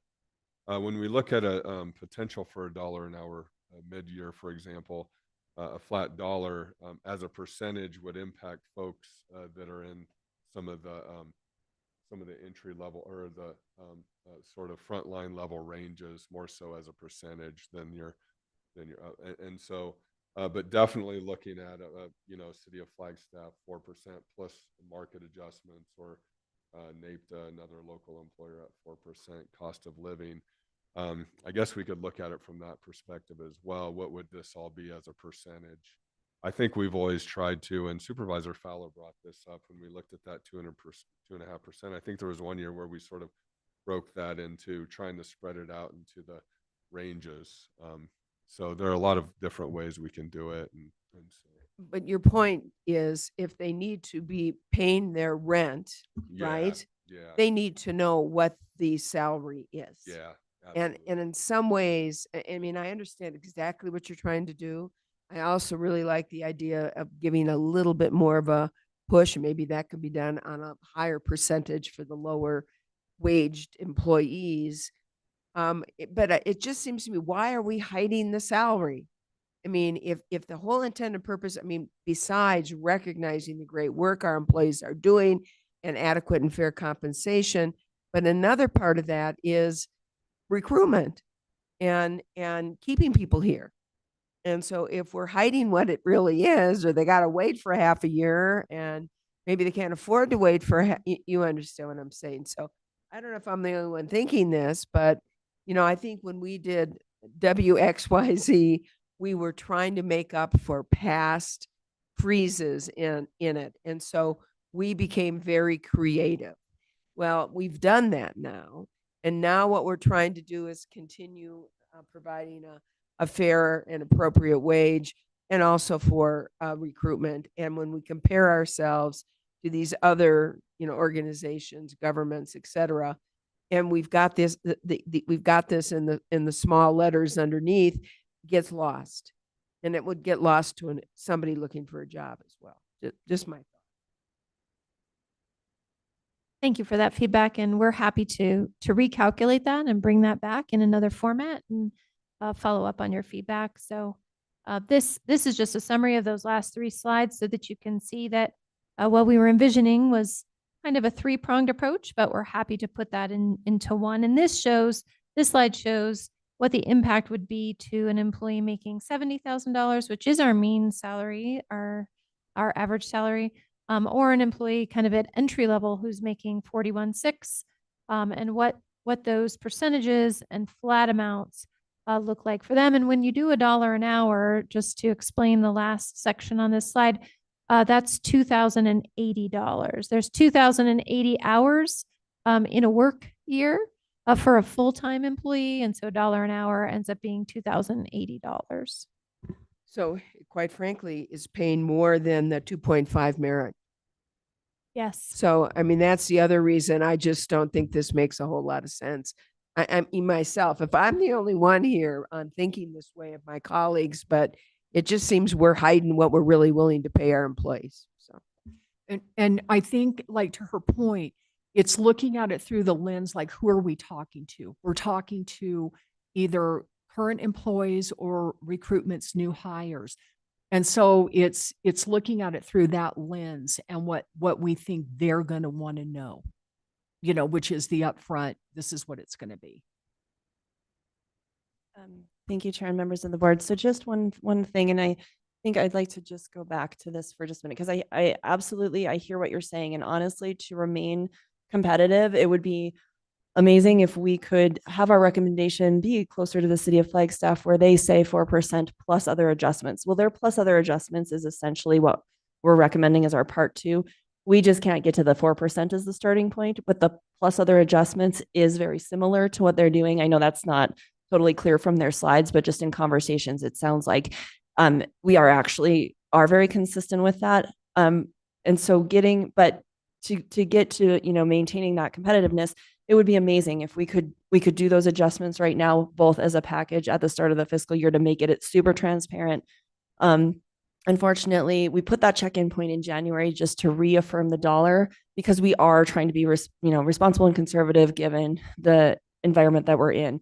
If we didn't have that, absolutely, we would have said our recommendation is both the 2.5% and the dollar, because they do different things.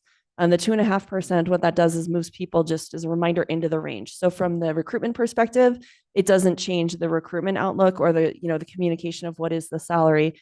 It just helps our employees move within their range to reflect, the experience they've now brought from an extra year of service to their position. Whereas when we think of that market change or that dollar, that is what we're communicating to people in terms of, here's the starting salary and here's the terminal salary for this position. It picks those up and moves them all $1 and does help us communicate it. If we could do that now and start recruiting people at that potential higher salary, that would be the recommendation. We could certainly move forward with that. It's a little riskier just because of where we are. The January implementation just gives us that opportunity again for another check-in point before saying, yes, this is exactly what we're going to do. And if I could add to that, back on slide 65, we did present as the non-recommended what a 3% merit was. So that's something else when we look at those amounts. I don't know who has the clicker. But when we're looking at those, it's back. Yeah, that 65. So it does show you kind of what the, that was 65 in my, anyway. Oh, different one. Sorry. So, but back in your printed handouts, when we were looking at the green chart that no one really loved, because it wasn't great in the end, best intentions. we also did show a 3%. And when you look at the 2.5 and the 501 time, you can add those and compare. So I think your feedback is well taken, and we can look at some different things.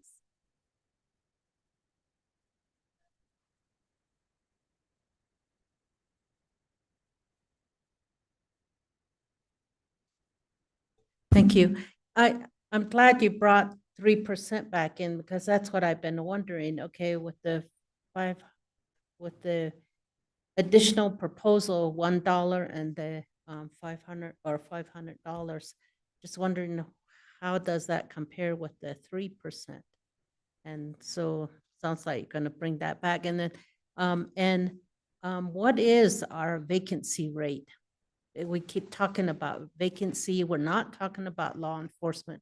This is just the employees. So we're focused on recruitment. What is the vacancy rate, and where are those vacancies? Is it in the middle range, higher range? Where is that vacancy? And are those hard to fill vacancies? That's what we're focused on. It sounds like is the hard to fill. And where are we with that? If we're having this conversation about how do we advertise and bring in good people? Thanks. Thanks, Supervisor Fowler. I can speak a little bit to that, and we might need to pull some more data, or Krista might have that, but our vacancy rate is 14%. One of our highest vacancies is actually detention officer. And that's part of the reason why we do want to move up the detention officer pay through the squish. And so because that is a job that has a very high, arguably, depending on when you look, our highest vacancy rate position is detention officer. And part of that also is that that's an entry-level job. So some people move up, they promote through that career track, and other people don't love that work and move on. And then we have that core group of people who stay detention officers for their entire career, and we're so thankful for them. So, but that is a hard one. And again, in-person shift work, 12-hour shifts on your feet, that's a difficult job. But we can definitely get you some more vacancy information. I think that's good. And by the way, the whole thing was law enforcement pay plan was over here. We're talking about all the employees over, the rest of the employees over here. So I think it'd be helpful to find out what the vacancy, taking out law enforcement, detention, and patrol. I think that would be helpful at some point. So, Absolutely. We will do that. Supervisor Vasquez. Yeah, could you please go back to the slide with the different percentages that looks at the 3% and whatnot, and the $1? Is this page 65? Sorry. So the reason I wanted to bring that up was no, no, not that one. There was one that you just gave us that was new. Is it This one here? Yes. Okay. That one. Thank you. I just wanted to point out that like where the percentage increase is important because that goes across the board, it has more weight for those that gain more or make more than those that are on the lower scale. And so that's why I appreciate having the opportunity for the $1 because that actually helps those on the lower scale. Now, if you ask me, I'm always going to push for more compensation for the lower grades, but I understand to maintain our competitiveness for our administrative and our upper grades, we need to also compensate as well. And so for me, I'm okay with the two because it's that kind of mixture. And if you look at kind of where the numbers are, it shrinkens the gap between what folks on the higher pay scale are gaining as opposed to those on the lower scale. So I just wanted to point that out. I don't have a problem with either one. And it's a complex issue. I mean, every year I've been on the board this is our fifth budget. You know, compensation plan of some sort has been on the table. And I do remember last year that this was the big conversation of where because last year I remember I was coming in, I wanted to see it all go towards the lower end. And I had to be reminded by our management level team that, well, then you're going to lose some of your higher folks because they're not getting the same compensation as some of the other partner institutions in our community. So I just wanted to point that out. Thank you. Thank you. And I think it's always true that people love to work for good supervisors and good managers. We're really blessed in this organization to have excellent supervisors and managers and directors, and that people will leave a bad manager. And so that's a really high indicator of turnover. So I appreciate your comments on that because they definitely reinforce that. And on that note, Erica and Supervisor Vasquez, members of the board, just looking at turnover, and we'll refine this to include both the officers and non-officers. But in looking at vacancy rates beginning, well, there's with retirement, without, in fiscal year 22, it was at a high at almost 21%. It's down 14%. So the work that we've been doing and the culture that you've been creating has been helpful in that regard. A lot of factors we can look at. Yeah.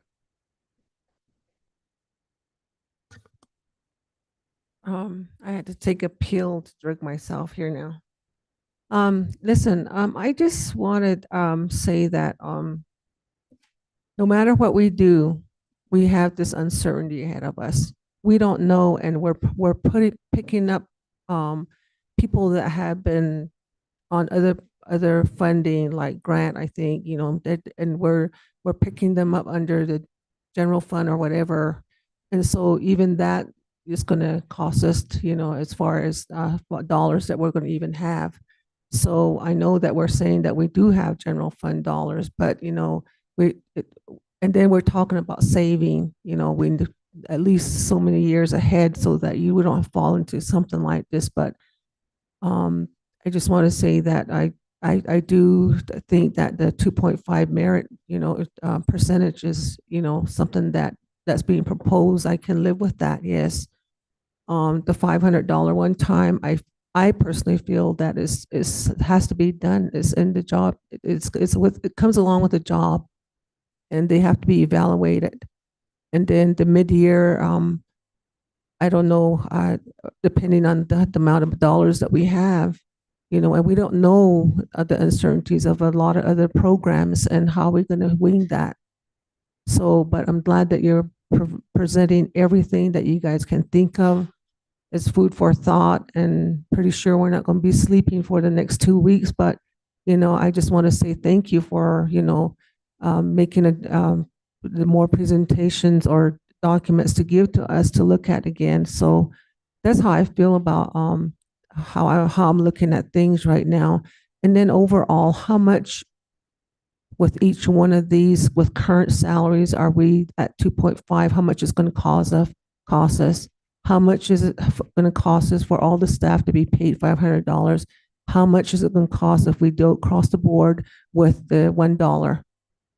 I think that needs to be a document that needs to be presented to us too, so that and then just putting that against the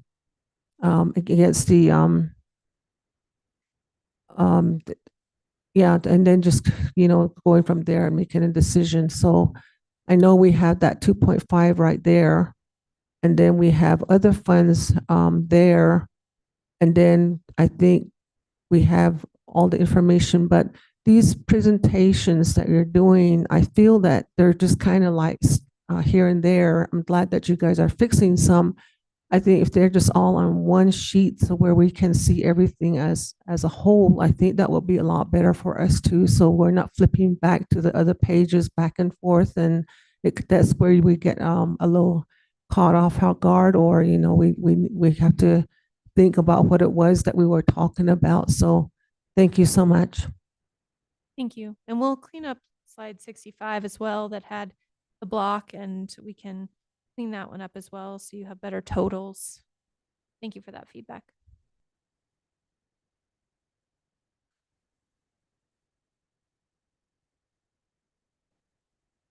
Thank you. And then, so Siri's going to switch presentations, and we'll take up, when we meet with the sheriff's office on Wednesday, we'll have that further discussion. We also have the wrap-up day next Friday, the 16th. And so any loose ends we can attempt to tie up on that day as well. You know, just out of curiosity, I'd love to see what, if we just combined it into one, what the percentage would look like. And then there's a possibility of doing a slightly increased percentage from those at the lower end of the salary scale. So I hear and agree with Geronimo's comments. And on the other hand, we also want to recognize the great work that's done all across the board. Thank you. So I'm hearing reports that I'm a little more difficult to hear online, probably because I have more bass tone here, and but I'll try to speak up as best I can. So recommendations, increments, and other expenditures. I think on this, Siri, were we going to lead off with this on the debt conversation? Would you mind leading us through this? Yes, thank you, Andy, and Sharon, members of the board. Just really quickly before Andy goes into the rest of the recommendations, we wanted to give a quick update on the debt that we issued during the fiscal year 2024 budget process. As you'll recall, this was an expenditure limit strategy in order to expend some cash we had on hand that we could not invest in our projects under the expenditure limit, but we could issue debt and pay the debt outside of the expenditure limit. And so we issued $80 million of capital debt. It was a 2-year capital improvement plan. We're happy to report that we will be 100% expended by June 30th of 2025. So that $80 million went back in to mostly roads. I think Christopher's here. About 60 million of it was road improvement projects through the road maintenance sales tax. And then we will have the debt fully retired and paid off by September 30th. The exciting part of that is that we had the cash on hand, but we had to take on debt in order to stay outside of the expenditure limit. But we were able to then be creative in the investment of those debt service proceeds. And as it stands today, we actually are to the positive, or we expect to be to the positive, about $200,000 of net earnings, even when accounting for all of the interest payments and the fees just from the investment return we had on our portfolio of that $80 million. So that's really exciting that we were able to do it and be essentially neutral, cost neutral. Yes. And there were a lot of meetings and a lot of things that got there, but that's really exciting. So then whether we get to actually keep the 200,000 is just a matter of going through the arbitrage calculation and seeing if we spent it on a schedule that allows us to keep that, or if that 200,000 actually goes to the federal government, because those are the arbitrage rules if we didn't make the if we didn't spend according to a certain timeline. But either way, our out of pocket, we had originally anticipated anywhere from $1 million to $4 million on this, and we did not have to use those resources. So that's really exciting. And then the other part of the debt recommendation for 26, of course, we're going to continue our pension plan debt restructuring payments that we have already talked about, and then the jail district medical facility. So this is a new issuance. We recently had a public hearing about this to get the authority in order to issue the bonds for the jail district medical facility of $10 million of bonds, $10 million of cash. And we look to now close on that debt this week. So we'll have the final total cost of issuance and interest rate. And this is a tax exempt issuance. We should have that by the end of this week.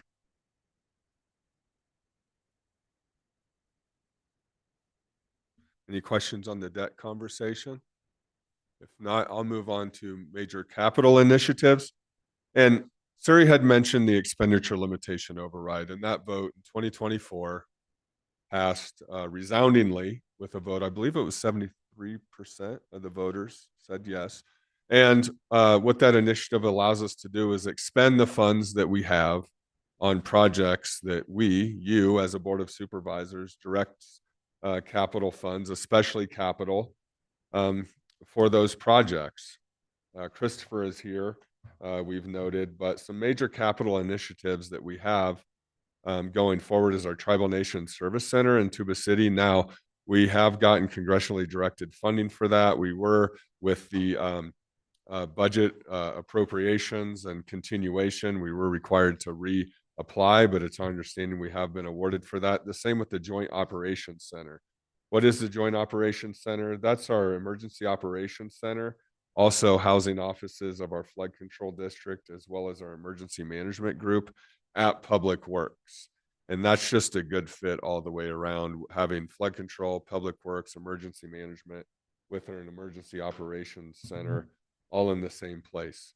King Street remodel, Youth Behavioral Health Center.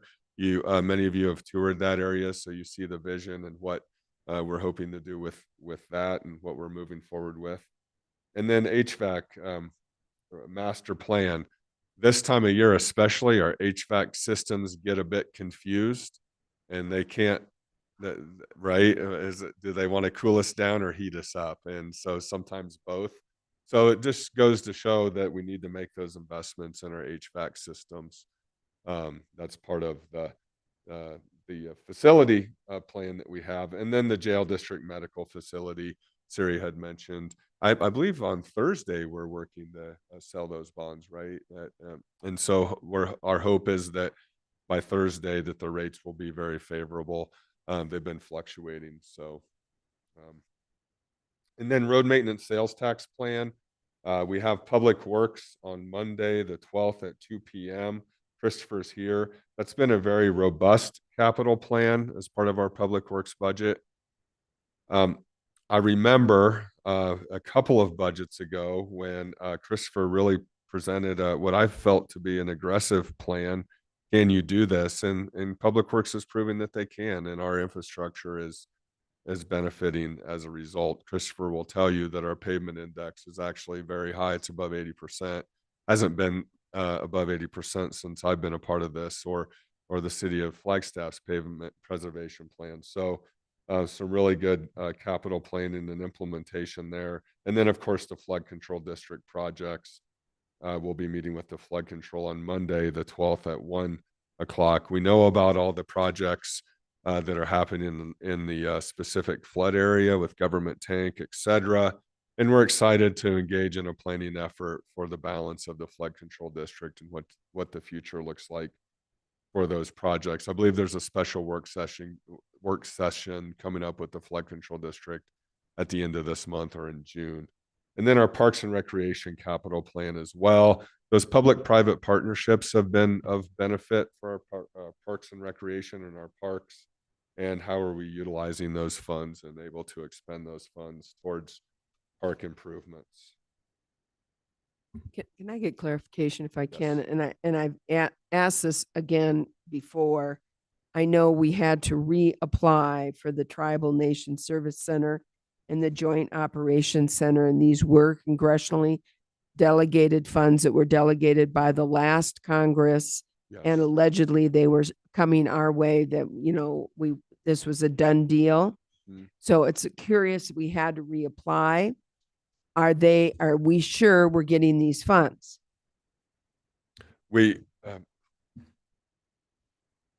Here's Keith coming in. I want to be able to answer yes, but in these uncertain times, there have been some difficulties, which caused us to Keith, do you mind helping me answer that question? I think the answer to that is we're not sure. So they were approved in the 25 fiscal year appropriations, but since they did not pass a FY25 budget, they went for a continuing resolution instead of a budget.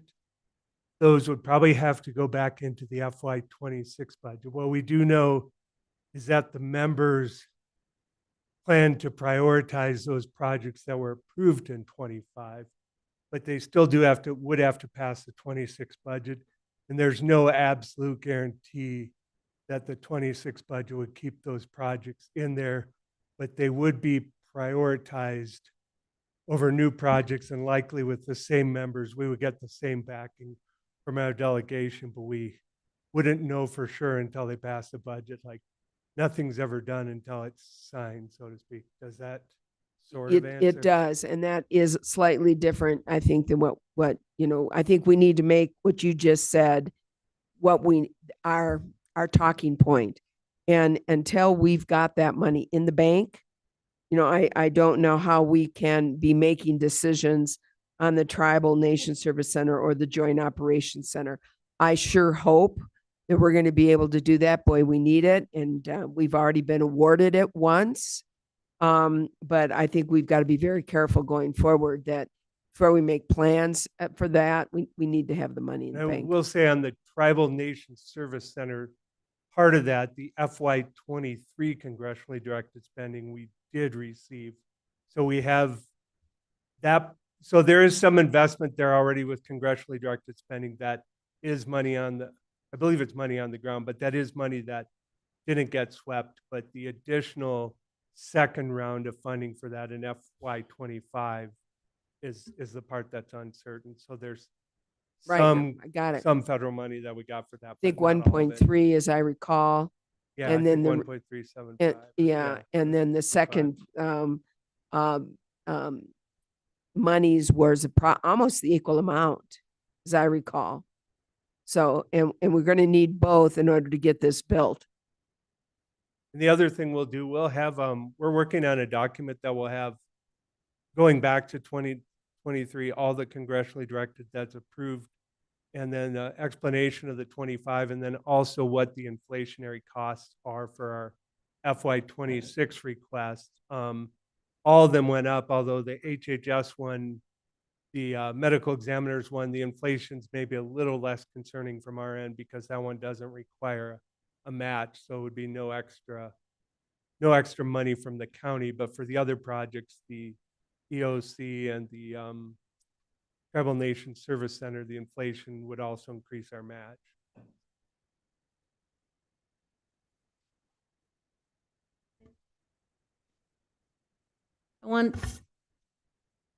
Is there, since the first round was approved in 2023, is there a deadline on that?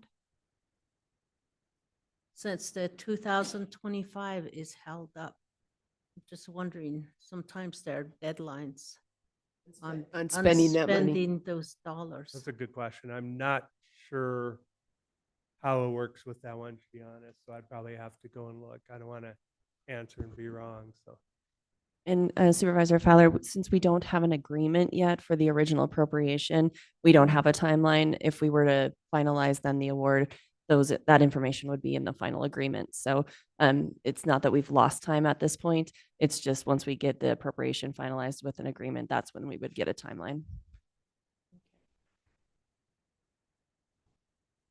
Supervisor Begay.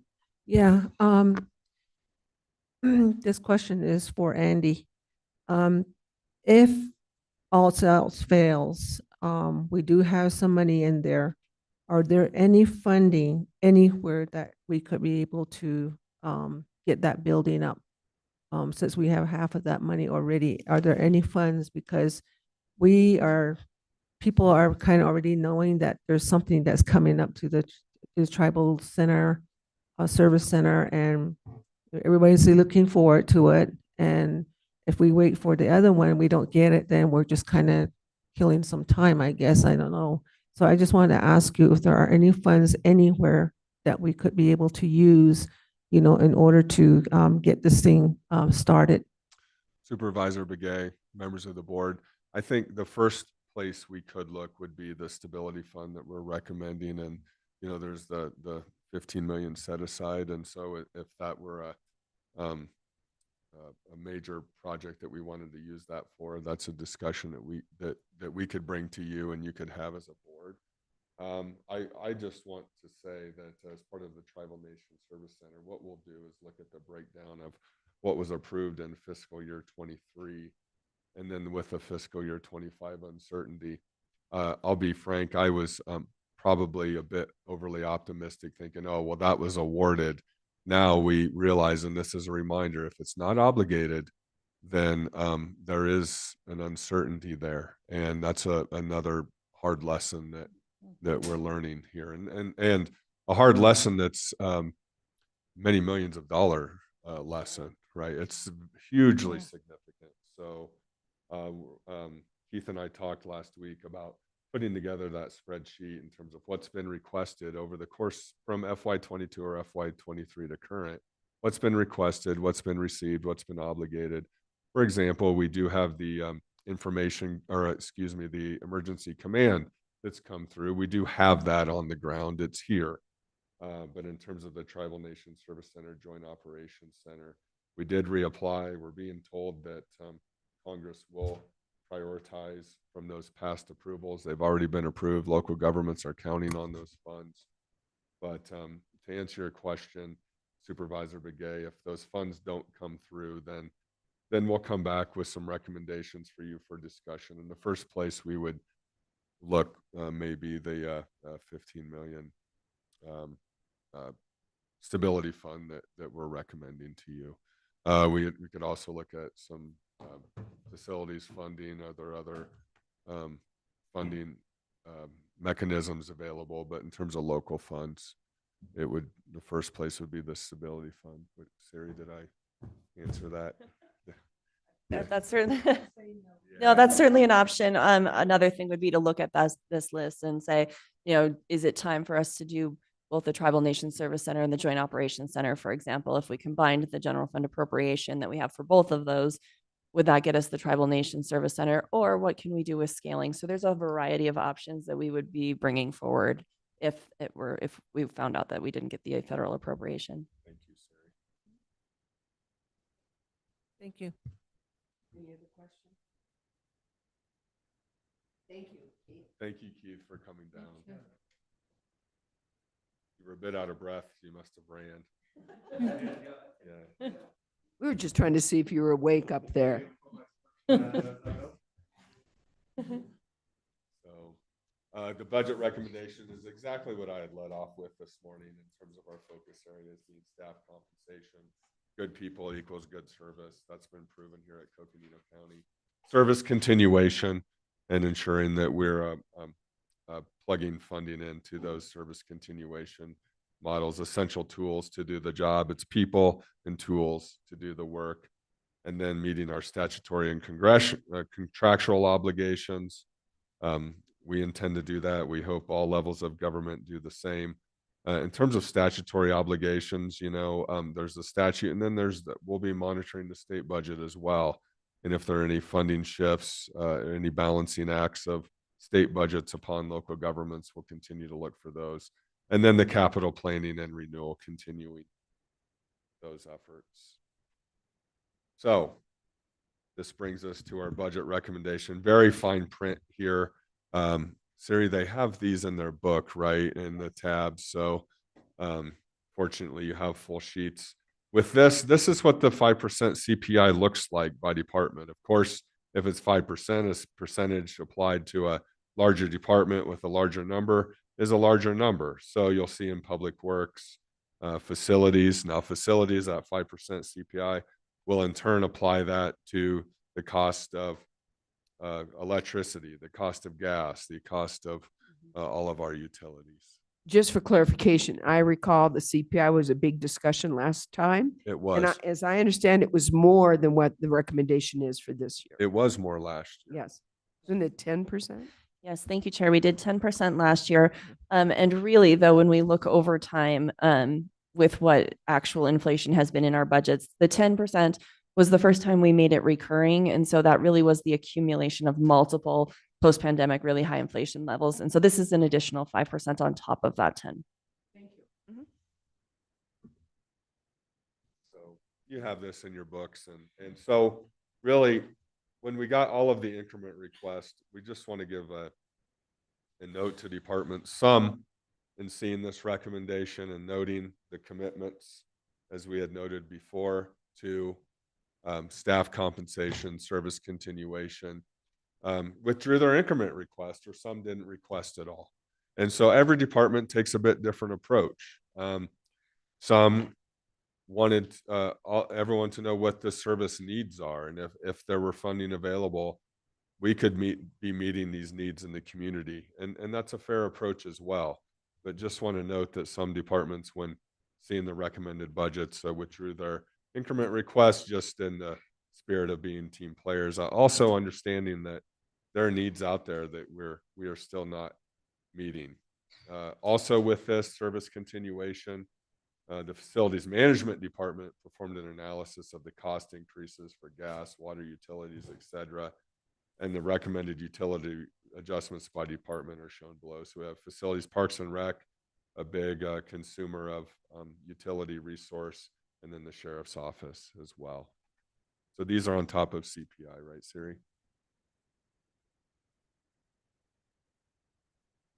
Now, service continuation, 1-year extensions.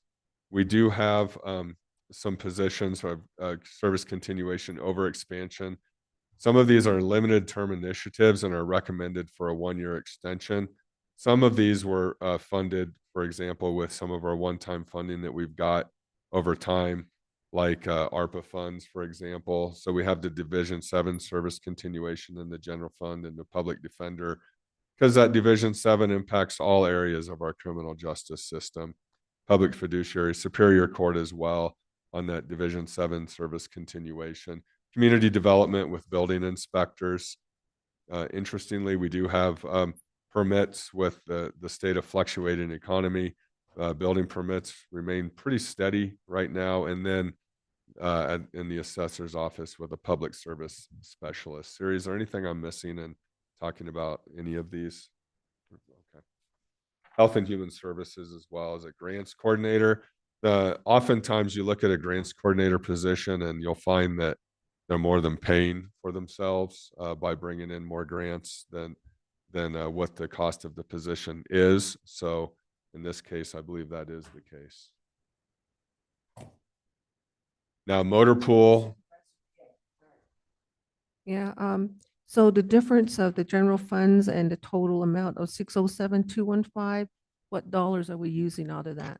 Or it's gonna be Thank used? you, Supervisor Begay. And really as a walkthrough on all of these, what you'll see is a similar layout for all of the tables with the department on the left, if the amount that's being recommended is one time or if it's recurring. And then the next column you see is the funding source. So in the case of the service continuation, you can see every line there says general fund with the exception of that justice court Flagstaff using justice court enhancement funds to extend that position by 1 year. So the total cost is 607,000, and we back out that justice court enhancement fund or that special revenue source from the general fund total at the bottom, just so you can see both total costs and then the other funding sources. And then if you want the detail on which funding source, you can see that in the funding source column. And then finally off to the right is just a little bit more explanation where required of what the initiative is for continuation. Yeah, okay, I see that.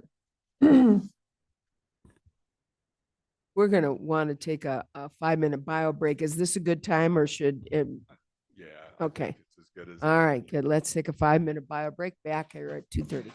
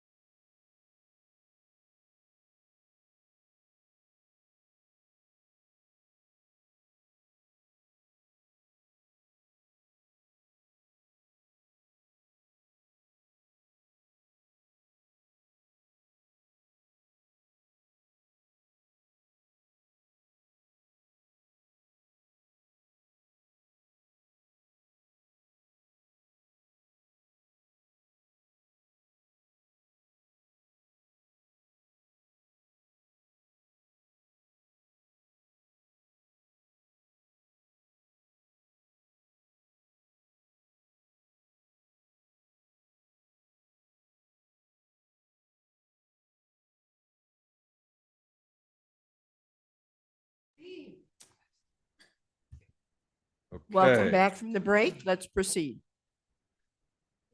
Thank you, Chair Horseman, members of the board. I'm still getting reports I'm not heard well, so now we have adjustments for motor You or pool. us? Are they hearing us okay? I think you're fine. I think it's me. Yeah.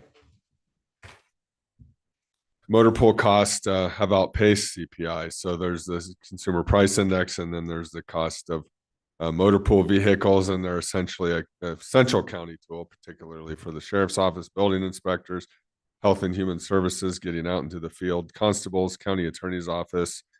In addition, the departments of the constables, county attorney's office, IT, public defender, public fiduciary, and superintendent of schools will benefit from the change in repair funding model for general fund vehicles for fiscal year 26.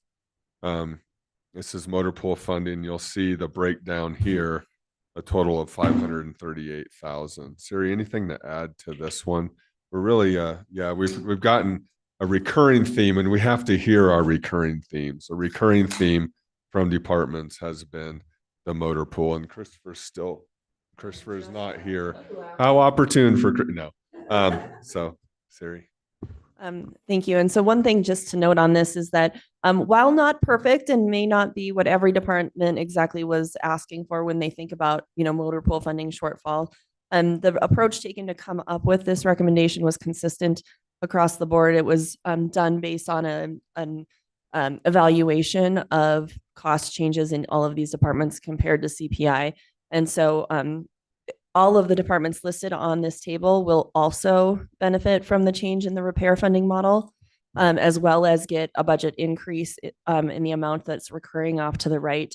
And then we had some additional departments that, while they did not, after we ran that formula, result in a budget increase for things like gas and oil and replacement costs, they do also benefit from the repair change. And if I could just make one other clarification, and this is really for the sake of public works and mechanical services overall, and to some extent the departments, the motor pool funding is broader than just the motor pool, because some of them just think about that those are the shared vehicles that you check out, but this is really designed to cover the mechanical services component, which Siri was mentioning, the repair and replacement, and all of those things that are part of the whole mechanical services package that may be assigned vehicles in the case of the sheriff's department, may be true motor pool vehicles. So I just wanted to clarify, because that just came to my attention last week, of that we've called it something that I think doesn't mean the same thing for everyone. So I just wanted to make that it's motor pool, but it's mechanical services.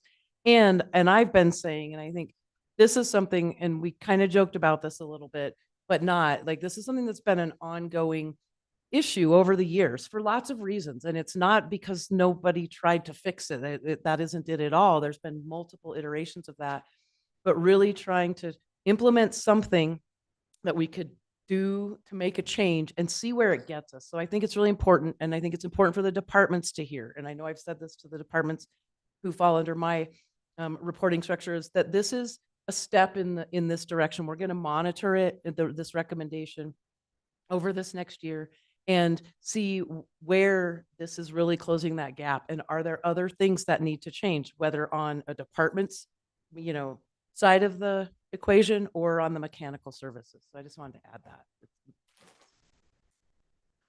Yeah, thank you, Kim. Really appreciate that. And your perspective in managing a department as well.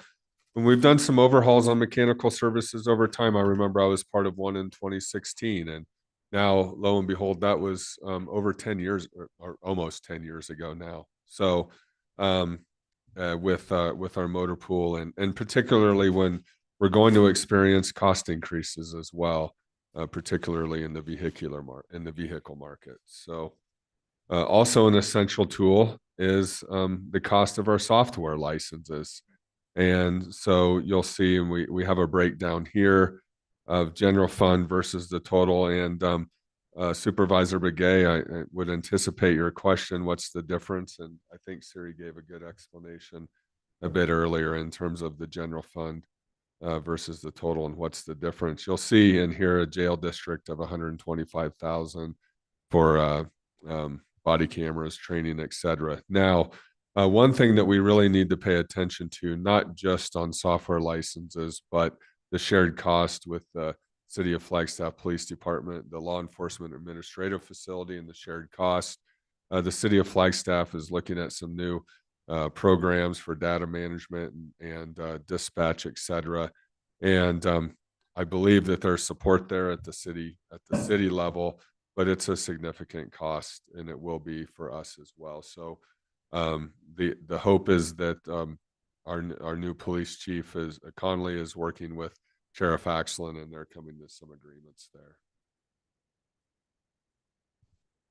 Next, we have statutory requirements and contracts. For example, the dark sky IGA with the City of Flagstaff. There's a recurring cost there.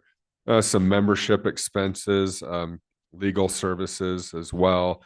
Wildfire defense grant matches in the flood control district. Sheriff overtime for security coming out of the fair fund for that added level of security there. State special election in 2025, both recorder with that, and we'll be looking at the elections office as well if there are special elections coming up in the fiscal year. Co-location projects as well. I noted the sheriff's office. Then you'll see a significant, probably the largest cost driver there is over $500,000 in the sheriff's office for the co-location expenses with the Flagstaff Police Department. Any questions on these recommendations? Next, we have capital plans and renewal. So with this, even during a difficult budget year, it's essential that we maintain a repair and replacement funds. So for the first one is the voter tabulation system replacement. Super interesting. We had the art walk on Friday at the courthouse, and elections was there, and the voting machines with the. So it just shows that use of technology and how important it is to keep all of that up. And facilities management with electronic access control. We've really come a long way. I remember the days of carrying a pocket full of keys around with us everywhere, and we've changed a lot from that point. Technology funds in the sheriff's office, copy machines for superintendent of schools, Center for the Arts carpet is in here. You'll notice the 40,000. They're under they're engaging in a capital plan right now as well. So,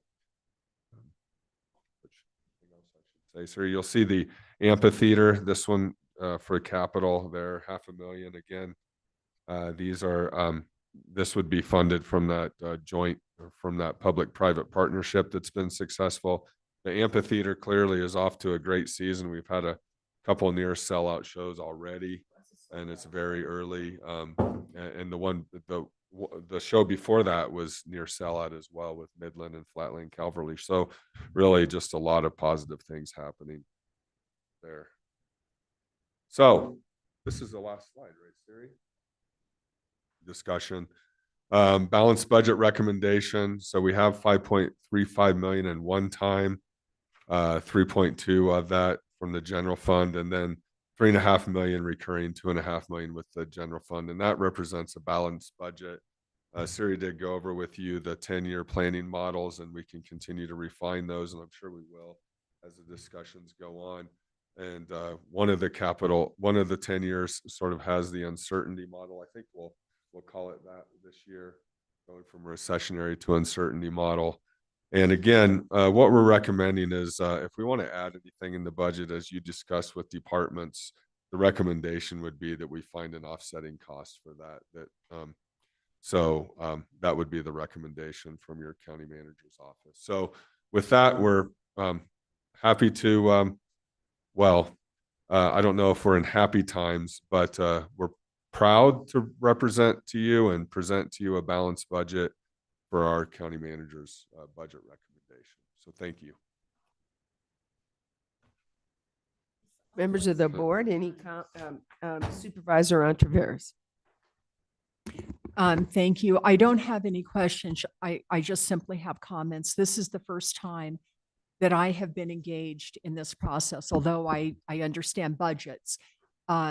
this is new to me. And so Siri, when you started your presentation off and said this, something like this isn't going to be the most exciting information, you said it's something like that. That was very helpful to me. And I want to thank you for that, for the really explanatory way that you presented this. This really helped me understand this. The other thing that I was going to comment on is that I do appreciate a balanced budget. Your outgo cannot be more than your income, or you're going to be in trouble every single time. And so I appreciate the conservative nature of this, the way that it is balanced. The fact that we do have, it's not a rainy day fund. What was it called? A stability fund. Yeah, I like that word better, a stability fund of 15 million. And I know that that does sound like a lot, but 15 million really isn't that much money if things go south. So I am thankful that we at least have that much money. It gives us a bit of a runway. I also appreciate the kind of the two options that we had on, I'm going to call it the uncertain, kind of the uncertain scenario. I also very much appreciate that in this day and age, because an uncertain scenario for uncertain times seems very fitting to me. And I appreciate the explanation that was given after lunch. That really made things much clearer to me. And with that, I can honestly say that I'm looking forward to these next 8 days as we really start digging in. And I know that there's a lot of work to be done. I know probably every department that comes in here, there's going to be deep questions that are going to be asked of them. And I get it. That's our job to do. So I seriously am looking forward to the next 8 days as we work through this. Other questions, comments from the board? I'll just make a very general one, and that is that, just the amount of work that's gone into this and breaking it down with your recommendations is extremely helpful for us. And I also am looking forward to meeting with the departments and getting deep into their budget requests and why. And I do like the idea of making sure that we have a recommendation of at least 2.5% continued compensation commitment to our staff, to our employees. I know that's what we had been talking about in the past. I know that's consistent with our 10-year plan, and I'd like to see that. I'd also like to see that possibility if we rolled some of these additional into the compensation package, what that would look like. It may or may not work, but I would really like to take a look at that. I also really like the recommendation for the 5% CPI operating increase to the general funds budget. Obviously, there is increase in cost for existing services. And I think this is one way for departments to be able to manage their budgets and be able to provide the services going forward. So I'm very much in favor of that as well. And look forward to continuing discussions on our Sheriff's Department budget. We obviously really appreciate all that they do with a very difficult job and a risky job, and want to make sure that we stay consistent and competitive with this region. And we want the best and the brightest. We want the ones who are committed to Coconino County and deliver for our community. So I'll look forward to continuing discussions on that as well. As for some of the capital projects that we thought we had going forward, I think we have to be extremely cautious on that. And as I know, we're all very anxious, especially for the Tribal Service Center. I know we're very anxious to get that done. And the EOC is really essential. And I'm concerned about trying to shoehorn it in to some other department or some other location. So I'm really hopeful that that's going to come through for us. And that's my comments. Anybody else, members? Supervisor Vasquez. Yes, thank you for the discussion today and presenting this budget. Honestly, it looks better than I thought it was. Like I was kind of worried about some doom and gloom. So I know there's going to be some tight decisions to make, but overall, it sounds good. Now we're going to dig into the weeds and get into the nitty gritty. But overall, I think that overall there's a good plan presented, and I look forward to kind of teasing out and just seeing where those choke points are, where we are going to have to make decisions, because it's not going to be as easy as just going through this as we just did. I really want to thank the staff for providing us better information after the break. It was unclear.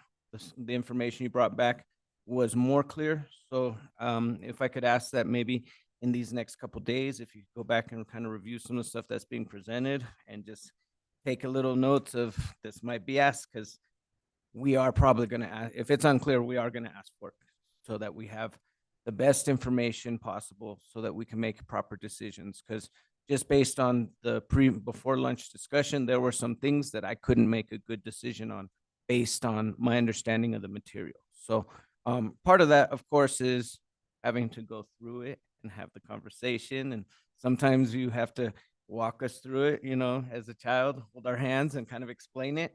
But that's the process that we need to understand what we're making decisions on, because this is a pretty big decision, going through and approving or creating and approving a budget for the next fiscal year. And so considering the threats to our economy, the threats to our democracy, the threats to our budget revenues, I think this is a good plan, and I look forward to seeing how the details lay out. So thank you. Supervisor Fowler. Thank you.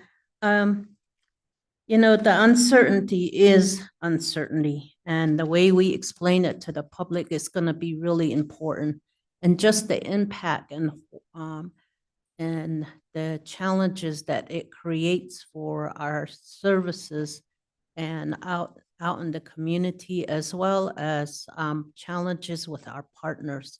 I really think we need to put some kind of presentation together to educate our public on that.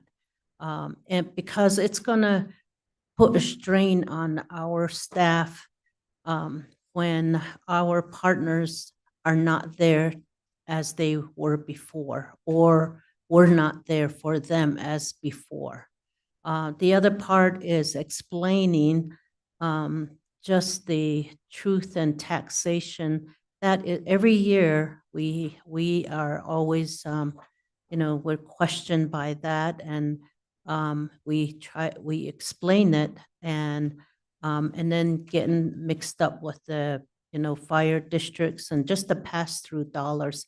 I think it's important to do a presentation in the communities about that. And then I'm really happy to see there's cushions that are built in, like the 15 million, and just those are really building a wall around us, basically, to make sure that the public is taken care of, and it seems seamless out there. But that in itself is an education as part of those federal cuts and other uncertainties, because we're the ones that have to step up and be able to safeguard our services that we have to deliver, that are basically in statute and other, you know, as part of our county services. And then I'm really happy that we still are going to provide just the compensation for staff, however way that we figure that out. You know, there's got to be some kind of certainty, even if it's even if it's small. It really is, I think, is meaningful. We got to make sure that that assurance is still there, and then making sure that our health increases, health insurance increases do not exceed the take-home pay and end up having to take out of their take-home pay. I know that every year we're always very thoughtful about that, and then our partners that we work with and all the collective insurance pool, it's really important that we keep an eye on that. And I'm really happy that to see this year we're doing that again. And then our law enforcement and detention officers, we want to take care of them, and we want to be able to provide the compensation that they need and the benefits that they need, and be able to be competitive in their world. Basically, they're competing against each other with their partner agencies. And we just want to make sure that I look forward to seeing what the presentation will be on that, because every year this is an area that is really a great challenge for us. And then the courts, I'm looking forward. We didn't cover it here, but I'm just wondering how we're going to be able to cover that area, because that's something else that is there. And then I'm really, really happy to see our capital initiatives are still here. I kind of thought that was going to be delayed. I was thinking that, okay, what are we going to take out so that we can meet everything else? And I was thinking of it might be in the capital area or somewhere where are we going to be able to cut, but I'm really happy that's there, and we're just going to have to really work with our congressional delegation, and we've been very fortunate to have our senators that really support us and understand us. So we'll have to continue to provide that information for them. And then if we provide that out to the public too, and ask the public to help us to advocate, I think that would be, the more they understand the impacts, I think that's really important. So thank you.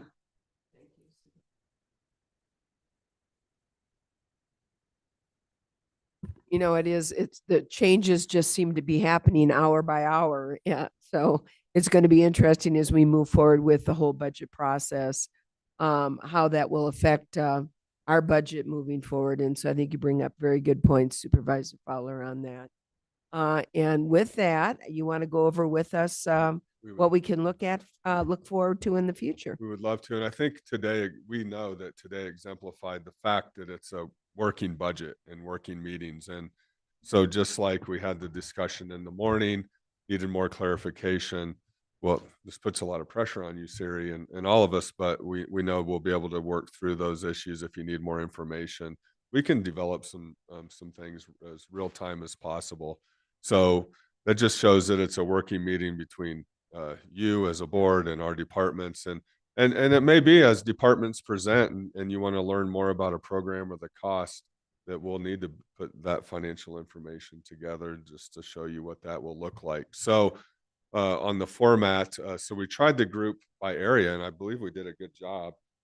So you'll, like tomorrow, for example, we'll have Health and Human Services, Public Fiduciary, Superintendent of Schools. So really, that's really a health and welfare type day tomorrow. And then Wednesday, we'll start to get into some of our Criminal Justice Coordinating Council groups into Thursday as well. So that will finish the week. Siri, please. And by the way, it It's in the really book. worked out well to Yeah. group them by overlapping or complementary departments. That has worked out really well in the past. So I'm very happy to see you doing that again. Yeah, and so then the departments, they'll be going over the organizational charts, their accomplishments from previous fiscal year, although that might be 25 accomplishments actually, but is it 24? Calendar year, Yes. thank you. Solutions and partnerships, and and many of our county manager budget meetings with departments, they brought with them creative solutions, and we're kind of working under the model that if we identify a problem, let's identify solutions with it. And so that's what we're trying to work through. And then strength, weaknesses, opportunities, financial information and realities, and then the goal outlook for the fiscal year. So yeah, it's good slate of budget. And then going into next week, actually on Monday we start, and then we are preparing, we do have on Monday our community college graduation. I actually just followed up making sure that we'll have concessions for that, and we'll be able to get in, and at some point we'll need a head count of those of us that would like to go. But that's really, Monday is going to be an infrastructure and safety day with public works, flood control, emergency operations. So, but let's focus on this week. It's going to, hopefully be a robust week of conversations. And if you need clarity, just say, and then we'll continue to seek to provide it as staff. And just a note, Friday is off. So I know Thank that many you. people have various things that are already scheduled on Friday. So Friday, we will not be meeting as part of the budget. And congratulations to Dr. Miguel Vasquez on Friday, an honorary doctorate degree, as well as I believe Deb Harris is also on. So some great community leaders will be recognized, and just a full day. We're in that season of a lot of activities, graduation for NAU, CCC, and then the high school graduations will follow in a couple weeks after. So a lot of activities. So members of the board, any comments or just directions? Are we happy with the way we're proceeding, moving forward? And any questions? Sounds like everybody is pleased. That's a good sign. And again, thank you for the wonderful lunch. Maybe that's why everybody's still happy.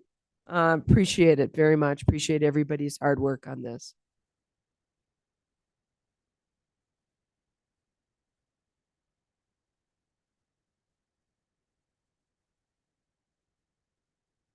With that, anything else? Anybody?